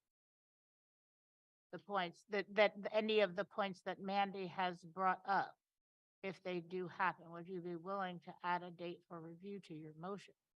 so the motion would be the motion that's on the floor, but it would have an amendment to it, which would say to be reviewed by such and such a date. You can make, why don't you make the motion? I'm sorry, Anika, you should make the motion. It would be to review, bring this back up for review, I guess is, it would be a friendly to Lynn and Kathy, who actually made the motion and did the second, So- if it wasn't and taken as a do you formal want motion to to amend. specifically state what that motion would be, Anika? I think that it's important for, how exactly to craft it, I'm not sure, but I think that it would be important because we do have conflicting information, and we are hearing that there are possibilities that we could end up, taking parking away without good reason for people who need it. And also, if it is true that, with the removal, that speed limits would increase, and then maybe that could impact the accident rate, which is already high. Could we have a date that we could at least come back to it to see how it is going, just to ensure that nothing that has been brought up, that both Mandy and Pat have said is the case? So there's part of the street that has no parking now. There's another part of the street that there's no, I really Yeah. we need to deal with this as an amendment. Okay, comfortable doing that without. all right, so then we'll vote on the amendment and then we'll vote on the vote. It's a friendly amendment, although I actually would like it to be an actual amendment. So it would be an amendment to be reviewed 1 year from the date of passage. Yeah, or I know that the concern was also around the construction of the new UMass dorms and the increase of residents, so maybe something that coincides with that. How about a motion to amend to add the phrase to be reviewed by the council no later than December 31, 2023? Does that sound good, Anika?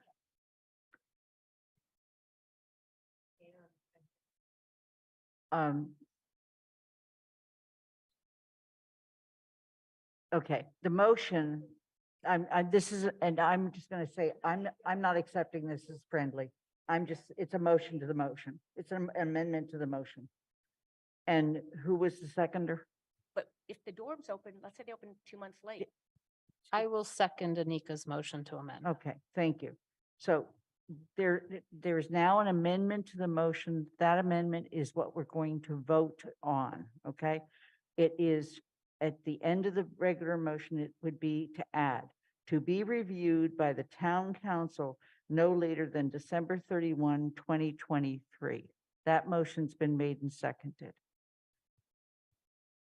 Dorothy, As Jennifer started to say, that would be kind of silly because we were talking about the new dorm, which would be opening just about that time. So you wouldn't even have time to see the impact.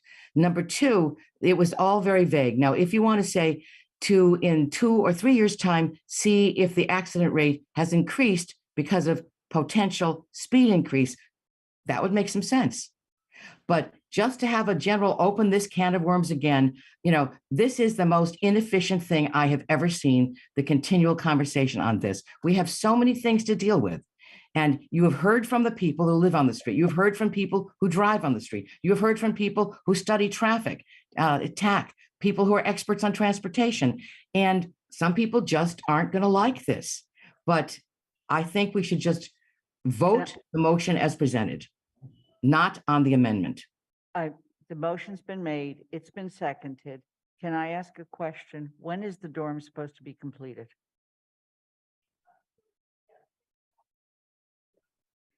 So 2023 is at the end of the first fall semester when it's supposed to be open.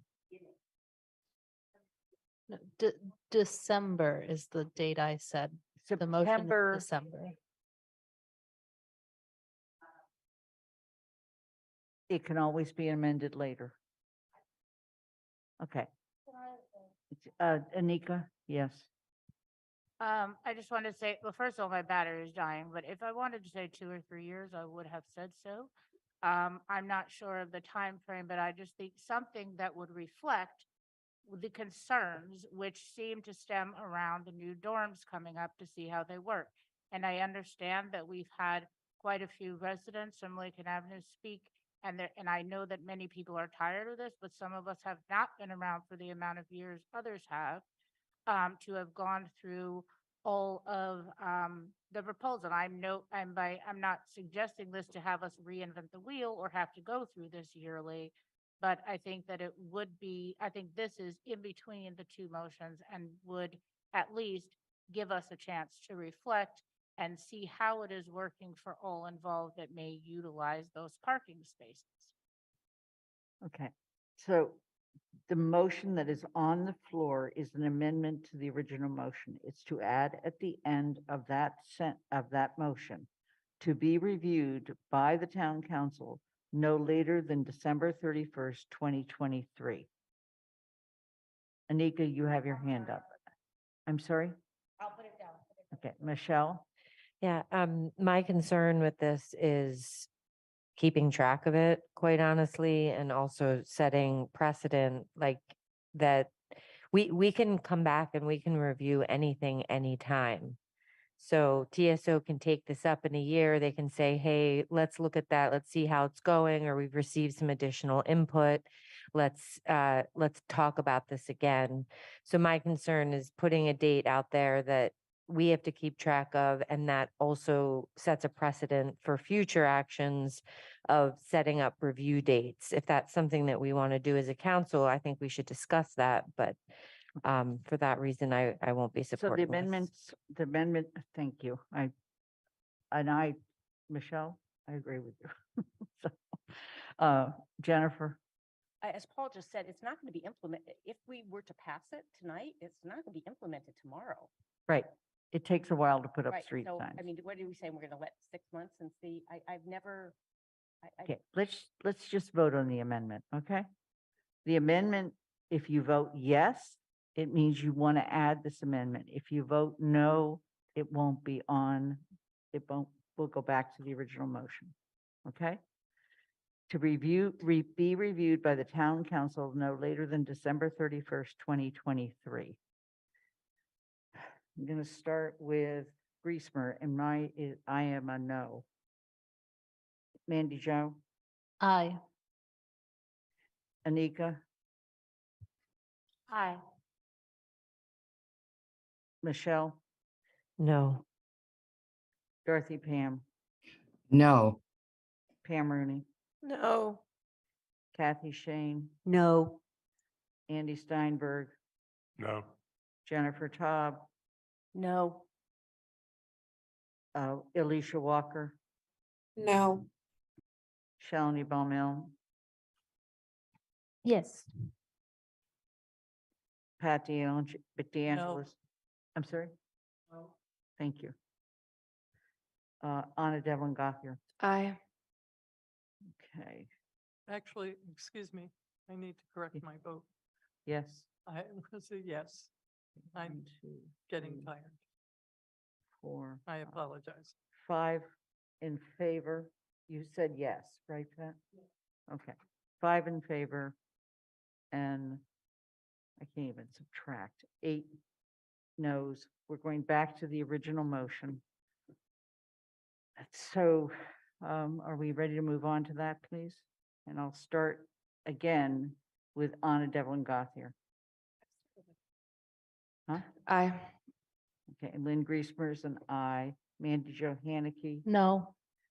Anika Lopes. No. Did you say no? Yes, I did. Michelle Miller, Aye. Dorothy Pam, Excuse me. Yes. Pam Rooney, Yes. Kathy Shane, Yes. Andy Steinberg, Aye. Jennifer Taub, Aye. Alicia Walker, Yes. Shalini Baumel, Yes. Pat DeAngelis. Nay. Okay, so in this, it is 10 in favor, 3 opposed, no abstentions, no absence. I'm sorry. Can I request a short recess? Can I You request a request- short recess? Yes, thank you. We will take a short break and return at 11:10. Thank you. Can I have a more than 4-minute recess?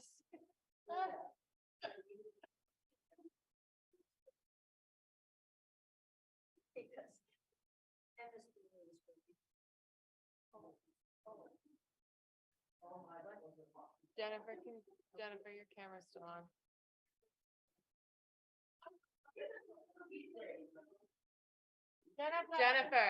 Jennifer, your camera's on. We're watching Shalini do jumping jacks.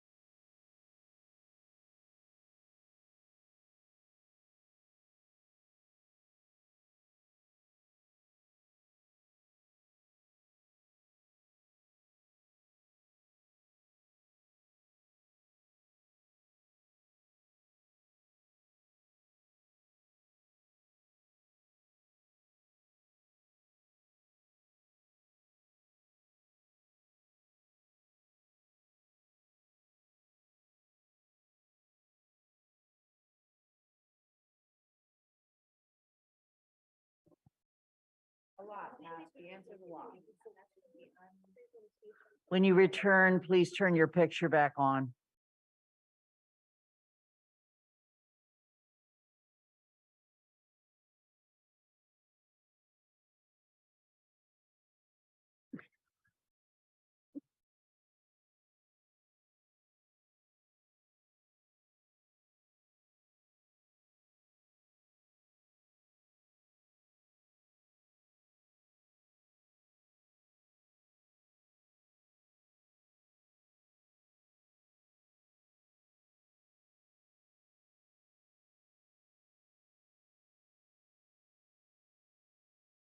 When you return, please turn your video back on.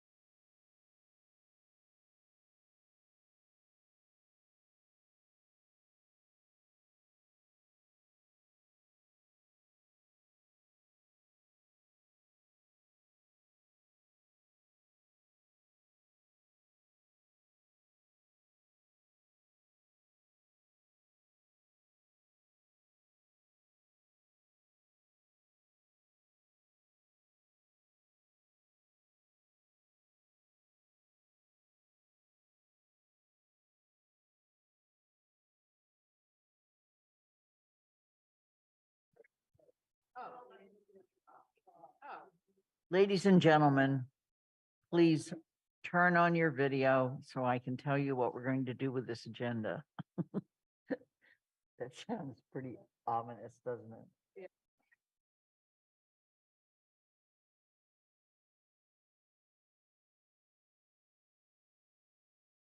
Thank you. I'm moving item 8D to November 21st. 8D.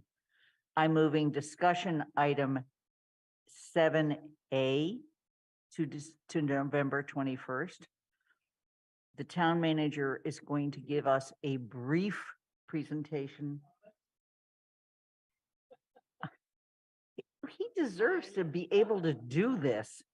And instead of discussing the evaluation, where I've already found at least a couple mistakes, or other counselors found that I had not corrected their thing, I'm going to ask people to send me, not everyone, just me, your suggested changes, okay? And then we will come back to that at a future meeting date. We'll try to do committee reports if we need to, town managers reports if we need to, anything else, but let's start going. So, Paul? We'd like to know what you've been up to for the last year, actually the last 9 months. Read my report here. Okay. I will be brief. So first, thank you to the council for all the work that you put into it for hours tonight, but also all the work that you did previously. I'm gonna make this super short because I think I'm not gonna repeat things that you've already seen. There's a slide deck that's in the packet if you'd like to see it.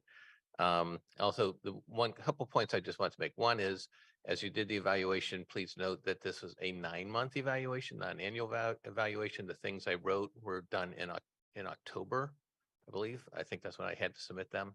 So there are still 3 months in the calendar year in which, and you will see some additional progress on those things in the coming weeks, which I will mention. And I'm going to talk about the brag sheet. You've seen it all. But I do want to just convey to the council that I believe that, and I think you saw tonight, that our team works really hard to support the work of the council. We've worked really hard to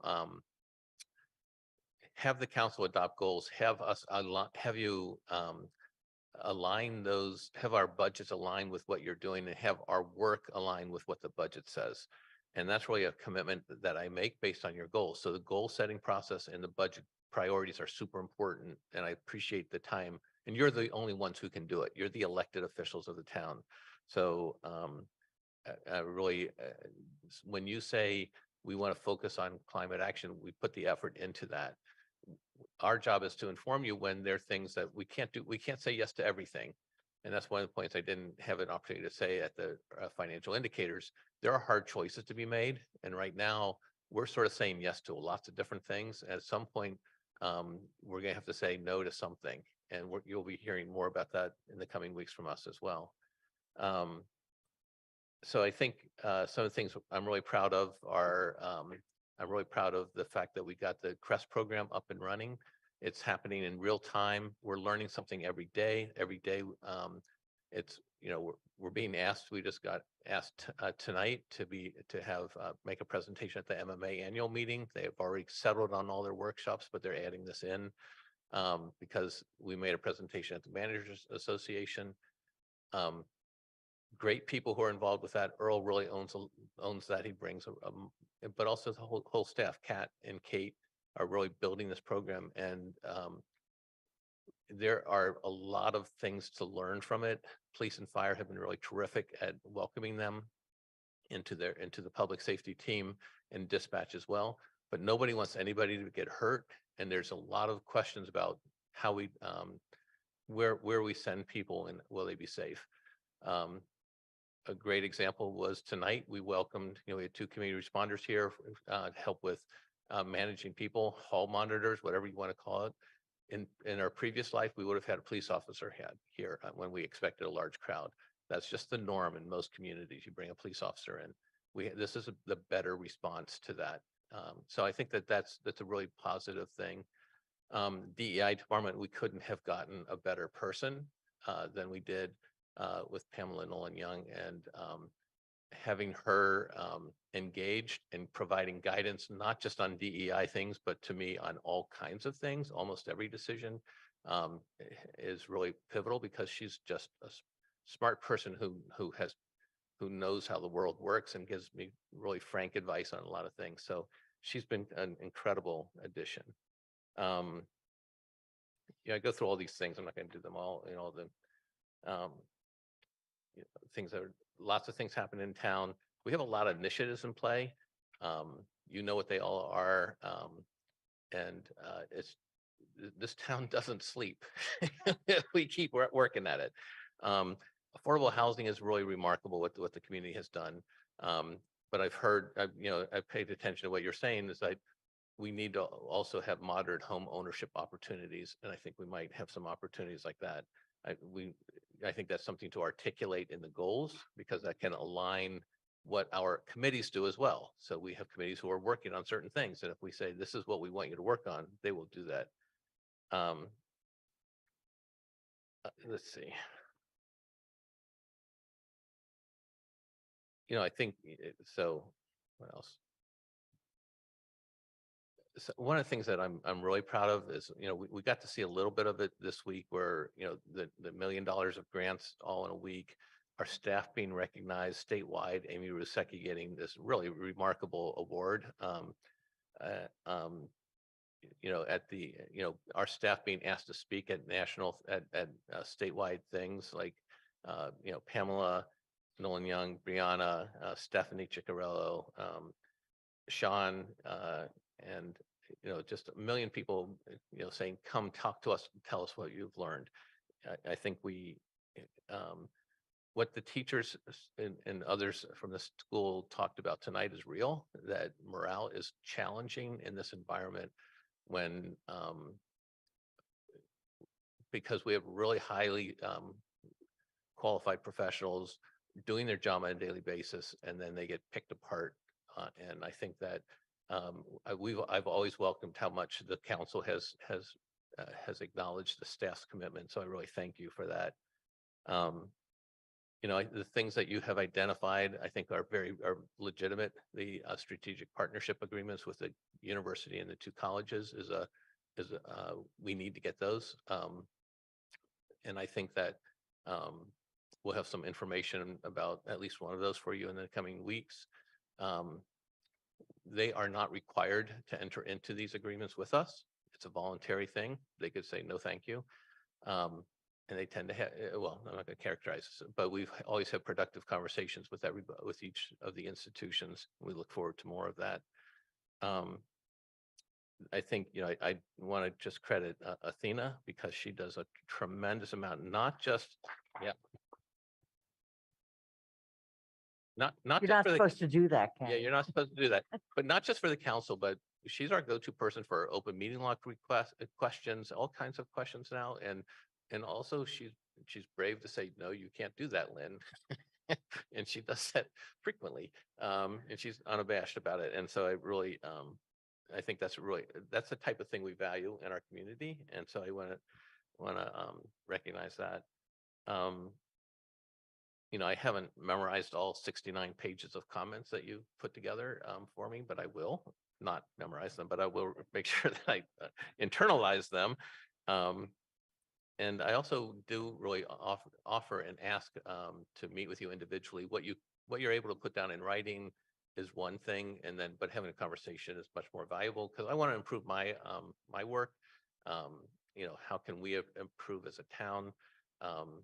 And so, this is a feel-good little thing, but it's sort of where I am, where I feel it's been a really arduous, been a hard year, and intense loyalty to our staff because they put a lot into it. And but I have to always balance that with the needs of the community, which is always our number one goal: is what are the requirements, what are the needs of the community, and trying to figure that out. Sometimes it's pretty complex. So that's right. Thank you, but thank you for all the time you put in.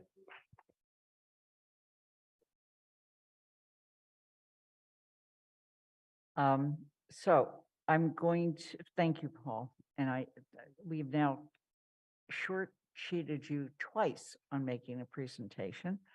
I'm going to make a few changes in the evaluation memo that you saw today because I did make some errors based on a couple things. And if people have seen others, let me know.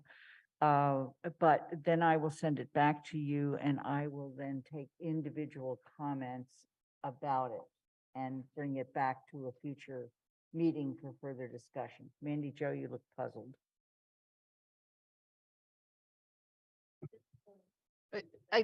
I'm clarifying, you're gonna send us one we haven't seen yet that you No. want us to comment on? No, Oh, I'm gonna, okay, that's what I was I'm gonna confused send you the about. one you've seen, but there are going to be a few places which I will redline and show you where I've had to make changes because I caught, for instance, I put the wrong comment in the composite memo for Pam Marie. Twice. I used the same comment under two different categories. It was wrong. And then I also found out that Jennifer, when she had her sheet, the column shifted over. And so about 4 or 5 of hers weren't counted properly.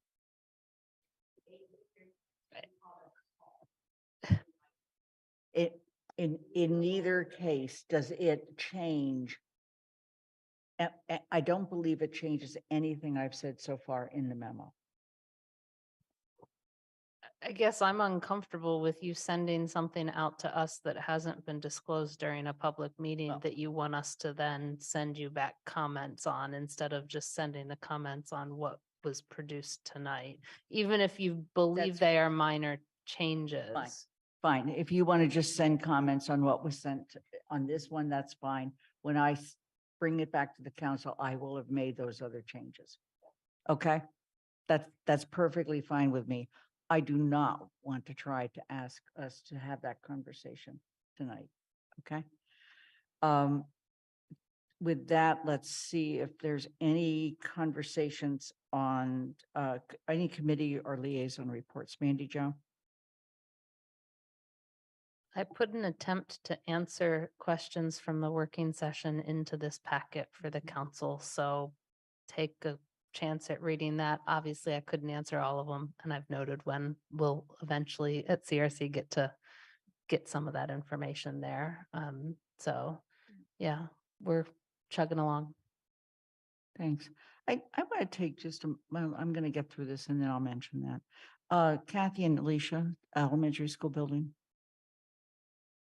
I'll Kathy. I'll respond. Yeah, we have new designs if people want to be seeing them. And I just wanted to make sure, has the council already, I missed the official town council. Have you already voted on the dates that we're voting?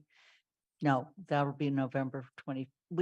All we're going to do is have a discussion on November 21st. We will not actually vote the date to place it on the ballot until probably January at the earliest.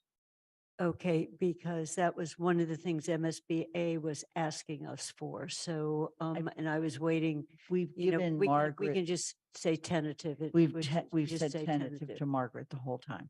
Okay, so the newest thing that is really exciting that we just saw last Friday is outdoor learning and outdoor play with an amazingly good use of the Fort River space, with still plenty of space for the open fields, but it was quite exciting the way they've used the terrain and use the fact that you can study the wetlands or study the lack of wetlands during the drought, and some gardens.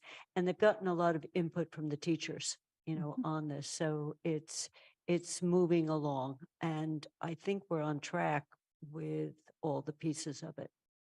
And if you have a district meeting coming up, I encourage you to have the presentation that Kathy made at our District 2 meeting. It really, really brought out a lot of excitement and interest. So thank you. I was actually going to say I would be happy to attend. And I think it's an early way. We got terrific questions at the District 2 that I'm at the point I think I can answer most of them rather than say, I don't know.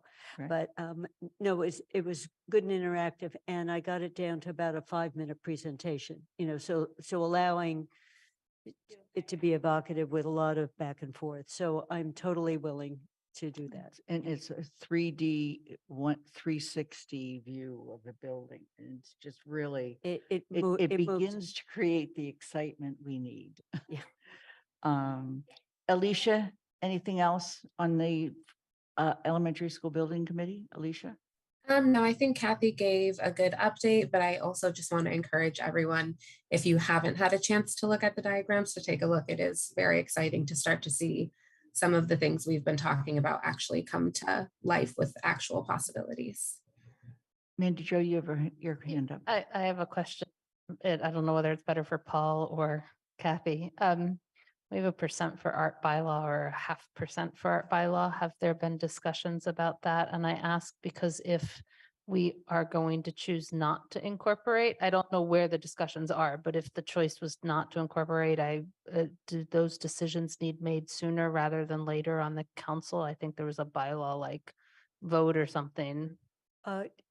Right now, we're assuming that the bylaw applies. We penciled in an up to $250,000 number in it. And what we're doing with the design is the design team is going to identify a couple outdoor place spots and a couple indoor spots if we wanted murals, on artwork, with the thought, and I'll give you an example of what they did in another school in terms of low expense. They took artwork that had been on a previous school, and the designer had it turned into a big plastic thing that could be put on a wall. And so Fort River has a couple terrific designs, so it could be reproduced and done later. So they're just thinking of where a few places could be.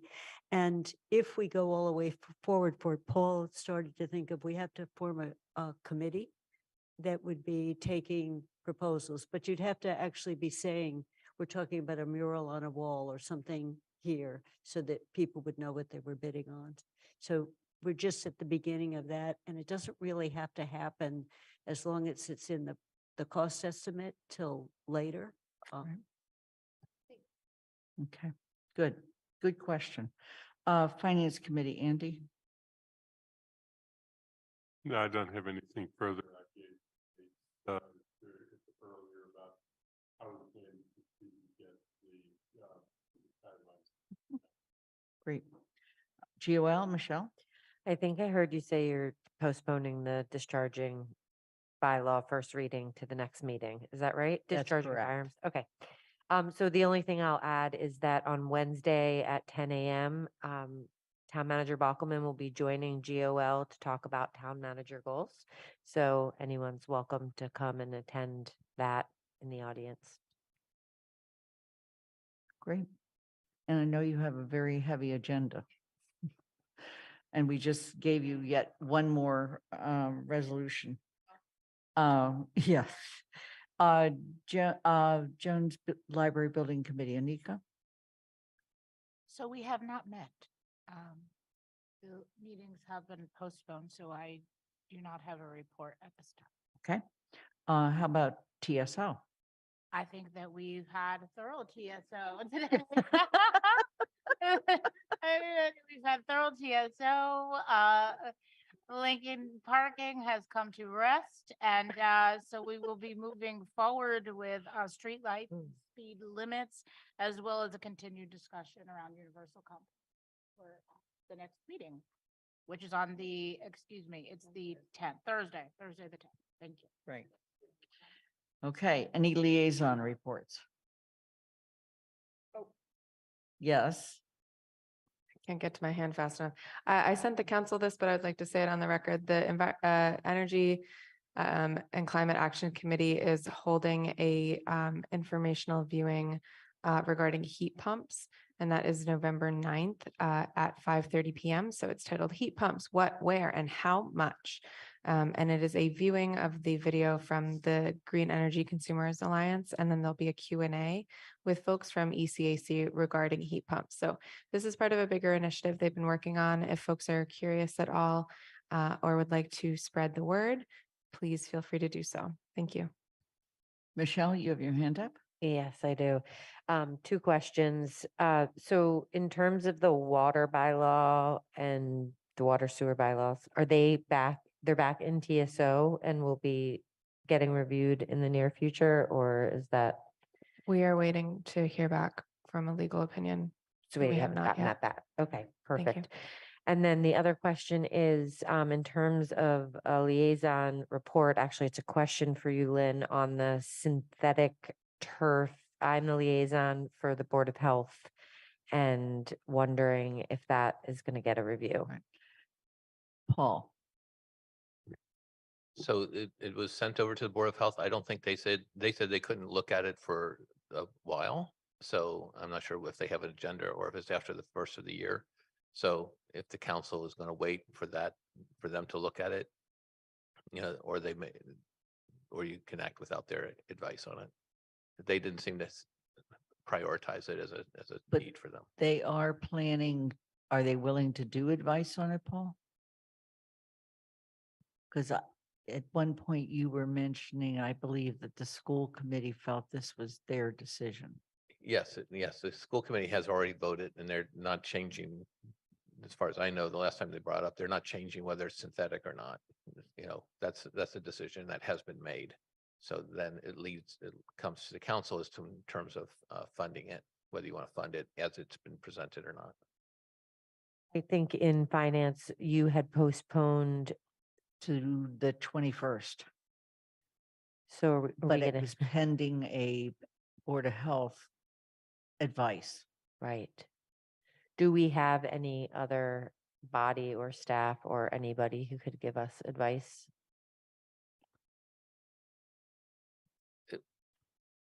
So the question is, do you, it's a complicated thing. There's arguments on both sides and there's not a clear, in my reading of things, there's not a clear sort of one way or the other. Others feel very strongly as one way or the other, right? So you're looking for someone to give you advice. I think the question would be to the school committee, you know, what have you done to justify this? Maybe, I don't know. Okay. The proposal is to have a synthetic turf field. That's one of multiple proposals, right, Paul? Yeah. That's the one we're operating under, and we have already done 2 of the 3 pieces of money that we have appropriated to it. So the only question on the floor for the council is the 900,000 that was from free cash. Once it was certified, and that's the one that got delayed. Right. I don't, I don't know what else we can do. Yeah, I'm Get just, if advice. it comes back for a vote, it may create debate amongst counselors. And I think what counselors or certain counselors, including myself, had called for was some sort of opinion on the health and well-being, associated with the synthetic. So I just want to clear it up that if we're not going to get it, we need to figure that out. And Yeah. ultimately, we're going to have to vote on that 900,000. Yeah, let me check on, let me look into it. I Thank you, don't, Lynn. at this point, I don't know where else we would get a opinion. Okay. Okay. And because the issue is twofold from what I can gather. It's a health issue, and there's also been the question about PFAS. So those were the two issues that I. That is the health issue, that the substances that are in it deteriorate and over time. Right. Yeah. Okay. All right. Any other liaison reports? Yes. Yes. CPAC. Kathy. CPAC. Just very quickly, this Thursday, for those who are interested in the affordable housing proposals, there are two big ones this is the time when they do the hearings.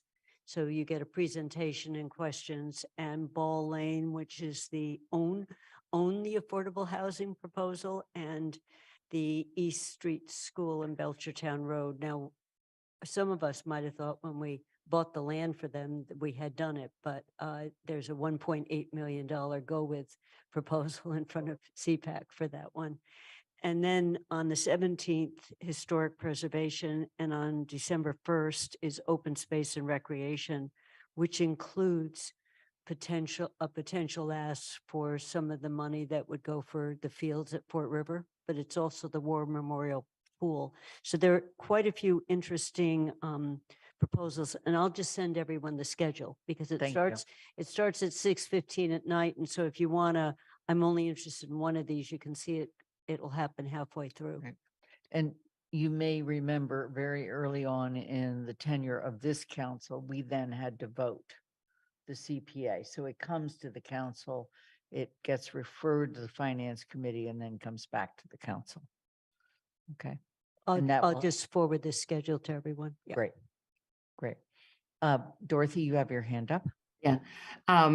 We don't need a report on the CSSJC because we've all been part of all the meetings recently, and we'll be taking it up again, I guess, next Monday. Is that correct? On Monday, the 14th, it's Yeah. 5:30, 6:30. Okay, thank you. Right. Okay, anything else?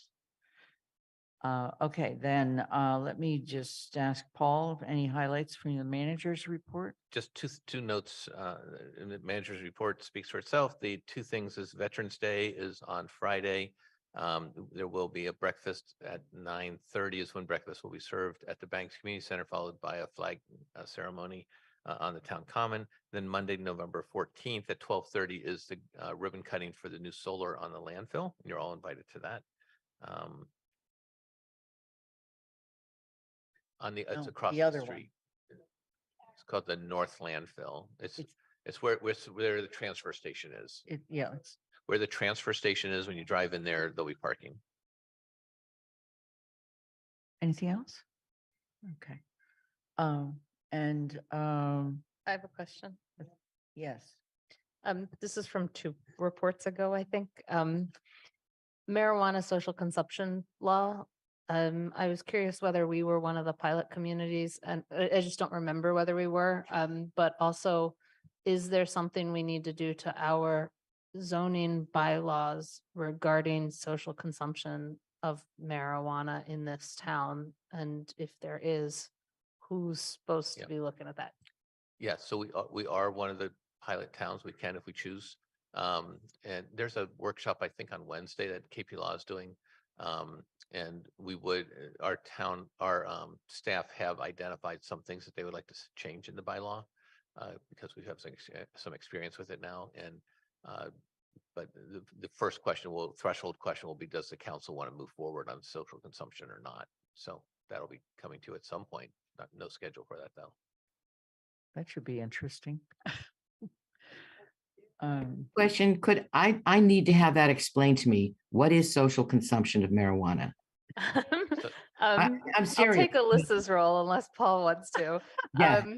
Social consumption is the consumption of marijuana products on the premises where they've basically been bought or some other. So it's like having a bar, but for marijuana use. So smoking is That's what outlawed, but marijuana isn't? I'm very confused. Or is this taking a It's pill? the and not- coffee shops in Amsterdam. It wouldn't be actually a real blunt or whatever. It wouldn't be that. It would be having to take a pill because smoking is not allowed, right? Because as you can tell, I'm not, this is a game I don't play. Okay. Tobacco is not allowed. Tobacco smoking is not allowed. Right. That's what's prohibited. Oh, okay. So this might be allowed. Oh, boy. Oh, boy. Thank you. All right. On that note, let me just mention a couple quick things. I'm still working on juggling an agenda that has just kept being juggled. So, and I will try to get you a future agendas and send out emails. I just want to also acknowledge just terrific leadership that you as individual counselors have been taking with Shalini's event the other day, Michelle doing the event for the AHRA, the public forums for rental, Kathy with the schools. I could just go down with each of you. You've just been terrific, and you're out in the community, and boy, are they seeing you. So I really want to say thanks. Yeah, thank you. So does anybody else want to have any further conversation, comments tonight, Pat? Are you willing to let the finance committee have the first crack at the discussion regarding teacher and salaries? Shalini? I was wondering if we can send an acknowledgement of it was such a heartfelt, vulnerable conversation. So just from the council, could we send a letter of acknowledgement that we heard and we are going to, yeah. And and then the second question I did have was about, I guess we have to go to the finance meeting. What are the places we can have this conversation? So is tomorrow the place? Let's just talk about it there then. Are you talking about the public forum on the 21st of November? What? No, what no, this conversation about paras salaries. My assumption Is that- is it will get discussed at finance Tomorrow. tomorrow or as we begin the guidelines right, okay. discussion. My assumption is it will come up again on November 21st. And then there's also the question of whether or not BCG is going to meet again.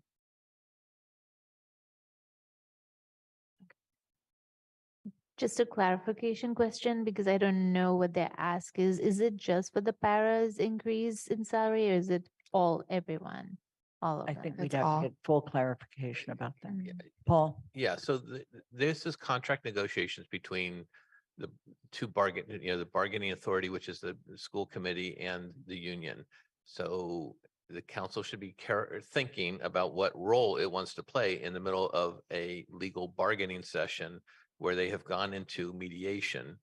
And so this was an example of one of the union expressing what its concerns are. And you have not heard the school committee talk about what its concerns are, or the superintendent. And I would just caution you about taking positions on things based on public comment only, without thorough understanding of the level of negotiations that have gone on over the last year and a half, and where those negotiations are now, because there are additional legal steps that can be taken by both parties. So just a word of caution on that.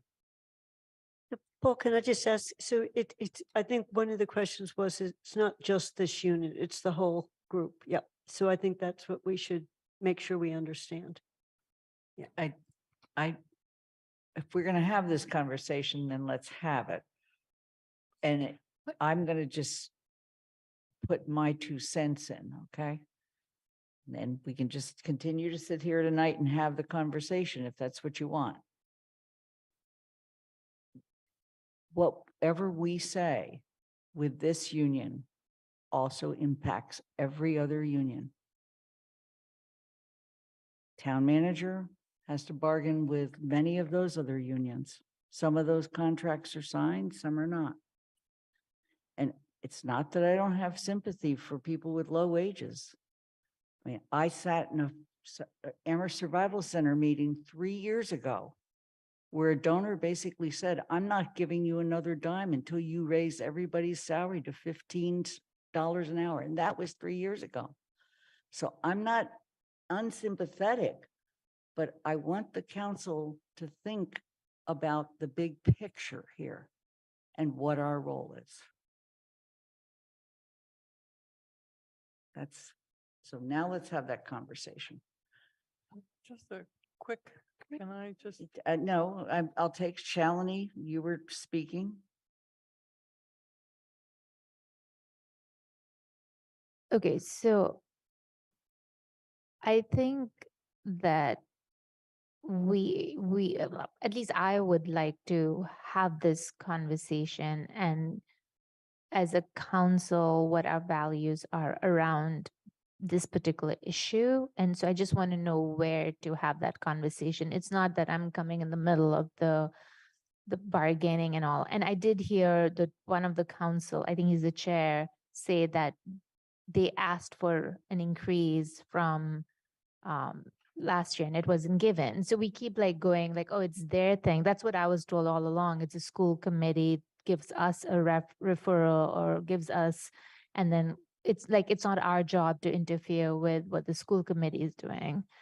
Last year, the ask that the community came with was the issue around art teachers and technology teachers. Am I correct on that one?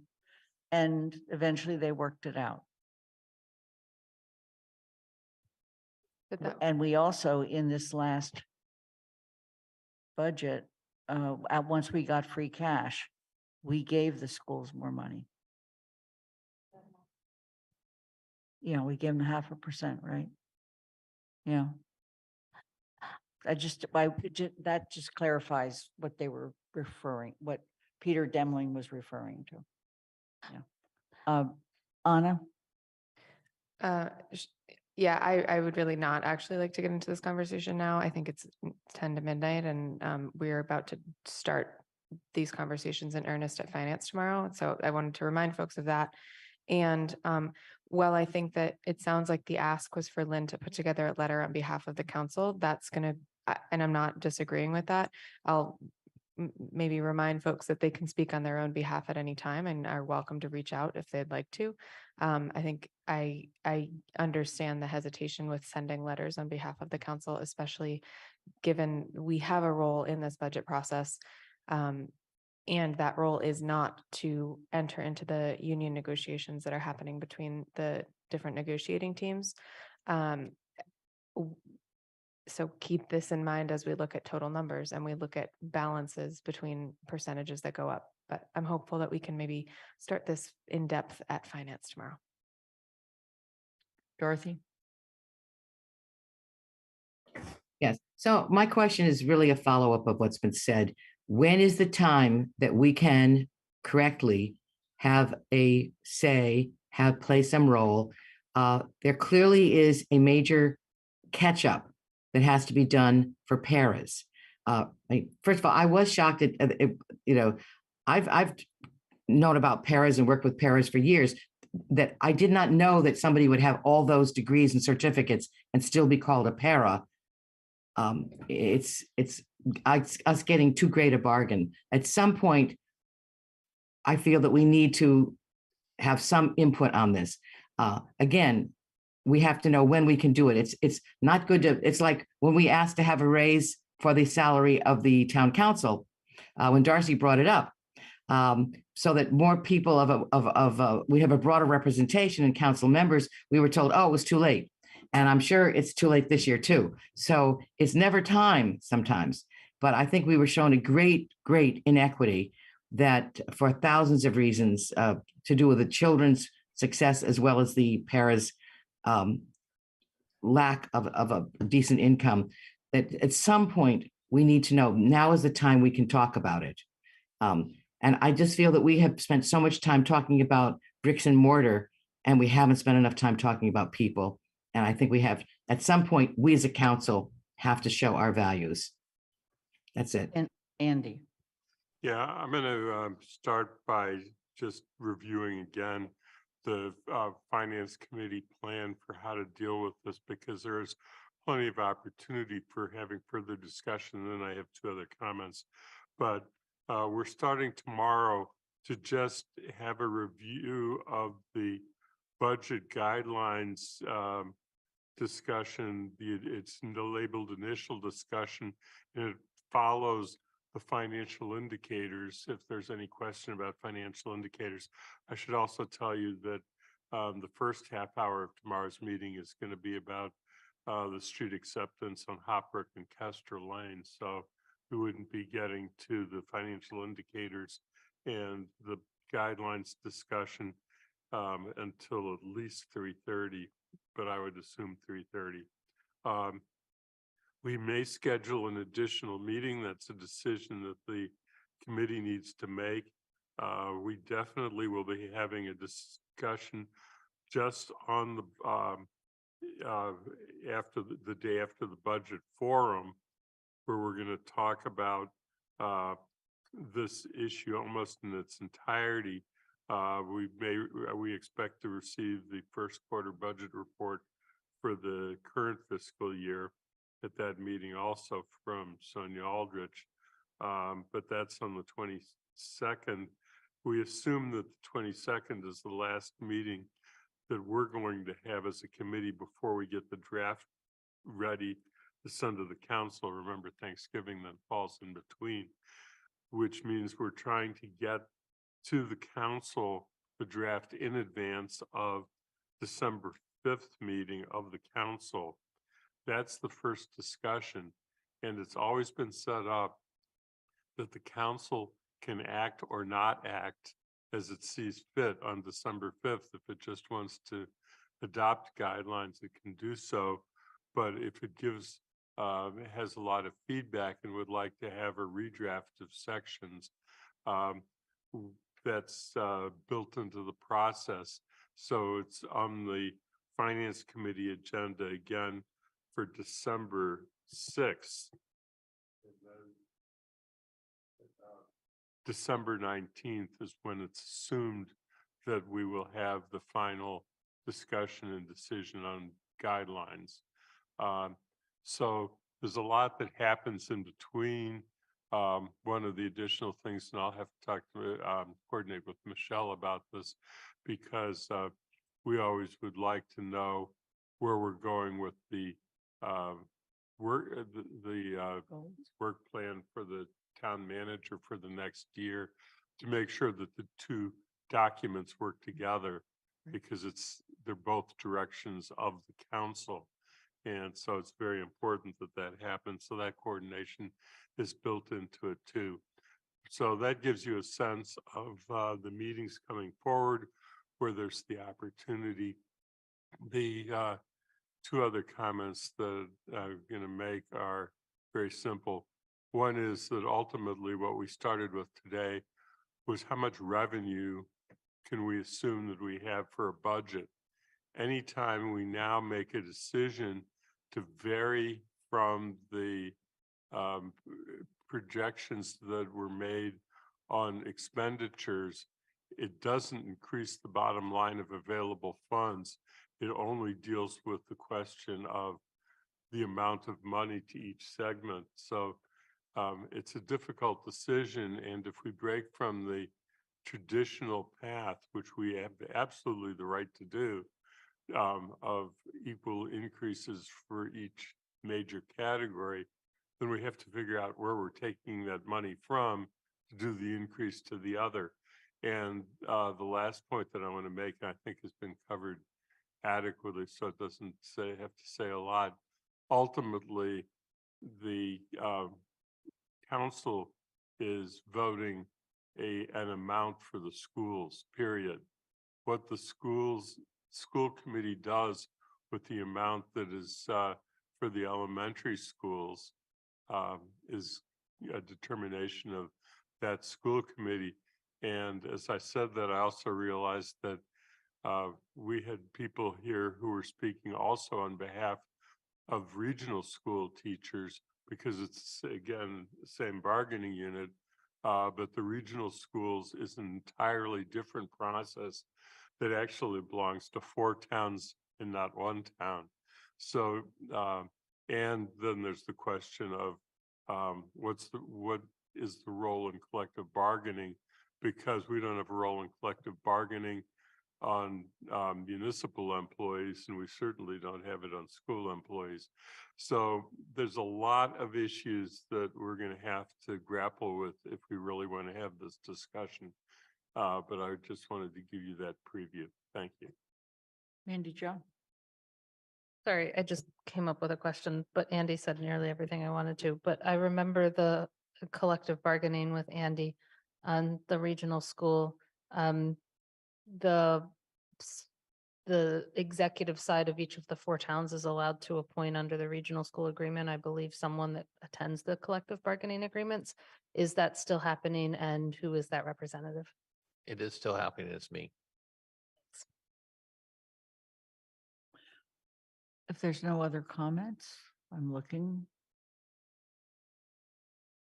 Andy, did you have your hand up? Shalini? Yeah. Just a clarification, then are we sending individual letters or are you sending? If she sends one, we'd have to vote on it at the next meeting. Yeah, Just get a sense, do we want to vote on just I'm going to encourage that you act individually. Individually, but not on behalf of the council. Yeah, I think at that point, we've overstepped our bounds. Because they don't bargain with us. Yeah, I mean, and okay, so maybe you can just be clear what we cannot say or I mean, obviously we're not promising we're going to get you more or anything, but just like, is there something that we should, like, is there some language we need to include that I'm only speaking on behalf of myself and not representing the council or something? If you want to speak on your behalf of yourself, you are always free to do that. If you have some idea of something you think the council should vote on, please send it to me and we can discuss it. Okay? Does that work? Right. Any further comments? Oh, it's now midnight, gang. The meeting's adjourned. You've been here 7 hours. Since noon.